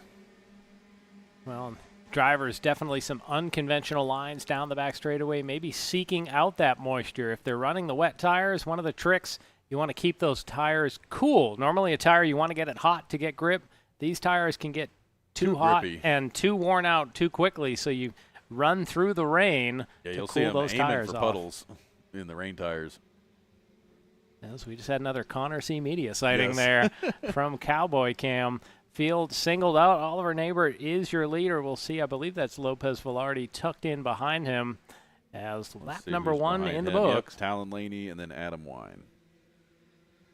So the same front runners we had during the pre-final, and they are about to a little bit more spread out than what we saw in the pre-final, but Oliver out to a good lead right now. I know he is. Ooh, we almost saw Lopez Velarde make a stab on the inside of turn 4. Again, rain just throws every. Yes. You sort of take the book and throw it out the window because it's a brand new book Well, when and you other do get in things the too, rain. little things like bumps and taps can have a lot more serious impact as Lopez Velarde goes up the inside. You have a new leader here on lap number 2. and he is able to get by comfortably. So Oliver Neighbor shuffled back to second place. Let's see if he is able to remount a charge here. Lap time so far, 1 minute. And normally we would see these guys probably down in the 53-second bracket, so they are quite a bit slower. And just as we say that, it's almost like you're starting to see some drying out on the track. Yes. And you can see some guys pulling away too, so they're definitely not as tightly grouped as they were during the pre-final, and I guarantee being on these rain tires is part of it. So that time around 59.7 seconds, the quick time from Gabriel Lopez Velarde, but still about 10% slower than we would have seen in the pre-final as they work their way down through the kink to the lowest point of the track.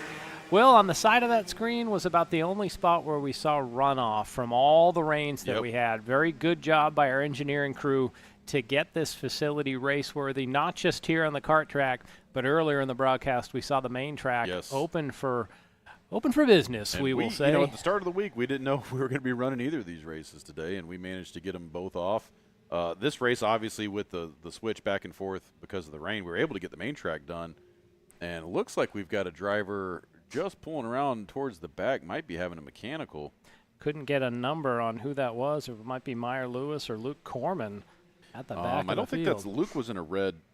Luke and Meyer are both in red race suits, so we'll have to see. That could be Isabel Maya or Harry Cunningham. You know, Isabel's completed a lap. It might be Meyer Lewis, the only driver that hasn't come around that time. Field streams down the back straightaway once again. You see that rich, dark pavement color. That's not fresh pavement. It's freshly wet pavement. And maybe we're hoping once again today that will start to dry out. But for now, we just imagine the drivers are out And there it's on the rain tires. Definitely drying a little bit because we're seeing these lap times coming down every lap. These tires being out there can act like a squeegee, that they tend to push the water away. Top 2 have broken clear of the field. And Nybert trying to not get left out to dry because he has been falling back. That gap keeps building. It's at a quarter of a second now, 0.25. Gabriel Lopez Velarde building on that lead right now as they go up the hill there at turn 2. And just behind them, Talon Laney. He's about to be in a heat with Adam Wine, because Wine's catching up to Laney if he's not careful. So down to turn number 9 they go once again. For being in the wet, those karts aren't twitching too much. Seems like they're pretty hooked up as Lopez Velarde has about a 3 kart length advantage. You can see Neighbor in second. Just take a quick peek over his shoulder. No pressure for the moment, but he's got to summon up a way to go forward here if he wants to be on the top of the podium. And you can see first through fourth place there on your screen. Coming up after this, we will have our LO206 Masters and Legends on track. So the senior statesmen will get their chance on this 1 mile track. And Will, you have to imagine they're scratching their heads saying, do we want slicks? What do we want, they have all the experience that would tell them what to do. You know, do you want slicks? Do you want rain tires? Radar would say you want the rain tires, but the track does seem to be drying out here. Nothing would guarantee like it doesn't rain for the exact 15 minutes you're going to be on track, like putting the rain tires on. It's whatever you do, it does the opposite. And, you know, my experience here in the booth, whatever I say doesn't happen, so. So it's the opposite of the announcer's curse? Yeah, so we're expecting tons of rain. Locusts will be coming down on track coming up soon. So there's your top 4 on screen. Isabella Mia is running in 5th, a good gap back to her. Ooh, here goes the pass. Back. Oliver Nybert gets a run, gets around Velarde. Velarde must have had a shimmy or back end must have gotten a little squirrely because the amount of speed Nybert had coming out of turn 16, something had to have happened to Velarde. Well, it didn't seem mechanical because Velarde is right back on it and right to the rear bumper of our leader, Nabert. You can see Nabert in the red driving suit with a black helmet. Lopez Velarde, the white driving suit with a red helmet. Maybe a Georgia-Alabama precursor here as Lopez Velarde looks to the outside in turn 9. And I completely forgot we had that coming up after this, too. Yeah, couple of the top teams in college football will be playing. I think it's in Tuscaloosa, but the colors look right, you know? A crimson red and a pure red. And right now your leaders, Oliver Nybert and Gabriel Lopez Velarde, are bumper to bumper into turn 16 as they make their way back onto the front stretch. And they're going to maintain that position. Last time around, 15 hundredths of a second, the difference between our top duo. That is more of a gap than what's between 3rd and 4th place. Adam Wine and Talon Laney. Talon Laney leads by .076 at the line that last time, and that is a battle for the podium.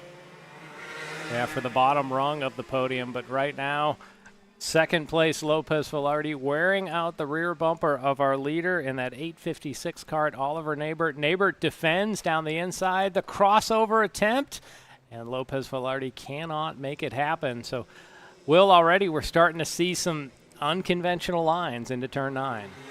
Yes, we are, and this race is slowly starting to wind down. The laps are ticking off. This is going to finish lap 7, or lap 8. I cannot read this thing.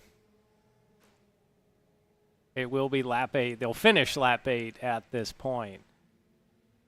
So there's our top duo. A safe distance back to 3rd place, Talon Laney and Adam Wine, who are in 3rd and 4th. The gap between the first group and the second group, 2.2 seconds. So our lead duo could really start to dice it up as Lopez Velarde looks to the outside of turn 3.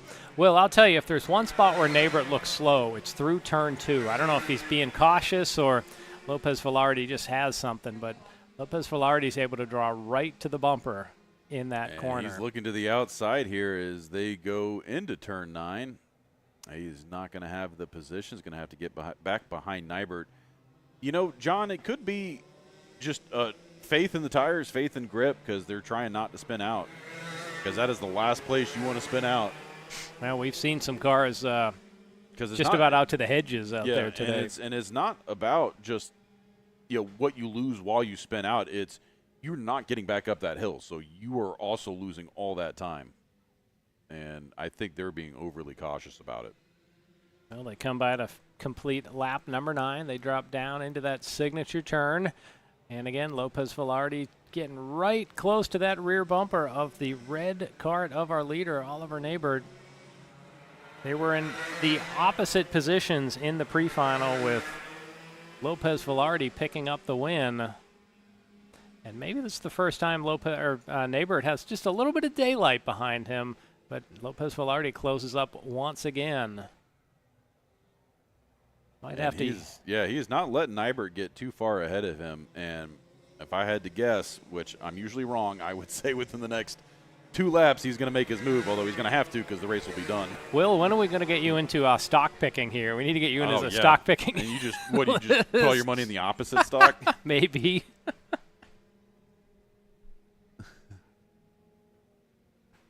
All right, so our duo, there you saw maybe Nabert's biggest lead officially of the race, 45 hundredths of a second on a track, Will, that just as we said, does seem to be drying out. If nothing, it's not getting any wetter out there, despite what radar says. It seems like the rain is holding off for the moment. And we have got a special guest in the booth here being awfully quiet, although I think that's because his mic's muted. Well, it's also because he was running up the stairs, so Yes. he's asphyxiated I think right he now. just got done changing 30 sets of rain tires. Yes. As our top duo, Lopez Velarde, once again tries to get right to that rear bumper, enabled. Al, how many did you change to the wets, or you're back on the slicks? What are your teams doing? So the entire field for LO206 Masters and Legends changed to wets. A lot of that's really self-preservation. You know, you can't afford to get hurt. And I'll tell you, even with just a tiny little bit of rain, the white flag is out. Tiny little bit of rain can make it really difficult for folks who are just not used to it on slicks and not understanding where to drive to find the grip. And you want to drive anywhere where there's not rubber. That really is the key, even with the wets. Which is weird that you suddenly go out of the groove when it gets wet out there. That rubber, all the oils become slick. So let's follow with our leaders down the back straightaway one more time. Is Lopez Velarde going to look to the inside? And this time, Neighbor didn't block. Is he going to run wide? He's going to slide it. He is. Going to do the over-under. They're side by side going through the contact. Oh, a lot of contact. And we see Rainbow Road coming into play as Lopez Velarde goes through that again. Will, we don't even know what the call was when Panenko went through there, so who knows this time. Coming to the line, it looks like Lopez Velarde is going to pick up the win. We have to say unofficially. We'll see what the marshals decide. That case looked like he was ahead when the contact happened, but the checker's out. Gabriel Lopez Velarde finishes in first. Oliver Nabert is in second. In a close battle for third, Talon Laney able to hold off Adam Wine, with Wine finishing in fourth. I would still think, like, if you're bumper to bumper with somebody coming through that turn and someone makes the slightest bit of that's not an excuse to just go into Rainbow Road. No, not necessarily. I mean, he didn't hit him that hard, so like, you can still race through that turn, and that he gained more position by doing that. Yeah. So we'll see what the marshals think, but you could see for several laps in a row, Nabert was defending that inside. We get to lap 12, and he didn't defend it, opened up the door. Here we see the replay. Velarde is on the left on the inside. He slides right there. Yep, Nabert with the crossover, so they're just about equal side by side. See, the Nabert reason why on that the curb. happened, he went onto the curb and just jumped out at him. I mean, literally, there wasn't. Was he left any room? Did he have to go on the curb? He had to go onto the curb. Here's a different vantage point. Then that's Velarde cutting down on Nybert. Yeah, that's a difficult call, but the bottom line is if you have to go through the Rainbow Road like that, it doesn't matter who contacts who. If you go off the track forward, you have to give the position back. And that was the thing we said about Panenko earlier today, but I don't think race control saw it. Right. So, and I don't want to be the one sitting here waving my hands to throw a penalty, but that's it's not right. It's well, I mean, it's love you, mean it. I mean, it's. Hey, comment on the video. You know, let's use this controversy to pump our numbers. Yeah, there you go. Absolutely. What do you think, viewers? What do you think? Who should someone be penalized, or was it just let the racing stand? Let us know down in the comments. Yep. Because I think you could look at it either way. You're supposed to leave a lane, and he almost forced Nybert onto the curb. It was definitely tight. You know, it's one of those things where I think that if I ran off like that, I'd have to let the guy get side by side and run with him for a minute to let him have another chance. That would be me. But, you know, when you're on the last 4 turns in the race and you've been racing these guys hard, you know, the adrenaline's going. So let's see what the race marshals, because they have the final say-so in this one. And quite frankly, between the two drivers, you know, one driver doesn't protest the other. Said this is just kind of the way it worked out, and I'm okay with it. Then you know, there's no harm, no foul. Yeah, but you're not the one getting yelled at during podiums. No, when I call the wrong name. Right. Because they'll make the protest, but you know it's not official until they review footage. And so what's ironic is at Daytona last year, Brant Estes was the one who he won LO206 Legends, and they called the race final, and they protested that call. And they said, no, Brant was blocking. And Brant wasn't blocking at all. And they actually protested a clean race. So it became very political at that point. And so All right, name me the movie then. We're not gonna protest. Ooh. Might be a little young for you, Will, but we're not gonna protest. Not like Revenge of the Nerds, is it? No, it is a college movie though. PCU. Oh, I've never seen it. Oh, you got to see it. It stands for like Port Chester University, but really it means politically correct university. Oh, interesting. And now it's like 30 years old, but now you'd watch it and you'd be like, that might be what schools are like. But David Spade is in it. I think like Jeremy Piven's in it. It's a fun college type movie. Look what we have going out. It's the Thunder of LO206 Masters and Legends, a combined race today, because our numbers are down just a little bit in the spirit of scheduling and rain delays. You know, the 15 minutes they've done how many times today to let people change tires. So that's been, and it's been this wave after wave of a little bit of dry, a little bit of wet, a little bit of dry. Well, and I told them in race control, I said, you have to make the call because that's going to get the rain to go away. That's right. I said, if you don't call it, it's just going to keep raining. You go force everybody to go to rain, so the rain's going to go away. But you've confirmed that all the Legends, all the Masters are on the rain tires for this race. So I have to imagine if this track dries out, we got one like, not quite making it up the hill. That's not Frank Baldozer, is it? No. Trying to get restarted, refired. If you run this race on rain tires, those rain tires are probably done at the end of 10 laps. Oh, or 12 absolutely. laps. No, that's David Fusk. No, that's Jose Garcia. Jose Garcia looks like he stalled out there, and he's making a run back here on the hill. So hopefully they do a false start. I don't know what happened to him there. I don't know if he spun or something. That was definitely a welcome to Finland moment. I did not see what happened. So treachery lurks at every corner here today. It really is true. You got to be really careful, you know, because the track's just got surface water on it. There's no puddling. It's just slippery, and on slicks it makes it really difficult, especially here where we have a lot of paint on the track. And if you run slightly wide, they're going to call it off. They're going to call it off. They're going to wait for Jose here because Jose actually is, I believe he's second place in points. No, second place. In Legends. Yeah. On the grid. Yeah, on the grid. So there's Chris Kellett, Dave Fusco, and Frank Baldozer there. All right, so again, there's Jose right there. He's going to you know what? That's smart of Jose right there, just to kind of get into position. Well, and there you see that separation between the front group is our Masters, 35 and up. The back group are Legends, 55 and up. So the race within a race that they will have. It's the almost old people and then the old people. The in denials and the accepted.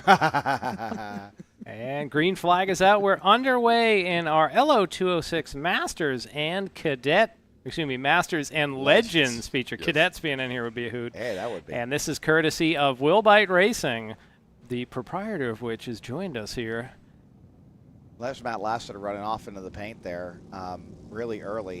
It looks like he's struggling to find some grip there through turn. You see they're sliding. Look at that, sliding a lot. Got to be careful. And you really don't want to go into the paint there, too, at turn 4. That's just worse than going on grass. That's putting Sir Isaac Newton in the driver's seat right there. And really any of these runoff areas that have a lot of paint down, because that is slick as snot when they get in there. There is. Looks like we got some people going for it there early on in the race, battling for 4th position. You can see some karts too wide there coming through the S's, so the paint not the place to be. We've already got a challenge there for second. Danny May and Paul McElry, I believe it is. They're challenging.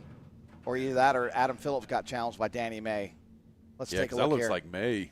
Nope, Adam Phillips. That's May down on the inside of Adam Phillips. We'll see at the stripe who has scored. Yep, Phillips got the position. Or no, May got the position. He ran the fastest lap.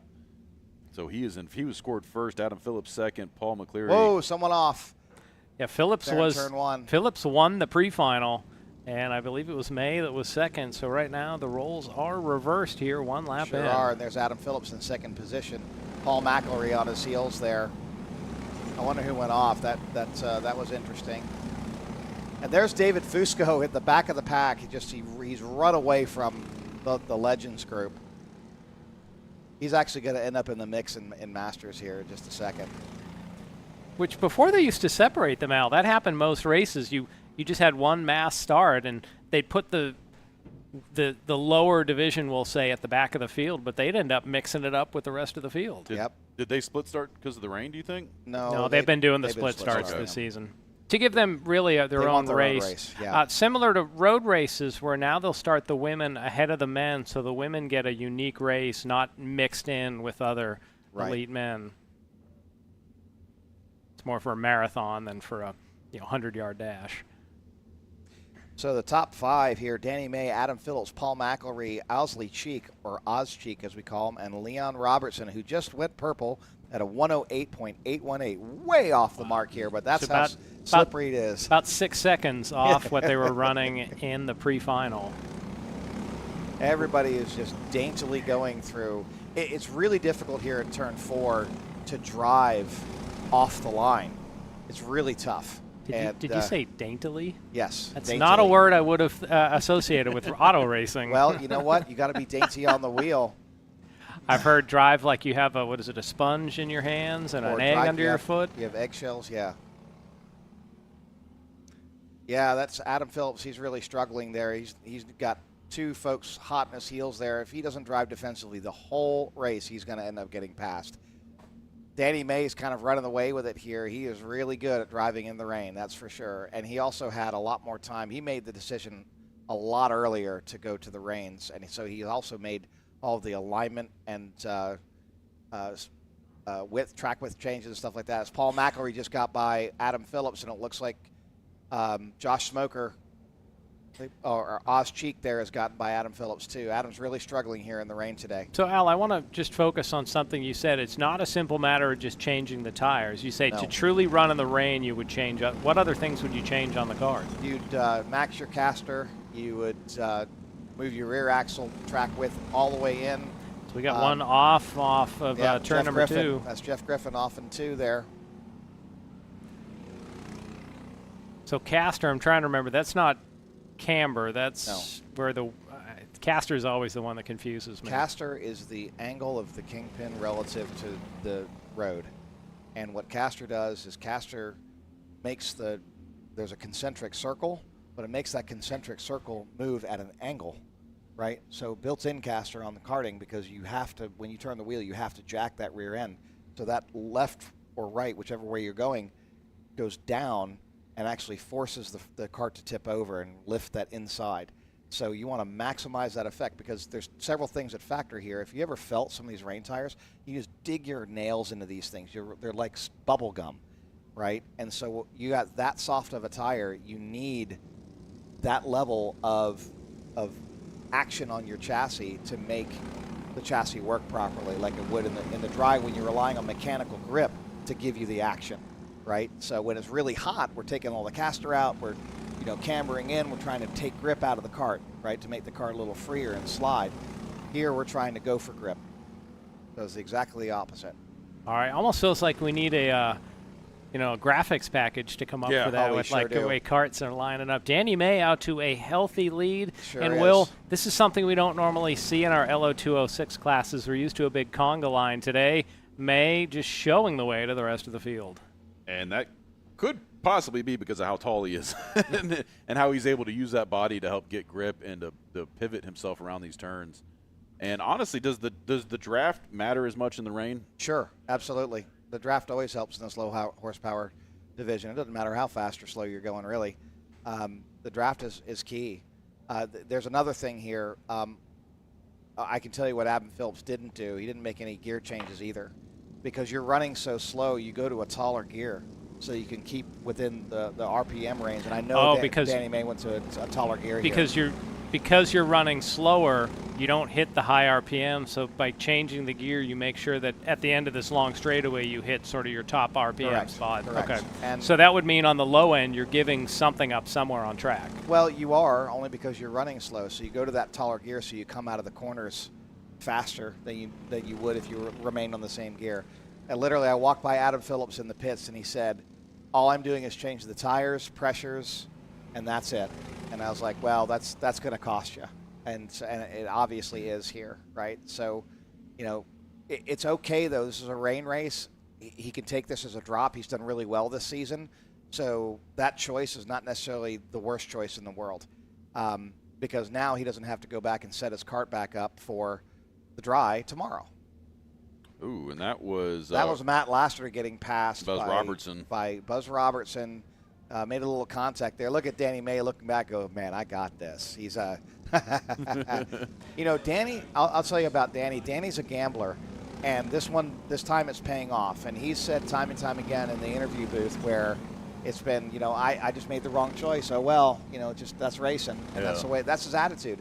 And so obviously he's made a lot of setup changes, and he's just running away with it. Plus, he's really good in the rain. Well, it looks like he has gone all in on the rain for this race, and so far the cards are coming up brilliantly. So I'll tell you as well, sorry to interrupt you, Paul McElree, he's really killing it here. He's pulling away from Oz Cheek there, and he's got a solid second if he just keeps on. Now he's out of the draft. He has nobody to work with, but he's maintaining it. So, Oz Cheek and this other driver here that's behind him, Josh Smoker, they could actually make it work. Or, I'm sorry, Leon Robertson. They can make it work. 7 down, 5 to go here. Danny May. And there goes Lassiter, Smoker trying to get around Lassiter. Yep. Lassiter, same thing. He didn't change anything except for swap the tires out, really. And it was a last-minute decision. Yep. And he's been falling off as the race keeps continuing. So. Yeah. And so let's take a look here at David Fusco now is in front of Zach Thomas. So he is about 5 seconds ahead of Frank Baldozier. I'm sorry, not 5 seconds. He's over 11 seconds in front of Frank Baldozier. So now David Fusco is mixing it up with the back of the pack there, Zach Thomas and Aaron Putnam. We don't see that on the video here, but I'm just looking at Race Monitor and looking at the split seconds. And so that's really great to see David Fusco. Obviously, those setup changes worked for him. Al, at what point in this race would we start to see these really soft rain tires start to basically just fall, not literally fall apart, but time-wise fall apart? Well, when they wear out, and as you can see now, we've got some dry spots forming. So what I will say is this is a money thing, right? Is this late in the game? We got some water on the track. It's going to dry out. You can see the lines drying out now. You're chewing these things apart. So you basically, this was a $250 race. It's that simple. And we just had a position change. Oz Cheek just getting around Paul McCleary. Oh, there he goes. Yep. So now Oz Cheek in second place, Paul McElree in third, Leon Robinson in fourth, Matt Lassiter in fifth, Josh Smoker in sixth, Ryan Spirowski in seventh. Adam Phillips has fallen down to eighth. Really struggling. David Fusco in 10th behind Devin Knight. And so he's gotten past Zach Thomas and Aaron Putnam. Little bumper cars through the S's there as that trio really starting to wear each other's bumpers out. Out front, Danny May over 4 seconds ahead of his closest pursuer. That's right. Again, if you look at the front runners, David Fusco and Danny May, guarantee you that, I made the changes on Fusco's card, but I guarantee you that Danny May made all those alignment changes as well, took the gamble. And I guess if everyone else is running rain tires, then that gamble will definitely pay off. Yeah, so you've basically leveled the playing field. So if you didn't make any of your other setup changes, that you're actually at a disadvantage. Would it be better to just leave the slicks on at that point, or still? No, because the slicks, you're just going to slip and slide all over the place. The only time that three wide up through turn 3. Yeah, look at that, and now out into the paint, and had to come to a complete stop. That's I think he had a mechanical there. Yeah. I don't know if that was just he slid off track. And I think here comes Matt Lassiter there. It looks like. Yeah, Lassiter took advantage of that. He gained a spot. Yeah, he's still down. That cart's still down there at the bottom of the screen. That's not Danny May, is it? No. No, May was still ahead of everyone. That's the 77. Might have been a back marker. Yeah, it might have been. Anyway, back to the race here. We got Danny May well out in front, but we got some battles going on here now for second place. It looks like between Oz Cheek. Is that Matt Lassiter? I think that was Spare Whiskey that went down. Oh, no. So, yeah. No, I think it was Oz Cheek. He was number 77 running in second. It was two to go. It was Oz. So that was Danny May. Look at that. Matt Lassiter is up in second place, and he's looking over his shoulder trying to fight these guys off. You know, he doesn't have the advantage, but if he drives defensively, these guys will not be able to get by him. Yeah, that was Oz-Cheek, and it did score Ryan Sporowski at the line, but Lasseter's obviously clearly in front of him right now. And that's the number 103. It's got to be the 103. It's showing the number 7 on here. Well, 103 is behind Matt Lasseter right now. Okay. Then I don't know where the number 7 is. That must be a rogue kart if we don't see anybody else. 403. That's they're touching. They're getting together there. For 403 second place there, it looks like Oz-Cheek and Matt Lasseter. 403 is nope. McElry that's running. Oh, no, up there's there. another car between them. That's right. Lasseter, just so you know, is that blue and red cart number 87. In front of him must be Sporowski in the 7. Yeah, see, Matt's binding up. He's not getting what he needs there. And these guys are on his heels. So he's going to slowly but surely drift back, unfortunately. And that's the podium just in front of him. He's got to make that pass if he wants to get some hardware today. So the white flag in the air, Danny May, almost 4 seconds ahead of Ryan Sporowski, and then it's another about 3 seconds back. Leon Robertson scored in third actually, there. it's Matt Lasseter in third. No, there's 2 more cars between him and Danny May. Oh, yeah, so Matt Lasseter is in fourth. Leon Robertson in third. So let's see where David Fusco is now 8th position. 25 seconds behind the leader, but the second person down, Chris Kellett, is 20 seconds behind. Jose Garcia is 39 seconds. We're seeing a battle here for this position. Lasseter almost went down another spot. Lasseter held on. Some hard contact and a pass in the grass there. Yeah. No, not able to maintain it. That was Smoker and McElry battling side by side. So Lasseter's going to hold on for fourth. And Danny May should be coming to the checkers, and we see a couple of hands in the air. Number 9, Danny May picks up the win in our Wilbite Racing LO206 Master Race. Ryan Sporowski comes home in second, and in third, it is Leon Robertson coming in fourth. Matt Lasseter with Josh Smoker in fifth. Well, that was good. Matt Lasseter got from 8th to 4th. Yes. That was excellent. He at one point, I think, was all the way up to second, but then obviously had some fall off there. And coming home to pick up the win in the Legends, David Fusco with a great performance in the wet. And that makes 3 in a row for Fusco, right? It does. Jose Garcia in second place, coming across the stripe. And we do want to say that second place in the Legends division Yes. that's running out there with the Masters. Now, Al, have they been running Legends since the start of this year, or did that get added on a couple races in? I can't remember. No, it start of the year. We added Legends last year. So Fusco's got to be pretty much a shoe-in at this point. I think he's well, so here's the thing. It's going to be Baldozier. And the reason why is Baldozier is always in the top 3, and he has raced every single race this year. Because Fusco hasn't been in every race. Yeah, so the last 3 races, was halfway through the seasons when he started. Yeah. So, the thing is, folks, is that even if you're a top 5 driver, you can still win a championship if you just show up consistently.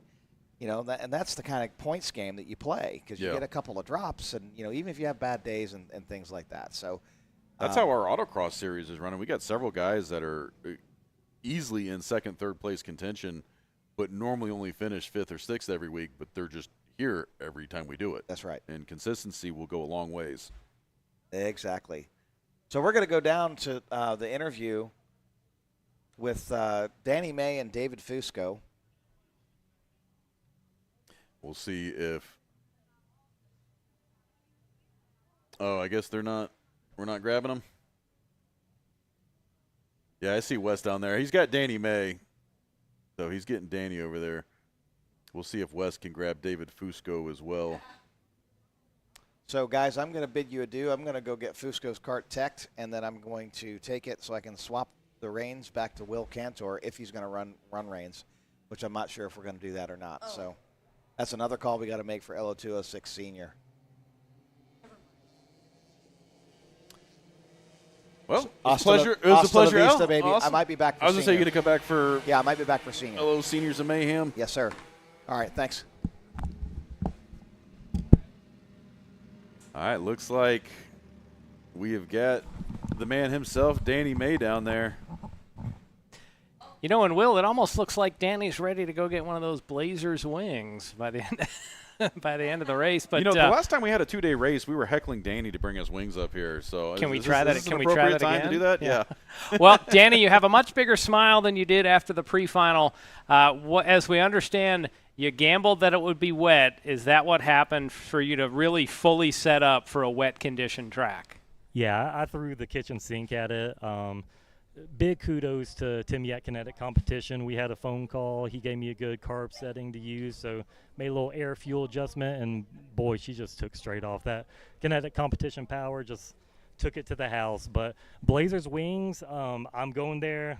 That's why I was in a rush. I got to get back there, work the Georgia-Alabama game, and I'm going to bring some to y'all tomorrow. Oh, heck yeah. All right, and so, Danny, who are you pulling for in that football game? Oh, go Dogs. All right, we got Go Dogs. All right, now who else do we have with you down here in Victory Lane? You got Ryan Sporowski. Ryan, you were running in second in that race. Did you have anything for Danny? Were there other adjustments you wished you could have made for the wet? No, honestly, we're testing the new Happy Kart out here, and this gave us an opportunity to throw some crazy stuff at it for CKNA Grands in 2 weeks. And I spun myself out on the paint here. This is my second time at the track. Stupid driving. But as the track dried off, the changes we made were exactly what we thought was going to happen. And, yeah, another lap, I think I would have had you. But you guessed right. And I'm just thankful to be here. This is a fun track. Ryan, I think Danny was saying about 10 more laps, I think is what he was signaling there. I don't know. The last 3 laps, the thing it was perfect. The only corner that was an issue was right here in front of you guys. I think you're up in that tower. That's right. It's where we are for the broadcast. But, yeah, the Happy Kart is awesome. Chris Hamilton and Mike Smoker at Smoker Performance have put a lot of time and effort. And James Brancotti, he won here at CKNA South Series. He's a machinist, has his own machine shop, has been putting a lot of hours in with the Happy Kart, and we're excited for CKNA Grands, and I'm just thankful you guys put this race on and let us all here. Well, we appreciate you coming out and running with us, and, yeah, good luck in 2 weeks. And are you going to be back out here tomorrow? Oh, absolutely, yeah. I'm getting the whole weekend in. Awesome. If you guys are offering it, we're staying. Awesome. Well, good luck in the races tomorrow. Congratulations on second place today. And we've got another race underway. Who do we got, John? Well, Danny, hand him your headset so he can hear. He can't hear you back there for the third place driver.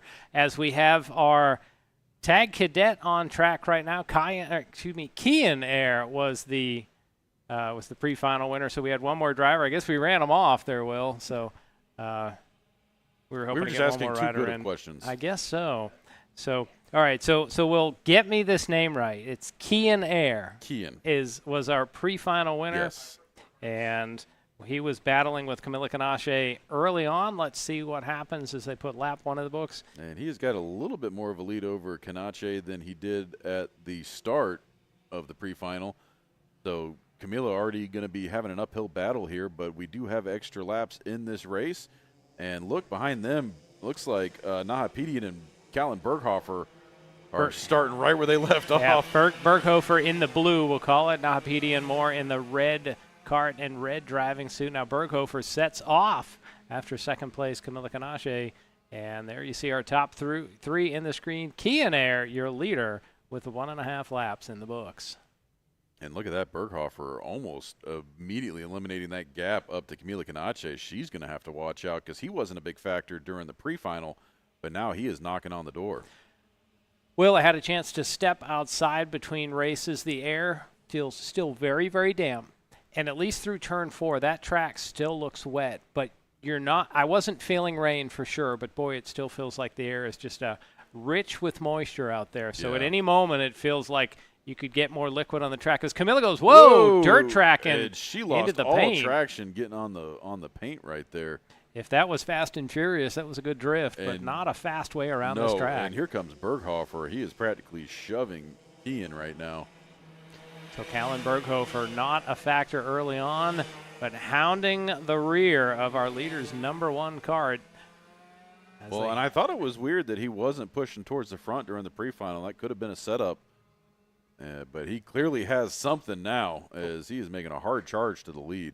Well, I'm trying to remember, when did the rain come in? I think it was around this race and the tag rookie race earlier is when that rain came in and things got really sketchy out there. Everybody got nervous. Well, he just got caught up. He couldn't get around Notapedian during the pre-final, and I just don't know if he had the kart to do it. But he clearly has it now as he goes to the inside and makes the pass on Kian. Let's see if it's scored at the line. No, Kian still hangs on. And Kian holds on through turn 1 to maintain the lead, so Berghofer has to wait at least one more lap to take the lead, and he's going right now on the outside towards turn number 3. And he's just trying every turn at this point. Maybe he's playing a psychological game. Maybe. So our top duo heads down through the kink to the low point of the track. There you can see Camila Kanache sweep by in 3rd. Arthur Nahapedian in 4th.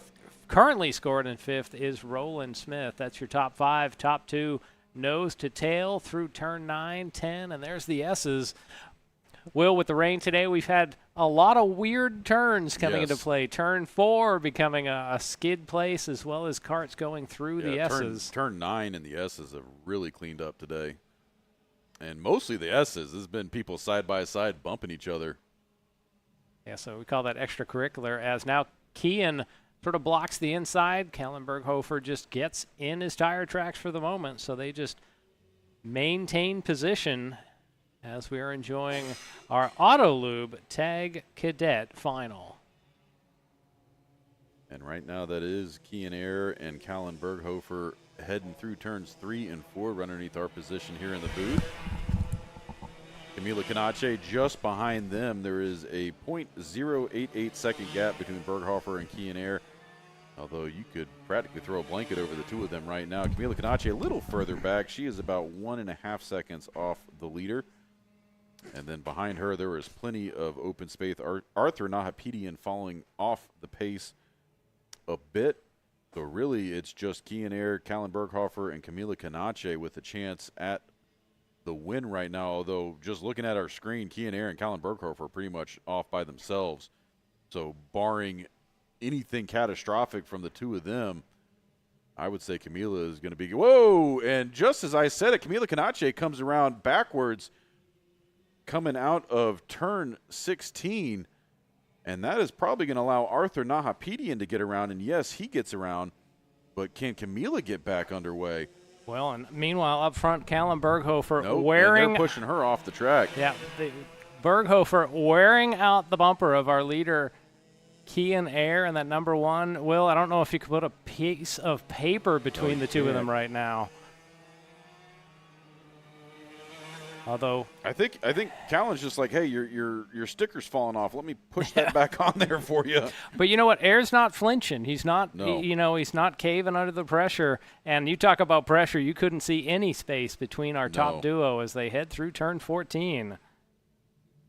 And Berghofer's letting them know he is there right now as they make their way into the final 2 turns. So waiting in the wings, we have our tag rookie there he division. goes. Another pass. He looks to the inside again.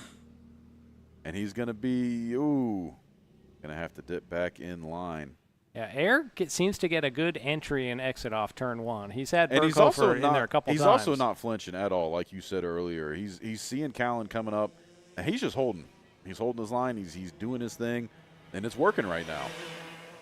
So this race brought to us by our good friends at Liquid Molly. Yes, and we just hit the halfway point, too, in this race. So 6 laps down, 6 to go. So Kian Air, your leader, Callan Berghofer in 2nd, Arthur Nahapedian in 3rd, and Camila Kanache no longer being scored. So you're right, Will. She was pushed off the track after that incident in turn 16. So she will be scored in 5th place officially for points, as once again our duo works their way down towards turn 16. What point does Callan get frustrated and start to almost make kind of reckless moves to try to get past Kian? I don't know, but look at this. He goes all the way to the outside here. Still can't find the speed. Kian's getting a lot of speed coming out that final turn and making it real hard for Callan to get around him. So Callan's going to try up the hill again. Can't make it work. As you see Kian, like a bobsledder, ooding his way up the hill. I want to see some scientific proof that ooding it isn't the proper way to go up the hill. Like, we need to do some side-by-side testing. Like a Mythbusters episode out here. Well, maybe that's if you can get us at the next kart school. We can try that. All right, our top duo is the focus as they have about a 13-second gap ahead of third place Arthur Nahapedian. He seems safely in third, so we're going to focus on this race to the finish as they are coming up to complete lap 8 there. Berghofer takes a quick peek to the inside at turn 16, thinks better of it. And there we see Air with that sort of low exit off turn 17, just wants to be right smack down the middle of the track. Yeah, I don't think he knows what side Berghofer's going to. He's tried him on the inside. He's tried him on the outside. Not really showing a preference. And I think that's pushing Kean into a position where, yeah, he's just got to take the middle of the road because he doesn't know what side he's going to go to.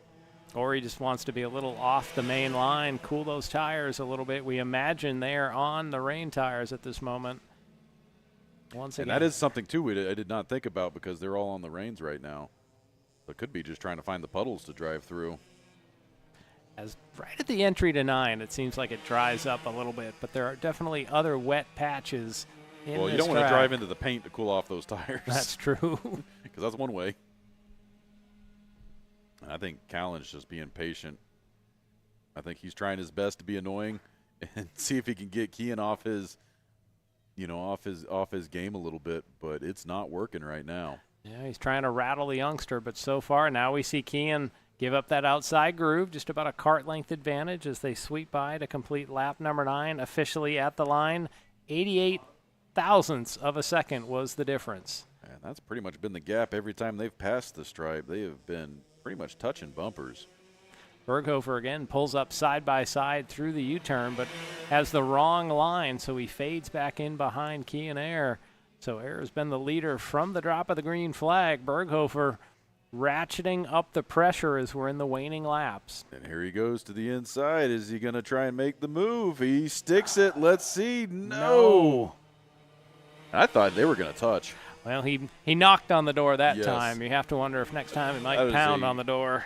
Superb display of driving right there. Kean just keeping his cool. You got Berghofer clearly about to give you the shove, and he just maintains his line. That was masterclass in driving right there. Once again, in Masterclass, these are for drivers age Yes. 8 to 12 out This is there. a cadet class in driving. As they see the 2 to go signal from the hands of our starter, Will Taylor. Actually, the cadet class in driving was those like 6 restarts we had on that previous race. Which was that them? when No, they that did wasn't them. Okay. That was I think those were those were seniors. So they stream down the back straightaway. Now will Air get more defensive? Berghofer Ooh, peeks he's got to a the little inside. bit of a run. Oh. No, see, just enough defense from Air. I thought he had enough momentum to do it there. I think that might have ended in a pit maneuver if he really forced I think the he was issue just there. gauging it because I think that's when he's going to go for it next lap. Well, as you've said, you've never gotten the prediction right, so they will see Thanks the for- white flag. thanks for being confident, Just John. our viewers need to know, all right? Whoa! Oh, what And there happened goes- there? and Air there goes for a Kean around. spin. And that's going to bring out a local caution. Kellen Berghofer takes over the lead on lap 11. What happened when they went to No, critical we're gonna lap have turn to, 16? Check that out on replay. That was they were single file going into the braking zone. The only thing I could think is Kean was on the binders first, and Berghofer just went right through him. The old chrome horn made its appearance. We'll be talking about, what is it, that pushback on the fronts, Yeah, maybe. that's what they're going to have to see. And well, there goes all the excitement out of this final lap. Yeah, kind of an anticlimax there. If it was the last lap, would have been different. But Kellen Berghofer out to a now 8.4 second lead as Air had to work his kart back up to speed. So Kellen And that's going Berghofer. to get Nahapedian's going to get the boost up to second place after No, that. Air still scored in second that time around. There was a large gap back to third place. So we will await our winner coming off turn number 17. Kellen Berghofer picks up the win in our Liquid Molly Tag Cadet Final. And this coming around should be Kean Air. Has to feel dejected as he comes home in second after leading most of the way. And that would be Arthur Nahapedian making his way down into turn number 16. He will round out our seeing podium. Some more rain coming in.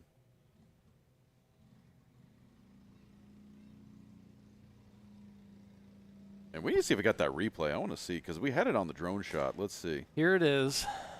And they are side by side. Oh, I think he spun on his own. I think he was too hard into the binders there. He might have. From that view, you're not. Yeah. You're so We're not far gonna see away if at there's this contact point. or not. So he could have felt a foot. It could have just been footsteps Yeah. that he heard behind him. But that was the deciding moment in our Liquid Moly Tag Cadet final.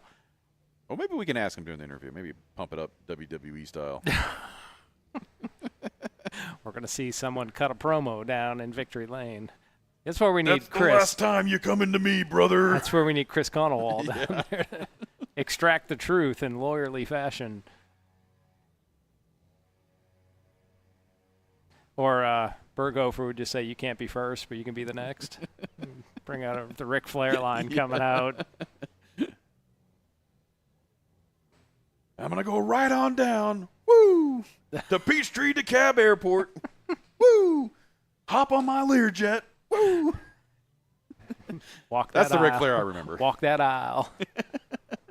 Except there's no aisle here at AMP. You have a great weight room facility Yes. over at the main Yes, we track. do. 'Cause I imagine the pool might be closing.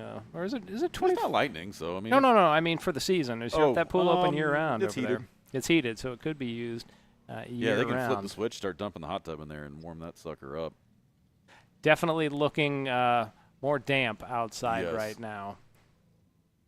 And if radar is any indication, there's we'll just say a line to our west, and it's slowly. Don't you have making some its way. insiders you can just like text John and be like, "Yo, push this off.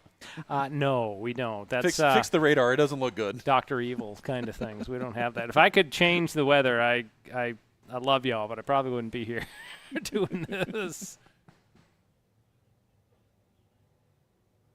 So now we see our next field of cars roll onto That the track. looks like Tag rookies. That looks like Stower's dad down there on the screen right there.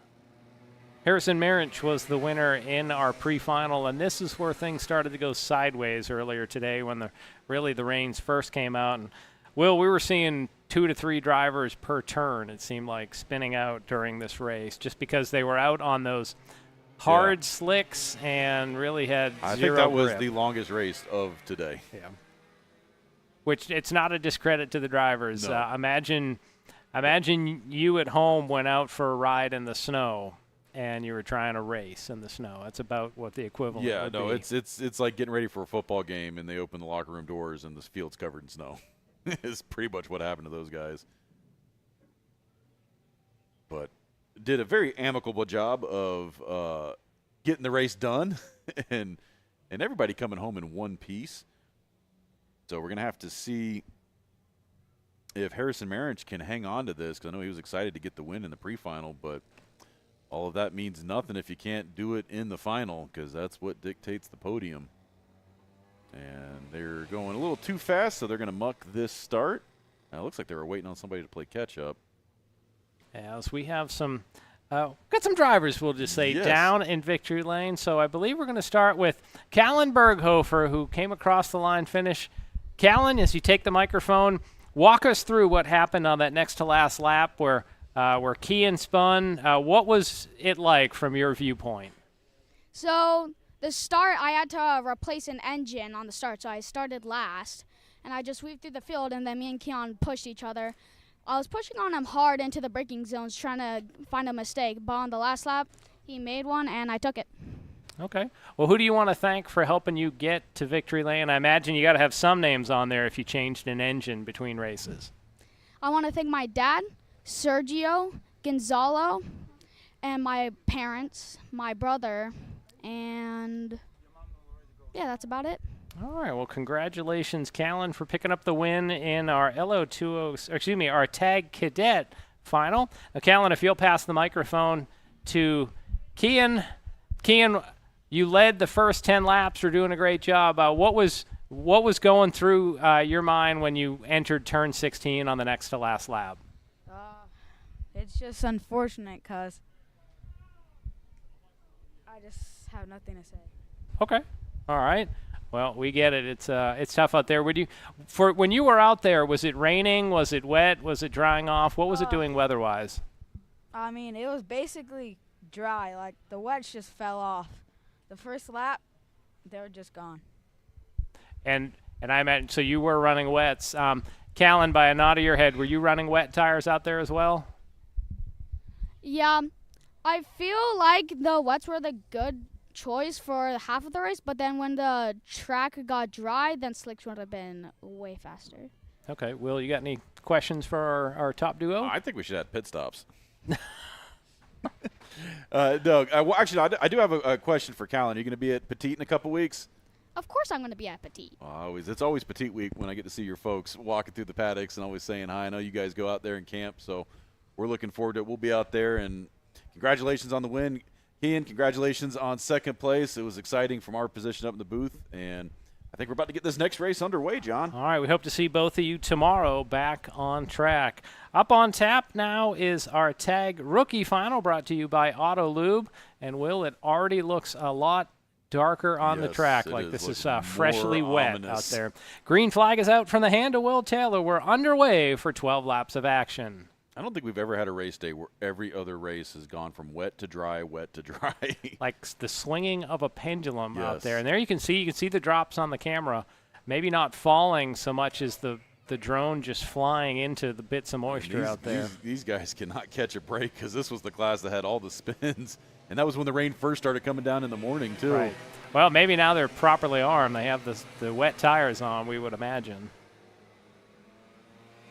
Coming up after this, we'll have our KA100 seniors and then our LO206 seniors to bring down the curtain of round number 8. And, Will, from that angle, you're not seeing as much in the distance. You know that there's liquid in the air. It looks like we got a spin out there at right at turn 9. Turn 9. Didn't see who that was.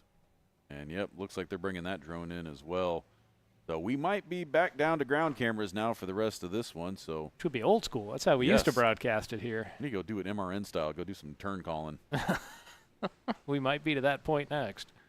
I don't think our microphones will reach that far. We can go stick Connor out at a turn. Bo Stowers is your early leader, and he has a huge advantage as Nazar Martinenko comes by 5 seconds in a rear. So Bo Stowers has all the right moves so far, 1 lap in. Rest of your top 5, Harrison Marich runs in third, then it's Ryan DeHoney and Grayson Yeah, 1 Wyatt. lap, and he's already built a 5-second lead, so he has definitely got the sauce right now. And look at that. He can't even see anybody. He just went past the camera. There's nobody behind him. You'd think that was a back marker. Oh, that car right there just looks like it was late on entry there. As he's able to get righted in the right direction. So Bo Stowers just don't start high stepping yet, though, with a wet track. No. You know, action could happen anywhere. There we have the number 50. That's Nazar second. Martinenko. He was in first for a lot of the first race because everyone was spinning around him, and he was the tortoise in the race with the hares out there. And that means Harrison Marich has already fallen 2 positions. He was your pole sitter at the start of this race. Hopefully he can do everything he can to hang on to a position, to a podium position. Okay, that last car to pass was Bo Stowers, finishing lap 2. So we got another car. I think that's Martinenko that went around there. That's curse of the announcer right there, because there goes Marich, and he's back up into second. So Marich 15 seconds behind Bo Stowers. So Stowers, he might lap the field here, which I don't know if we've seen. So right now, he is the new Ayrton Senna out there in the rain. We got a great battle here. That's Marich, DeHoney, and Grayson Watt. And they're all within a half second of each other. So that is definitely our closest battle on track right now. Look at that, all just having to be super ginger coming through that turn. George Cruz is the 4th car in that group there. Cruz led some of the early race before, I think, spinning out, which just about everyone did during the earlier race. And right now, we got another kart went a little wide. I think that's Grayson that went out wide in the number 5 kart, that red with the number 5. Yeah, he looked like he just wasn't on a good line. He got another kart off wide there in turn 9. And that turn was scooping up a lot of people. Yep, that was Martin Yanko. He has really been struggling with turn 9 today. And, I mean, a lot of these drivers have, because you're at the fastest point on track and you're hitting that hard braking zone. And then do a 90-degree turn after it. And you got to know to not be on the brakes when you turn that wheel. Harrison Marich running in second 25 seconds in a rear of Bo Stowers. So Stowers, he is putting on 5 seconds a lap. Yeah, It's actually insane. he's more than that. Yeah, It's it was about 10 on average. seconds It's like 8 seconds a lap on average. So just laying the wood to this field here. I mean, the difference Oh, between look at some of these corner entries. Ooh, we can see him wiggle through the middle. And that was George Cruz, I think, wiggling through the middle of that corner there. We're not saying we could do any better. No. I've driven in the mist one time, Well, and it was an odyssey. I think my weight advantage would give me some traction. Well, I did it at the old Orlando Kart Center down in Orlando. It was a mistier day than this. We got one going around, and I think that might have been Marriage going around. And I was there with my dad, and we got out on the first lap, and I'm setting up for a corner, and I look to my side, and my dad's next to me in the grass. Like, that just showed how it was already on. And we were running, probably 30% slower than normal times when you're in those rainy conditions. Now, rainy conditions here in a public cart, that's it's fun. I'll put it that way, but it's you get soaked out here. And this was just, you were driving through a mist, so you were soaked by the end of it. 4 laps in the books. Bo Stowers 33 seconds ahead, so he is a man on a mission. Oh, boy, look at how wide they were swinging that turn. That was number 10. That was George Cruz. Almost didn't make the corner.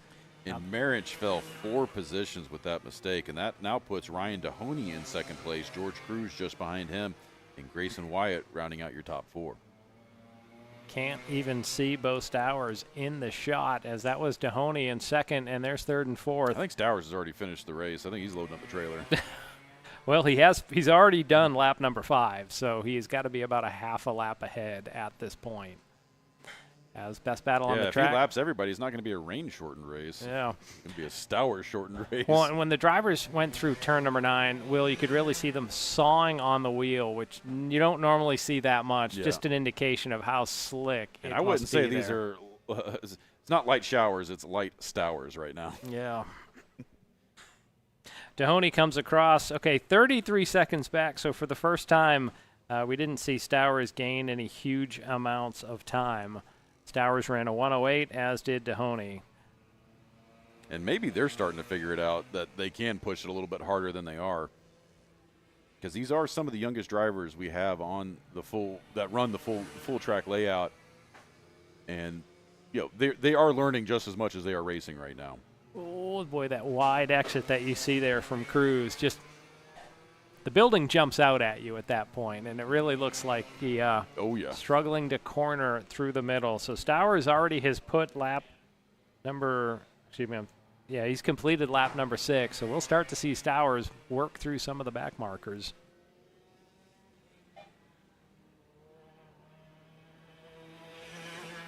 And I can see Ethan Denny over there trying to get Cowboy Cam back up and running. That's a crutch we always have when we have the drones out there, because we can just lean on them whenever we've got to do battery swaps or things like that. But with the rain right now, the drones are parked. Yep, drones are grounded for the moment, as there we're seeing a couple of carts come by. Ryan Dehoney putting Mason O'Donnell a lap down, I believe. There's George Cruz, Grayson Wyatt. As the cross flags are out, 6 down, 6 to go. 40 seconds the advantage for Bo Stowers. So we're going to start to see Stowers start to work his way up through the rear of this field. So that time around, Stowers 106 was his lap time. Everybody else kind of a 111 or a 113. As I think that was him just cresting too. You should see him coming up turn 2 here on the top side of your screen. And he's getting around a back marker right there. Unless that was him right there that just charged down the hill. And that's Marriage. Well, Stowers is in the number 35 machine, if we're able to see him. So he must be somewhere on the back straightaway. And tough break for Marriage today. Fought his way through the field, got lucky, got the win in the pre-final with the 2 leaders crashing out, got to start on the pole for the final race, and spun out on lap 2. Well, and also being 7 to 10 years old, that's got to rattle your confidence to take a spin, to then be like, whoa, just get back out there and do what you're doing. It's like, well, it's got to jar things when you do go through that. 46 seconds the advantage for Stowers, so we're definitely going to see him Let's see. We'll see when he comes. He just came across the start-finish line, so he is achingly close to the tail of this field. He might be in that black cart that just dropped down into the bottom of turn number 2. Well, he is catching the field quickly because that first car, he should first be Harrison Marinch, might be the first car he passed. So I think we're on board here with our leader, Bo Stowers. Haven't seen much of him because he has just been on a rail there is for this a race. 51-second gap that last time by between third place and the leader. So he's got to be catching up on them. Actually, they haven't passed the start-finish line yet. He's on a lap of them. Oh, we got one spinning through the middle, and I think that might have been Marinch that was spinning there. So second place, Dohoney just passed the start-finish line at this point. So we are on board with Bo Stowers here, following him as so Cruz just passed. Cruz That's just passed. Isaiah Williams that he's reeling in right now. Yeah, that was Grayson Watt.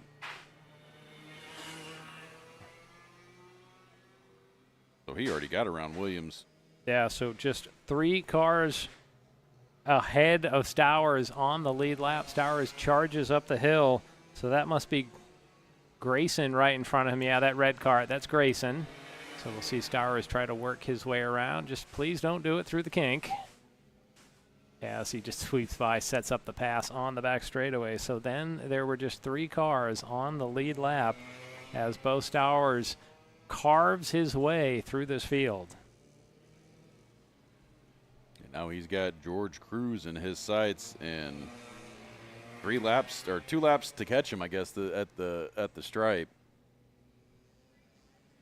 As your leader, Bo Stowers, makes his way through turn 14 into the heavy braking zone there at turn 16. As the 2 flags are out, popsicle sticks in the air. Stowers, a huge lead, just a couple. Right now, I think it's just 61-second, almost 62-second lead over third place George Cruz, and that's who he's currently reeling in right now. And I think Cruz is the only kart. Well, they're running 65-second lap times, so he should catch him this lap. I think Cruz is the only kart that has not gone down a lap yet. Yeah, it's showing Dohoney down a lap, but he shouldn't be. I'm not sure why it's not, because he is your second place driver. Look at that. He's just gobbling up ground right now. Like deep sea fish and just reeling it in.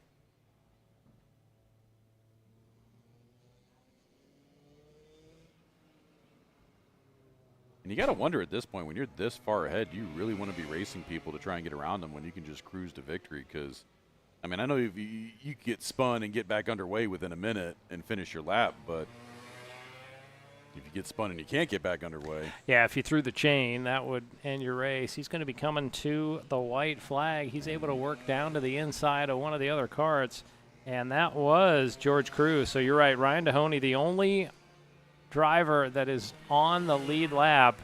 Dohoney probably a just comfortable enough distance in front of Cruz, so he should not go a lap down. But the man just mowing this field down, you see him in that black cart, Bo Stowers. This is the final lap of the race. Wet hair don't care for Bo Stowers here in our Tag Rookie Finals, sponsored by Autolube. And he's able to get through turns 9 and 10 clean, makes his way through the S's clean. Next is turn 13. Gets through there, up over the crest of the hill into that blind big sweeper, turn 14. And only 2 more turns separate Bo Stowers with one of the most dominant performances of the day. Dohoney just went across. He's 56 seconds in arrears. So the checkered flag in the air for your winner of our Tag Rookie, Bo Stowers, doing it in dominant fashion this afternoon. And coming across, that's George Cruz a lap down in third. And Grayson Waite coming home in fourth. Now, I would say if it wasn't raining and that was a dry track, I say now's the time to talk about moving up a class. But with the weather, we could, you could say he just got lucky with the setup. It just really hammered everybody. But I don't know, 56 seconds sounds like a little bit more than just got lucky with the setup. I mean, that's like, I don't know. It's like Tom Brady coming in and playing against a high school. That's like Stone Cold opening up a can in the ring, you know? Yeah, on the 115-pound class in high school. Yeah. Like, he just demoed the field out there. Stone Cold would do that to the whole WWF, you know? Yeah. There we see our competitors in our KA Senior Division, the penultimate race for the afternoon. We're still waiting. Ryan Dehoney has not finished yet. So there he comes across 62 seconds behind. And he was the only other kart on the lead lap. So we see some umbrellas coming out. That has to be a sign that a little more rain, a little more liquid coming down. You know, I was at the Creed concert earlier this week. You were? And I just wanted to, feel it's gonna rain like this forever. No. You're not a big Creed fan, are you? It's just lost on me, man. I'm sorry, brother. I know. I was even less coherent when I was at the Creed concert, so. I don't know if you should be saying that where your boss could hear you. I give out career advice here, too. Well, Yeah. when he asked me, why are you taking off work on Thursday, this is more than honest with him. In the end, did you have work? What was work like on Thursday? Work on Thursday was making sure my house didn't flood. Because I know I ended up having work from home Thursday and Friday, and that's just because of the rain that was coming down. Well, it kind of worked out that I put in to have Thursday off, but Friday we didn't know because we had to come up here and do setup. And, fortunately we moved some of the gear on Wednesday because we were trying to diagnose some issues with building speakers and figure out how to make everything play nicely together. So I had moved a lot of the equipment over here on Wednesday while the elevator still worked. But we had to finish the setup yesterday with no elevator, and so having to tote all the gear up here, that's not the funnest thing in the world. But fortunately I have a good group of guys that work here on the broadcast, and we made it all happen. Well, it does take a village to make one of these broadcasts happen, so we do want to thank our producer for the afternoon, Michaela Denny, the man behind the director's board today, Mikey Lane, our camera operators, Ethan Denny, Lori Cannon, and Wes Watkins, as well as our drone operators, Daryl Cannon and Jeff Farber. Who've had the easiest job today because, they've been only having to fly about half the races, so. I'm not going to call what they do easy. Actually, no. To be honest with you, flying in the rain is probably the most, I don't want to say sketch, but just like you're a little clinched the whole time because you don't want that bird coming out of the sky because that's a lot of money up there, and you're flying it in a storm. Well, I would think the wind would be the hardest to control. It's not a super windy day out here today, but you're right. This rain, it just makes everything harder. For everything from the moment you get to the complex to the end of the day, it's harder on the crews. They're having to do more cleaning, more work on the kart. They're having to worry about the green flag is in the air. We're underway with our KA 100 Senior Final, 12 laps brought to us by Primal Racing And I'm School. sure none of that holds a candle to dirt racers after they get done with a race. How much cleaning they got to do. You sort of know it in a dirt race. But even for these drivers, they're going to have to do more cleaning on their helmet, their driving suit, the kart.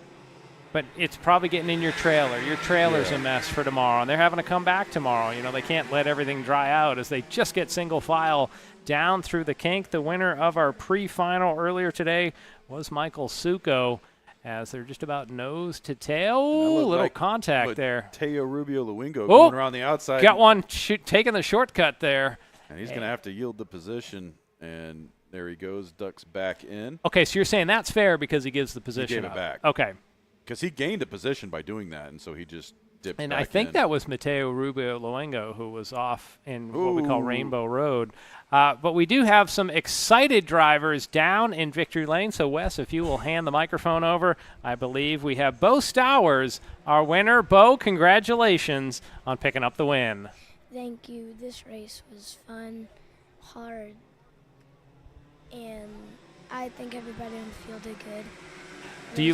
Do you like driving in the rain? Yes, it's my favorite. I love that. Well, you won by 56 seconds, so you had all the right moves this afternoon. Thank you. All right, Callan, Bo, if you'll hand the microphone over to the driver next to you. Okay.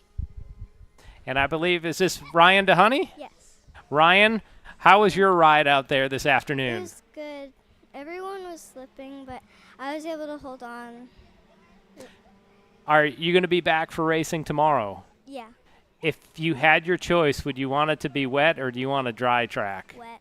He wants a wet track. All right. So these kids loving it out there. Ryan, is there anyone you want to thank for helping you today? I would like to thank my sponsors, Wild Mikes. All right. And if you'll hand the microphone back to Bo. Bo, is there anyone that you would like to thank this afternoon? My family, friends coming to watch me, and TW Phillips Grading for sponsoring me. All right. Well, congratulations. Our top two in our tag rookie final with Bo Stowers picking up the win. In dominant fashion. And right now, this race is already 2 laps in. We've already seen 3 lead changes, and it's mostly been Mateo Rubio Luengo and Michael Succo going back and forth. But that last pass, Succo got shifted back to 3rd, so now Daniel Perez is your second-place driver with Mateo Rubio Luengo leading the pack. There was a driver came around at the top of the hill there at turn 2. Couldn't see who that was. Another driver going off track right there. I think that might have been Succo that went off there. Yeah, Succo losing just, 4 spots. Yeah, he was really falling off pace right now. And hard to think, we mention the name Daniel Perez so often, but running in second, not a place we're used to seeing him running. We'll see what he can do. Mateo Rubio Luengo looking for a bit of the double as he swept our tag senior class. Succo was the winner in our pre-final, but he is going in reverse right now. Started first, currently running in 7th. And that looks like Perez there on our screen. Is that Perez or is that Mateo?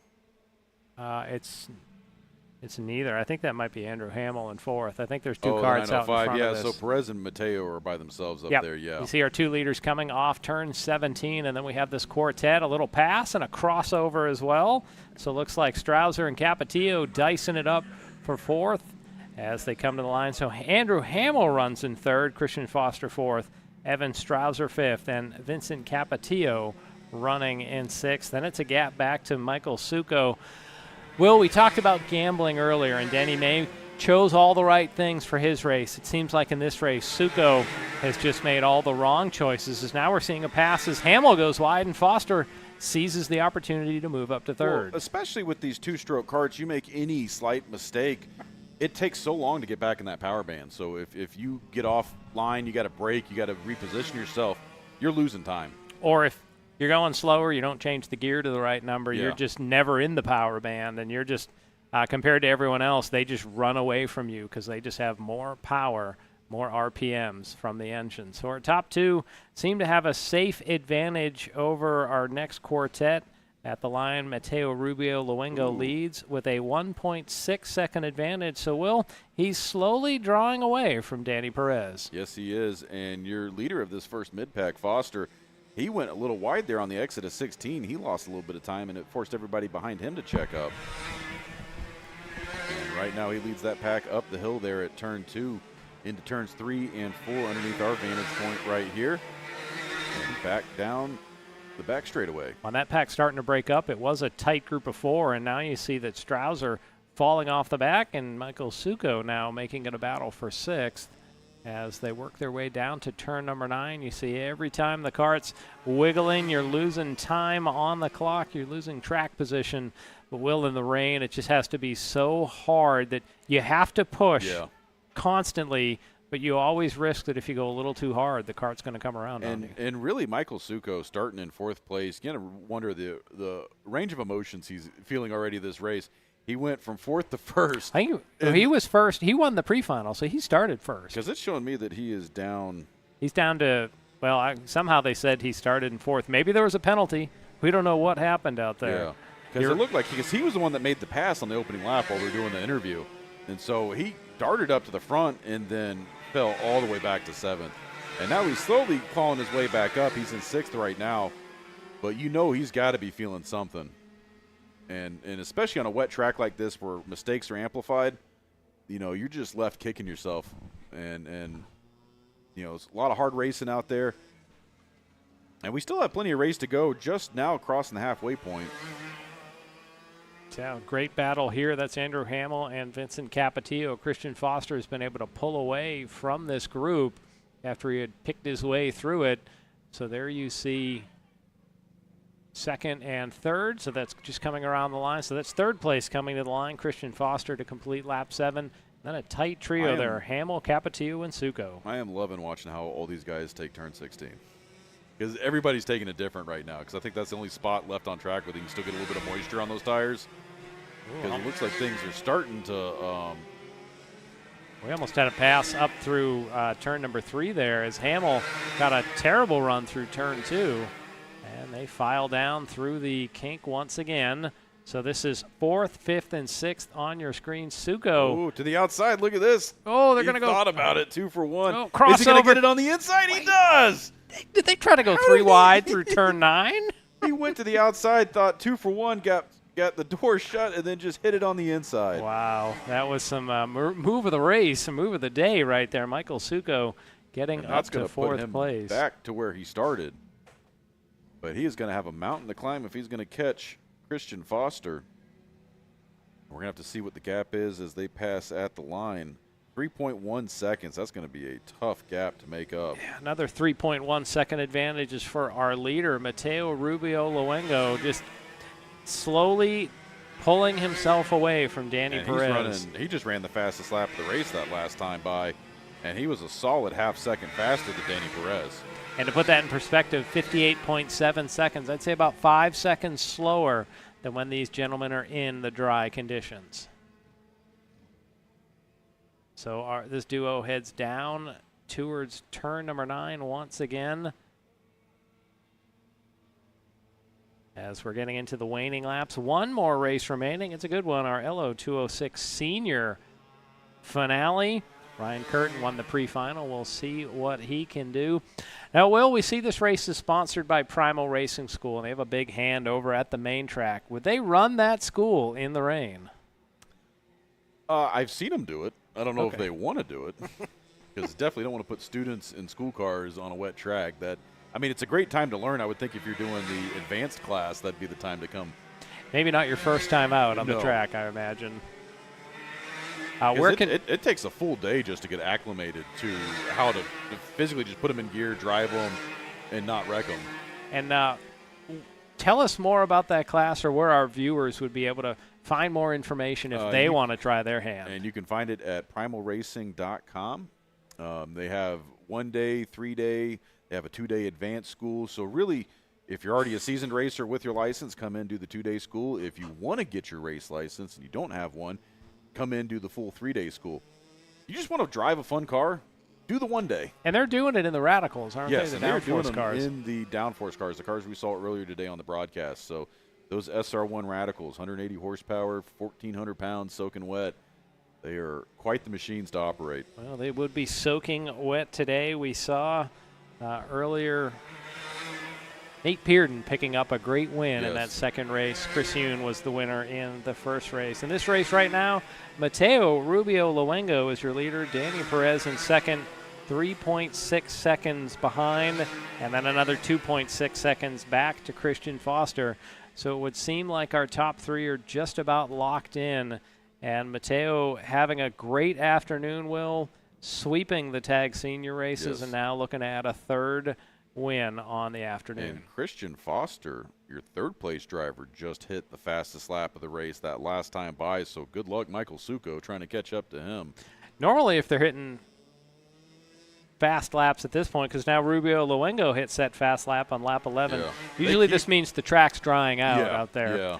So white flag in the air. That time Mateo Rubio Luengo, 58.238 seconds. Still slower than what you'd see in the dry, but business picking up just a little bit as we're going to follow with him down through the kink. Just about a half a lap remaining for this young man. He's going to be looking to you got to start, when you start winning this much, Will, you have to start to think, what's the next step for one of these drivers? At this point would be a primal school. Because usually when the drivers get recognized, when they start winning in divisions like this, they would want to, start thinking about that transition to the big track. Or they're thinking some of the national touring series. The next thing would be to karts. go to a tag and then start racing national. So, well, he's already been racing tag because he won in tag senior, and he picks up the KA 100 win this afternoon. Mateo Rubio Luengo, your winner. Danny Perez comes home in second. Christian Foster third. And Michael Succo recovers for fourth, with Vincent Capetillo rounding out your top 5. So, yeah, I guess the next step would be to travel, beyond your home track. And he may. I don't know what his driving schedule is.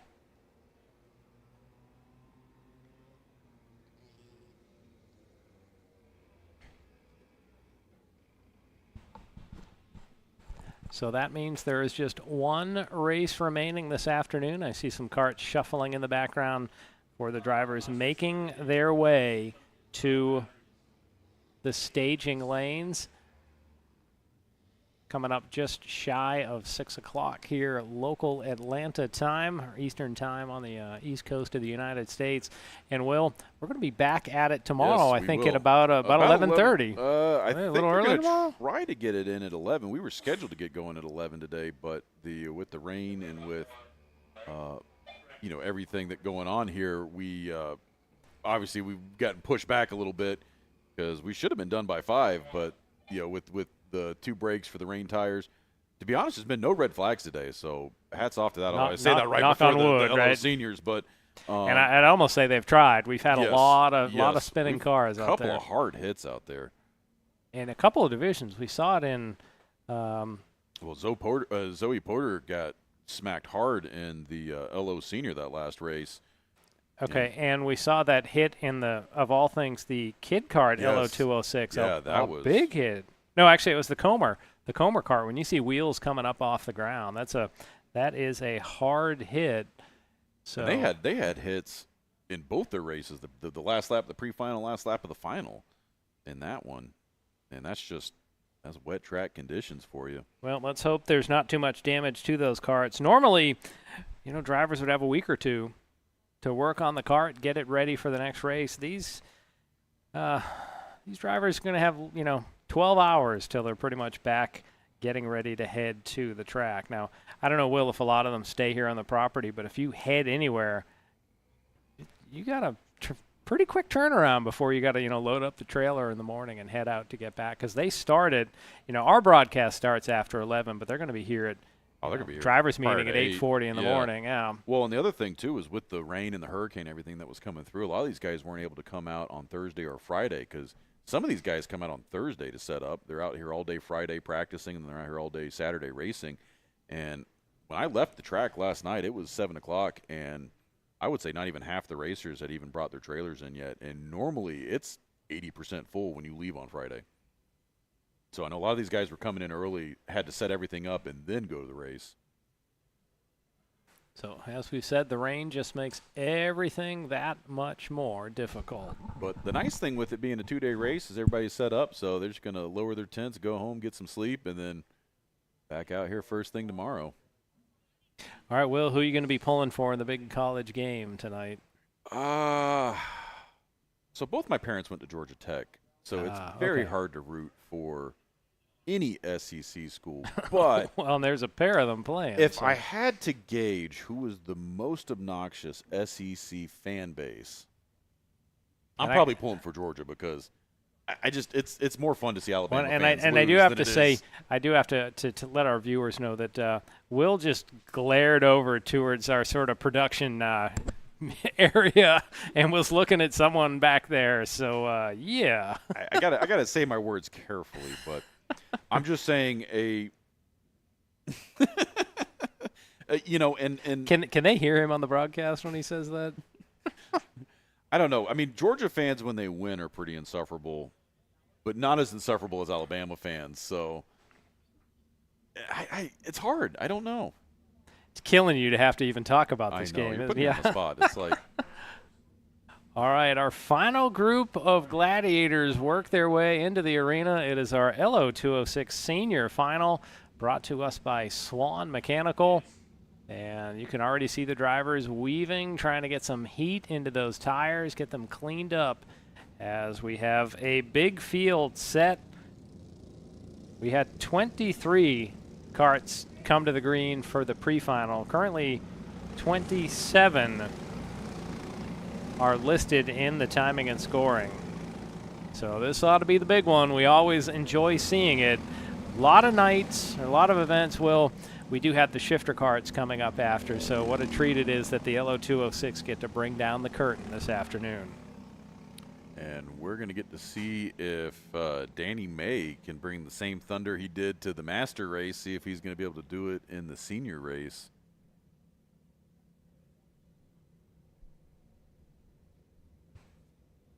Although this can't be in order right now.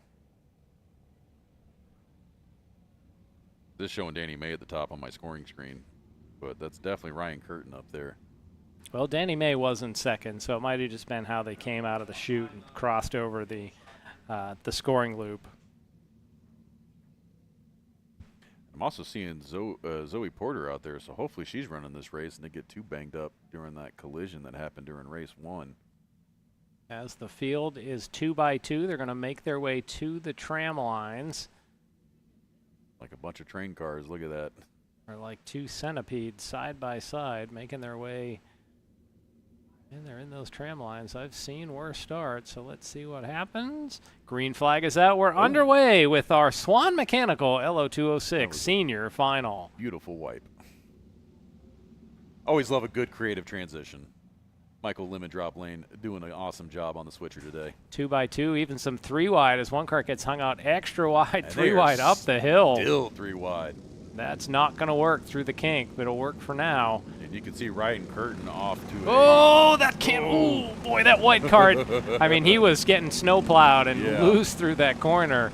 Able to work things out, Will. I don't know how we didn't have a pile up there. They quickly got to shuffle down to single wide going through the kink. And yeah, how they kept that together. Turn 4 is very deceptive. A lot of people spin out there. And when you're side by side going into that, racing for position, and it looks like somebody got left out to dry there. Yeah, lost 3 or 4 spots. Went from about 4th to 7th out front. We'll try to get you some names when they come around, but already a wild first lap as we might have a pass for second there. Driver jumps back in line. And that looks like Danny all over the bumper of Curtin right now. And looks, they might be getting past on the inside. Actually, that's Carson Craig in there in the blue card. So it's Curtin, Craig, and Linus Gugingo actually running in third. So Danny May back in sixth. So Danny May had says he's down 1 spot. I don't know where can't always use these because it says Carson Craig gained 11 spots, and that's not possible. One cart slow up that hill, losing wholesale position. So we do know Ryan Curtin's the leader, and Carson Craig is in that light blue colored cart. He's in second. He jokes about not knowing what to do with his hands. I hope he's got his hands on the wheel at this point. Gugino running in third. Will, that's not a name we've called much this year, so maybe his first time with us for the afternoon. Well, if he can make his way to a podium, we get him on an interview, we could ask him and find out. Zoe Porter, the name you had mentioned, scored 12th on that first lap. So she is putting laps in. That's good. A name I don't see with us, Alyssa Vasquez, not with us for the afternoon. I didn't see her at all today, so I don't think they are in this weekend. And we got a pass for second here. Looks like Carson Craig hung out to dry as he's going to slide back to third. Wes Bacon, Linus he was scored Gugingo 4th. getting by, but he's on the inside of Bacon, so he might get one of them back here. Let's see. Yeah, he gets bottom down of the hill. He gets down on the inside and gets in front of Bacon, although Bacon's got a lot of speed coming up the hill. It gives him the shove. And a pass for the lead in turn 4. Are you kidding me? Gugingo works his way up the inside of Curtin. Curtin holds on for now, and all of a sudden 2 have become 4 in the lead.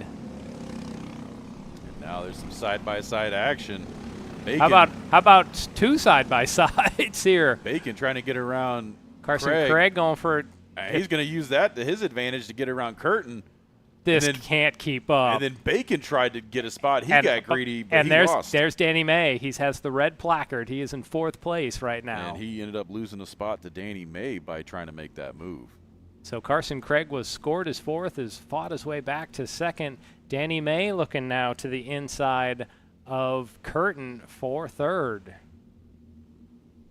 And you know Curtin's going to be itching to make the move right here. He did not like how that pass happened. He's already to the inside of Craig. He's got position coming through turn 1, and Craig's going to be hung out. What a great shot that was, right? And Danny by May there. gave the shove to Curtin, and look at this. Danny May went under Curtin. No, but Curtin with the cross under and the U-turn. You never see that. Danny May lost a lot of speed with that move, and that's letting Carson Craig get back up in the mix. Yeah, out front, Linus Kagingo, your leader. Ryan Curtin second. And then a jumble of karts behind them. That's Braden Griffiths that's now entered the fight. 7 karts in the shot here. Just a lap ago we had 4, so business picking up at the front.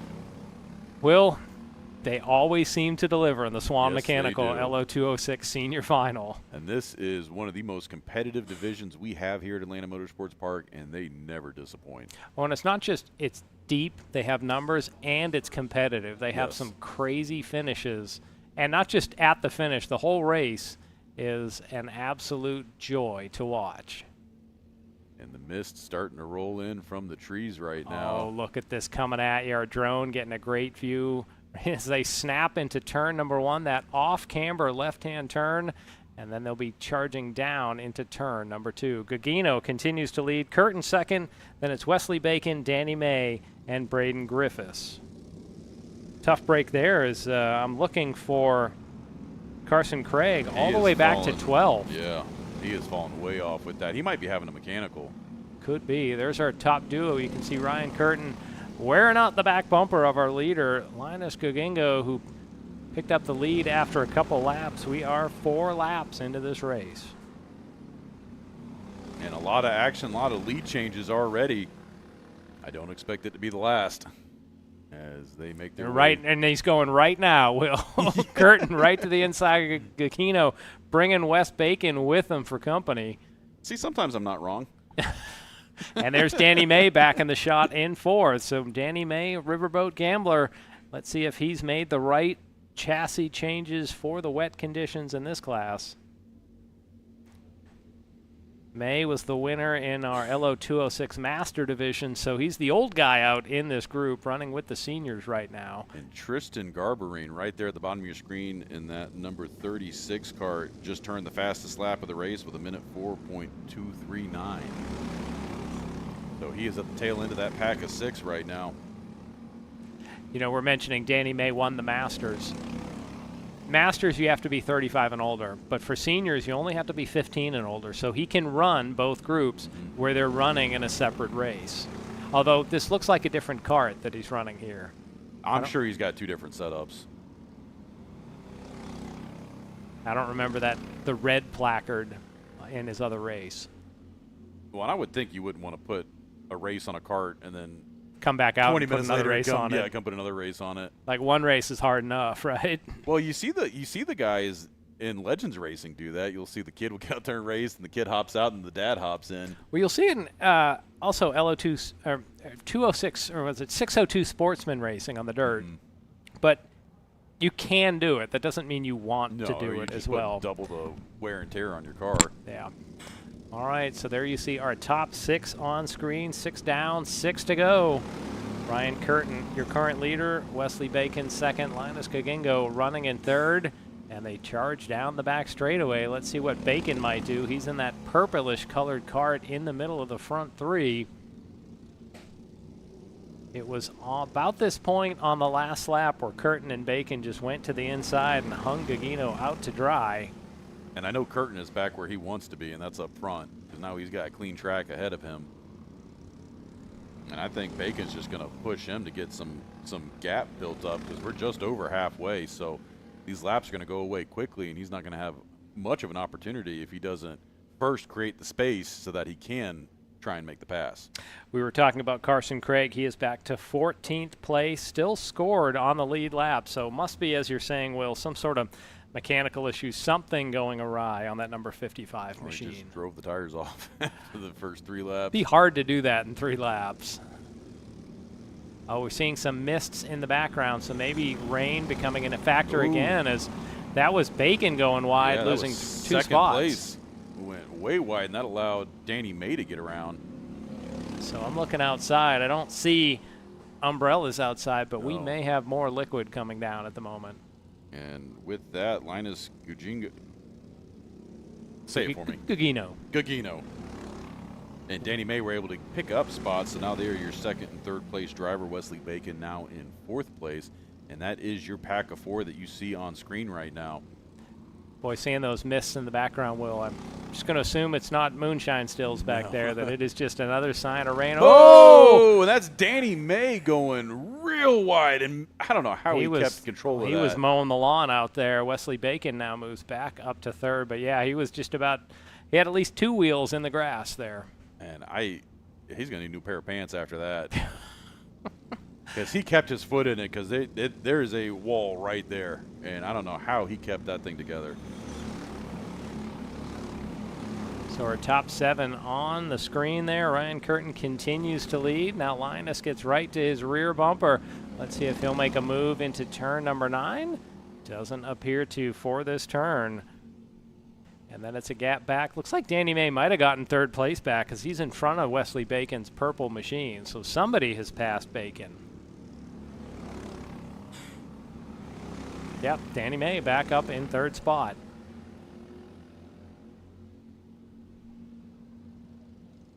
So that means somebody had to make a mistake. That must have meant Bacon at some point made a mistake to let May back into third. Oh, if they're not careful, they got company coming up real quick behind them. And effectively only one of them is going to be getting the podium spot out of that pack of 5 right there. That mid-pack just behind your leaders. Yep, the next group, Braden Griffiths, Tristan Garbarine, and Jaden Fowler trying to make their way up towards the podium. Our top duo finally have a little bit of a gap ahead of third place, Ryan Curtin, Linus Gagingo. Let's see if Linus makes a move this time. No, just content to ride for the moment with 9 laps down, 3 remaining. Your 6th place driver, Tristan Garbarine, he thought about it for a second. He was looking to the outside trying to make a move on 5th place, Braden Griffiths, but had to dip it back in line as they're starting to lose ground over that other pack, because it's what happens. The second you break the draft and you start fighting for position, you start losing position. And for this class, that's actually a spread out field for what we've seen all this season. Let's see if Danny May and Wes Bacon are able to reel our duo in as there are 2 laps to go. Curtin continues to lead Gagino. Then it is May, Bacon, and Garbarine, your top 5. And you aren't joking. We got less than 2 laps to go, John. It's been a long day of racing. Hard to imagine that we only got 2 laps of action left. Well, viewers, if you've enjoyed today, join us back tomorrow, 11 a.m. Eastern time roughly. We'll be back for round number 9. Feels like more bonus coverage. You get a whole day of it. This is actually our 3rd doubleheader weekend this year. We did 2 days for CKNA. We did 2 days for AMP. And this is our second 2 days for the AMP series. So if you like kart racing action, tune in. We go live every month. All right, top 4 on screen. Danny May and Wes Bacon trying to get up to the lead duo.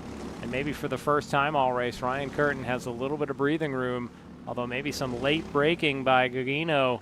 And it is 4 all together once again. This time they will see the white flag fly from the hand of Will Taylor. 1 mile remaining. And we are almost done with this race. Danny May, your third place Danny driver. May went off into this paint there, and he loses third place to Bacon. And they both go, ooh, look at how wide they are off turn 2. So they're both out in that paint again. He's going to need to with how much speed he lost during that move. And we got one driver coming off track right now. Oh, and there goes Danny May around. Oh, heading to the exits early, unfortunately. So, sir, you can't park here. 1 lap remaining. Let's see if Gagino's going to make a move here. A Oh, late he does. stab. To the inside. What happens? Oh, they both slide wide. Crossover coming. Curtin makes it back up to the lead. That is textbook crossover. Yes, he reeled it back in. Gagino went for a late stab in turn number 9, a late lunge, and had the lead for He said, about you want 20 that much feet. rope? I'll let you hang yourself. Well, he's got one final shot. Will he do anything Let's into see. 16? He's there. He's positioned. A little, gives him a little bump. The bump and Oh, run. that might do it. Gagino to the lead. They're down the And he's stretch gonna get to in the front of line. him and shut the door. He does it. Gagino wins with a last corner pass. Does it. Ryan Curtin comes home in second. Wes Bacon in third. Will, there's a, not tradition, but there's an item in NASCAR modified racing called the Chrome Horn, where you have that bumper on the front and you can move someone out of the way. And it seems like Linus brought that to the karting world. He gave just a little bump to Curtin in the middle of 16 and 17. And it couldn't have been more well-timed. And there goes Carson Craig across the line. Tough break for him. He was running as high as second during that race. Danny May recovered to finish 6th, which was impressive after that spin, where I thought he was spinning down the chute for the weigh station.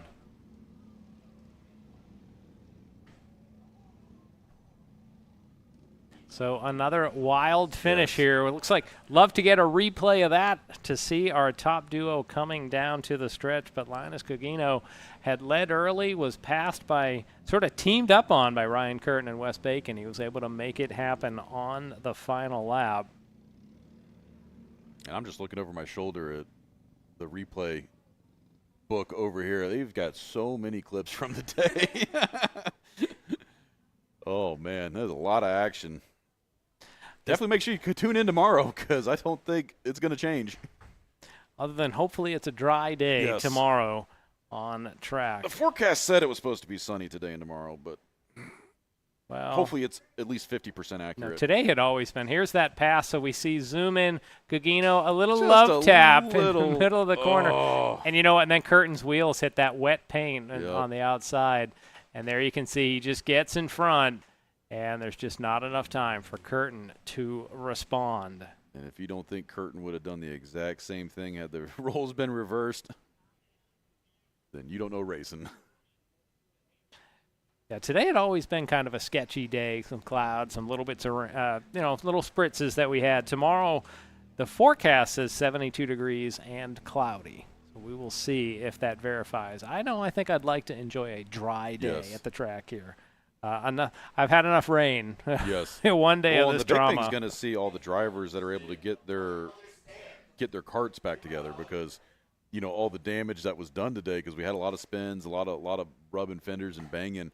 So it's going to be interesting to see. Or their setup now is completely for a wet track. Oh, yeah, because they were, And now they have to go back to a dry track setup. Frantically changing everything to be fast today and then forgot how they had it set up. So it's going to be interesting.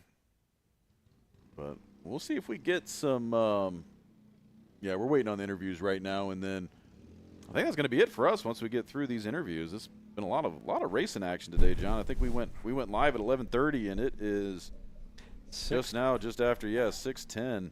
Yeah, including a couple bonus races from over at the main track. As we're seeing our top couple getting ready down in victory lane as we bring down the show here. I'm trying to look at the weather there, see if it's raining more or not.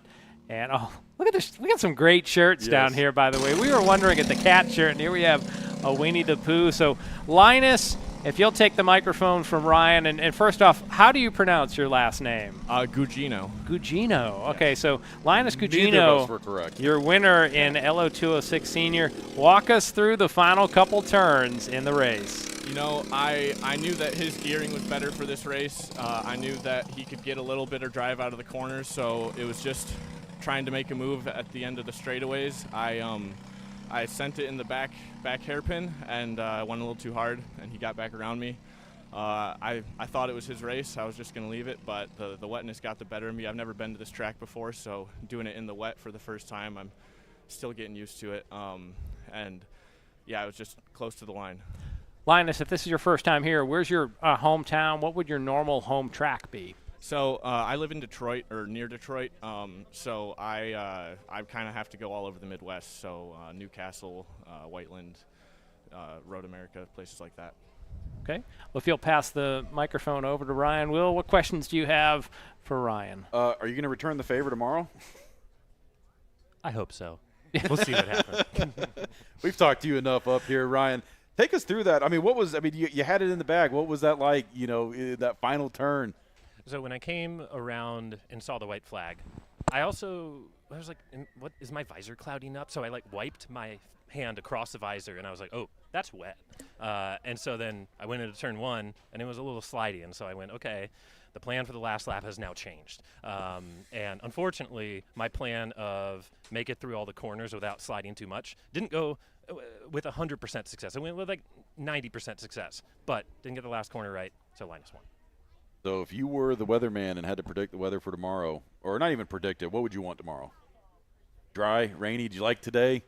No, I didn't like today at all. I kept, imagine me standing with my heart rate at like 160 on the side of the track going, is it going to be dry? Is it going to be dry? Is it not going to be dry? I don't know what to do, right? I would much rather just kind of be like dozing off in my pit, and none of that happened today. So I would like it to be dry tomorrow, but that's just my opinion. Well, I think John said he's going to bring the sun with him, so hopefully. I didn't actually say that, for the record. So if it's not dry tomorrow, blame John. I will do that. Well, congratulations, guys. Congratulations on the win, Linus. It's awesome. Thank you for coming down here and enjoying the race with us. Ryan, as always, you guys are awesome. This has been a fun race day, fun class to watch. We're going to go ahead and sign it off from here, so good job, guys. We appreciate you all. Yeah, and we hope to see you tomorrow out on track. Thank you. And with that, we're going to draw our broadcast to a close. So on behalf of my announce partner, Will Rigdon, and for all the staff here at Atlanta Motorsports Park, I'm John Matthews. We look forward to seeing you tomorrow at 11 for Round 9 of our Kart Championship Series. Good evening, everyone.